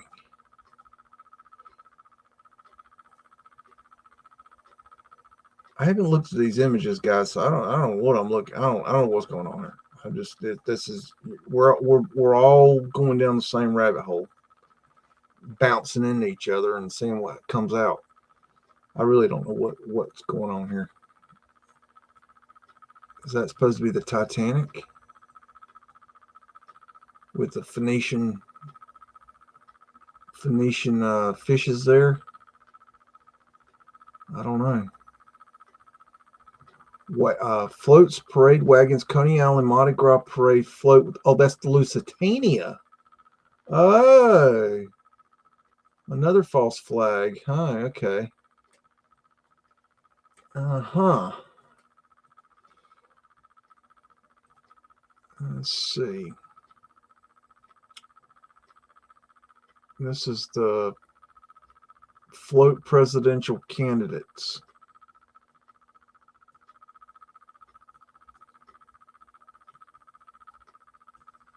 These dudes right here they are funny. That has been Vanilla Skied. See that? Definitely Vanilla Skied. Yep. Let me grab that one.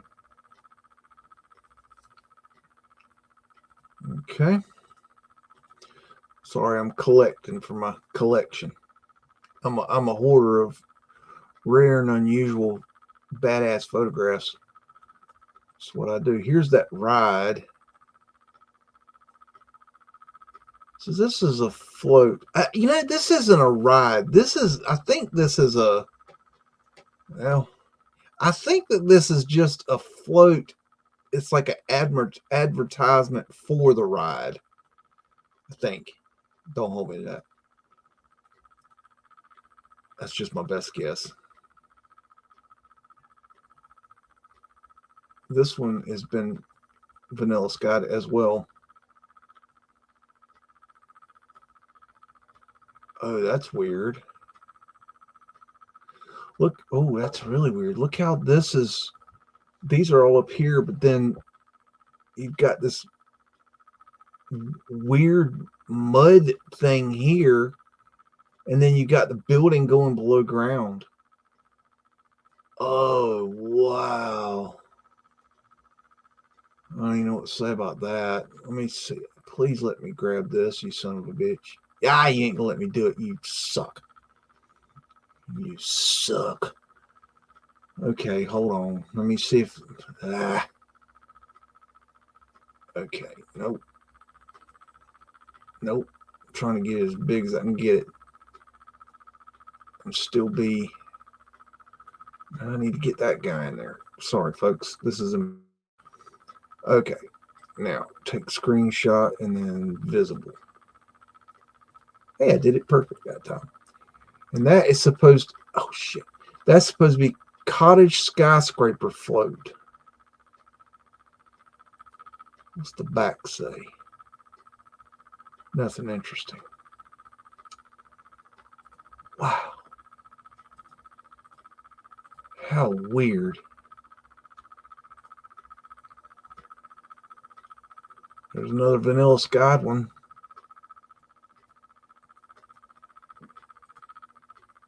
Now, why did they Vanilla Sky? I don't know. All I know is they did it. I can prove they did it. I can't prove why they did it. Everything is speculation on that.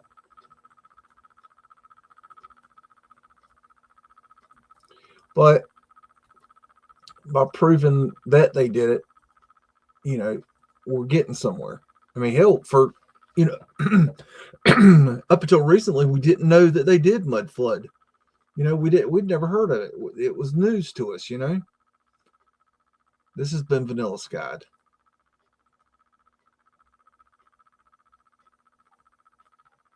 So you can tell right there, Vanilla Skied.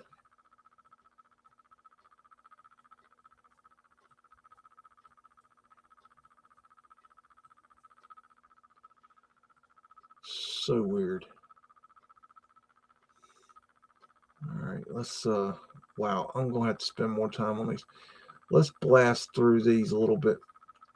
I'm gonna have to spend some time on these. We'll come back and look at these another time. I'm just gonna blast through them and give you a look at them. What's that, dude? What the shit hell is going on here?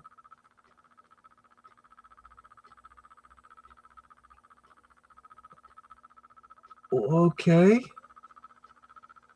Is he a little person? What the... Oh, no shit. Incubator babies. Check it out, y'all. That's straight up incubator babies. Check it out. Decent. Wait, go back. Was there any incubator babies on the last page? Yeah, there were. See, I blew right past them.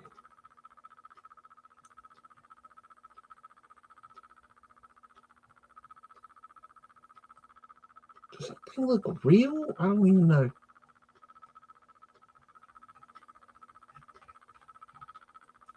How about that? Daily incubator temperature. Sex. Gestation. Birth. Oh, I can't read it. Remarks.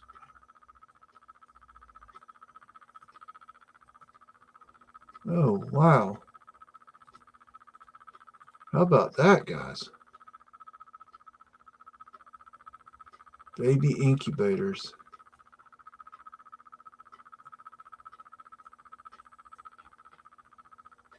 I find those just so creepy.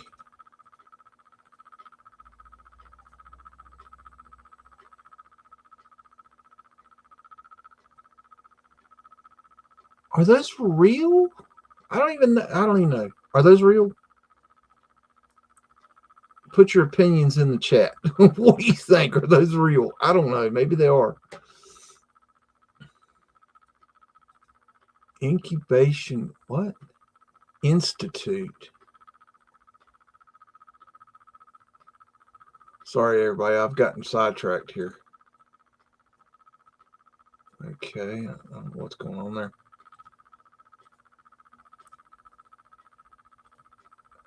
A lot of people are into this incubators babies thing.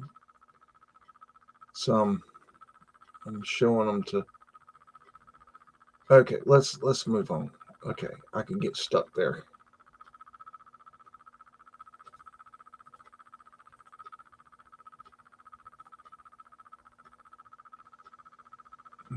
Entrance to Luna Park. See, that right there is not a flat earth asterisk, but I mean, who's to say they didn't remove the horizontal bar there for the flat earth asterisk? I mean, kind of shady.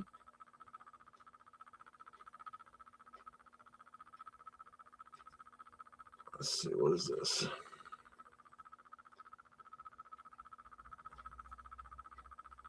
Oh, there's a sketchy ride right there.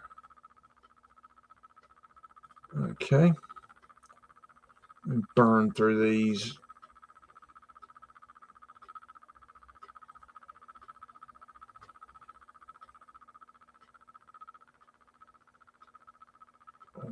Okay, why is the elephant lying on the ground?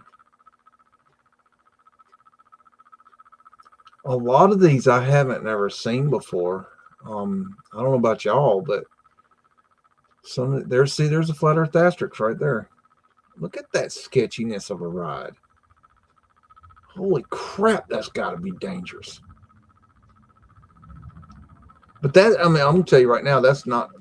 I've seen rides that are way more dangerous than that. What is this? Oh boy, I'm like a kid in a candy store. I'm sorry, y'all. Please do not turn or handle. What the hell? Is that?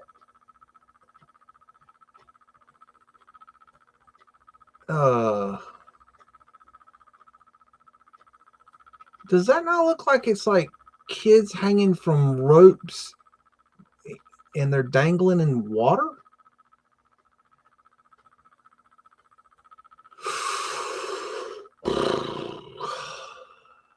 I don't know.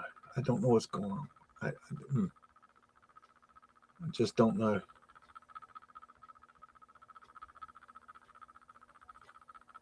Oh, wait, no, oh, wait, go back. Let's see what we got there. I'm going to look at that a little closer. Oh, yeah. Look at that. That right there, photo manipulation. Now, you explain to me why they did that. That's a real photograph. Everything on the outside, real photograph. This stuff's real. They've manipulated and drawn it in right there. This is drawn right here, or at least they've outlined it. There's okay. Okay. Wow. What? Holy moly. I don't even know what to say, Oz. I don't know. It's like they forgot to put a filter over them at the end or something. Well, here's my wonder is if you photographed in the dark room this photograph, what would it look like? I don't know. I got to save this one. This is a good one. Yeah, no, you just wouldn't have the differing of colors like that. I mean, you've got a brownish sort of background and a bluish foreground with those people there. You know, they're from two different places. It's obvious that this is in the process of being photo manipulated. It's not even. This isn't even the end product. That's phenomenal. Caught them in the act. Caught them in the act. Exactly. I could not say it better. Look. Oh my God. This is the kind of stuff that I get up in the morning to do, is find shit like this. I mean, this makes everything I do worthwhile, no doubt. Put this one on the list, Oz. It's this is Columbia University, by the way.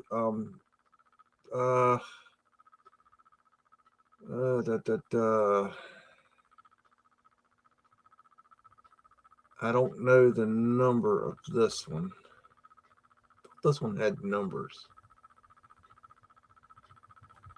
It's number 179 of 485 in the Frederick Freed Coney Island collection.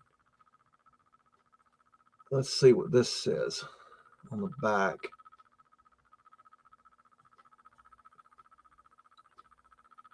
Rockaway Beach. I don't know. Doesn't say anything. Okay. Wow. I was flipping through that and that thing jumped out at me. I couldn't believe how. I mean, I saw the manipulation as I was flipping through that quick. That's how bad that was. Impressive. As Bubbles would say, decent. Definitely. What the hell is that? I hope y'all are having fun tonight, because I sure am. Look at that. Now that is a play set right there. Oh, don't let the little one next door see that. She'll want me to build that thing. I ain't got time for that. Oh, a little mini train. Okay. Let's keep going here. Oh, that looks sketchy.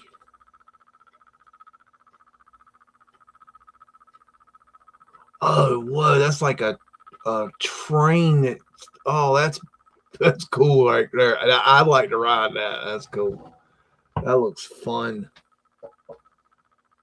Oh, wow.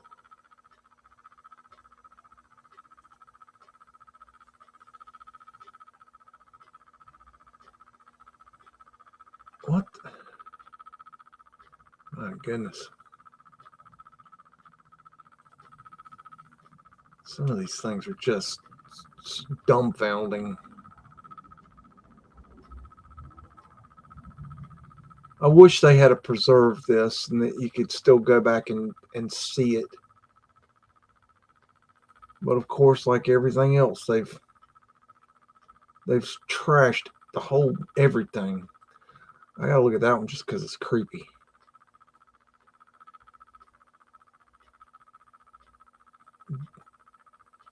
Cheer up and smile, get the blue combination.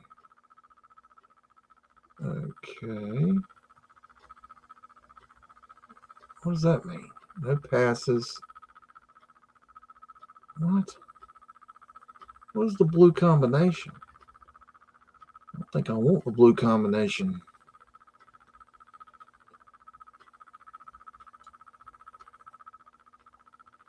All right, come on, show me something cool. Oh yeah, there's some sketchy shit right there. This is one of those sketchy rides, I believe. Yeah, this one's very. This one right here, if you've never seen it, I've got film of it somewhere, but this thing right here, they pile you up in the center, and this whole thing right here would spin around. And I don't mean slowly, I mean fast. It would spin around, and the whole idea of it was to stay on it. But there's nothing to hold on to. And literally kids would fly, and look what you hit. That's the barrier. You'd hit that thing. I mean, people would sling off of it. And that's not even the worst one of these things I've seen. I've seen these things that are just absolutely deadly. And I'm not saying that, oh, those are deadly. I'm saying they literally that people died on them. And they got rid of them because they were so dangerous. See, these kids, they spin them around. They're brave souls right there. Oh, wait a minute. Well, hold on. Wait a minute. What is that? Get my brain to catch up with me. What is this horse shit? Okay. Horse to Subway. That's so disrespectful to Fred.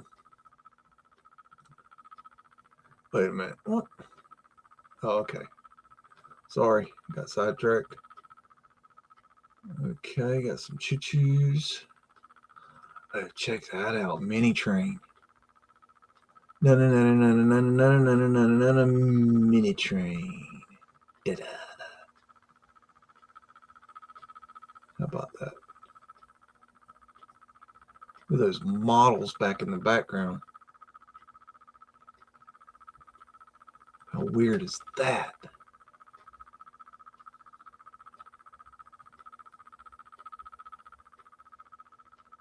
Okay. Well, I think that's about the end of that business.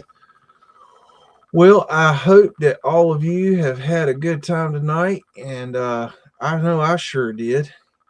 And I think we're going to leave it there. And Oz, thanks for all your help. And I think we'll see all of you on the flip side there. And this is going to be Bigs out.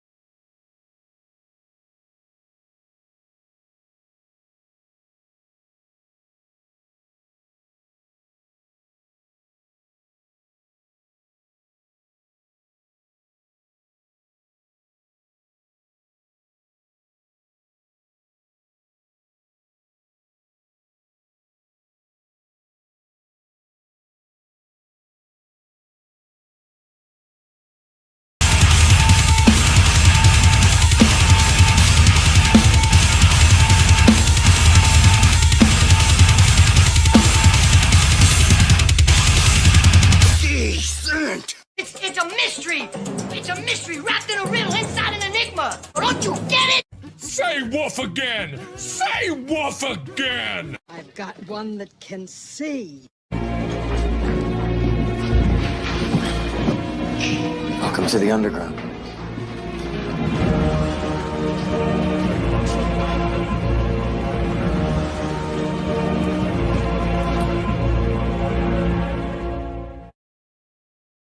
Ja, bare begynn.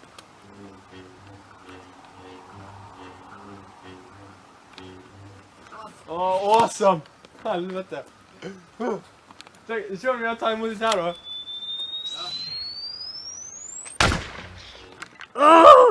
This is my kung fu, and it is strong. See you later.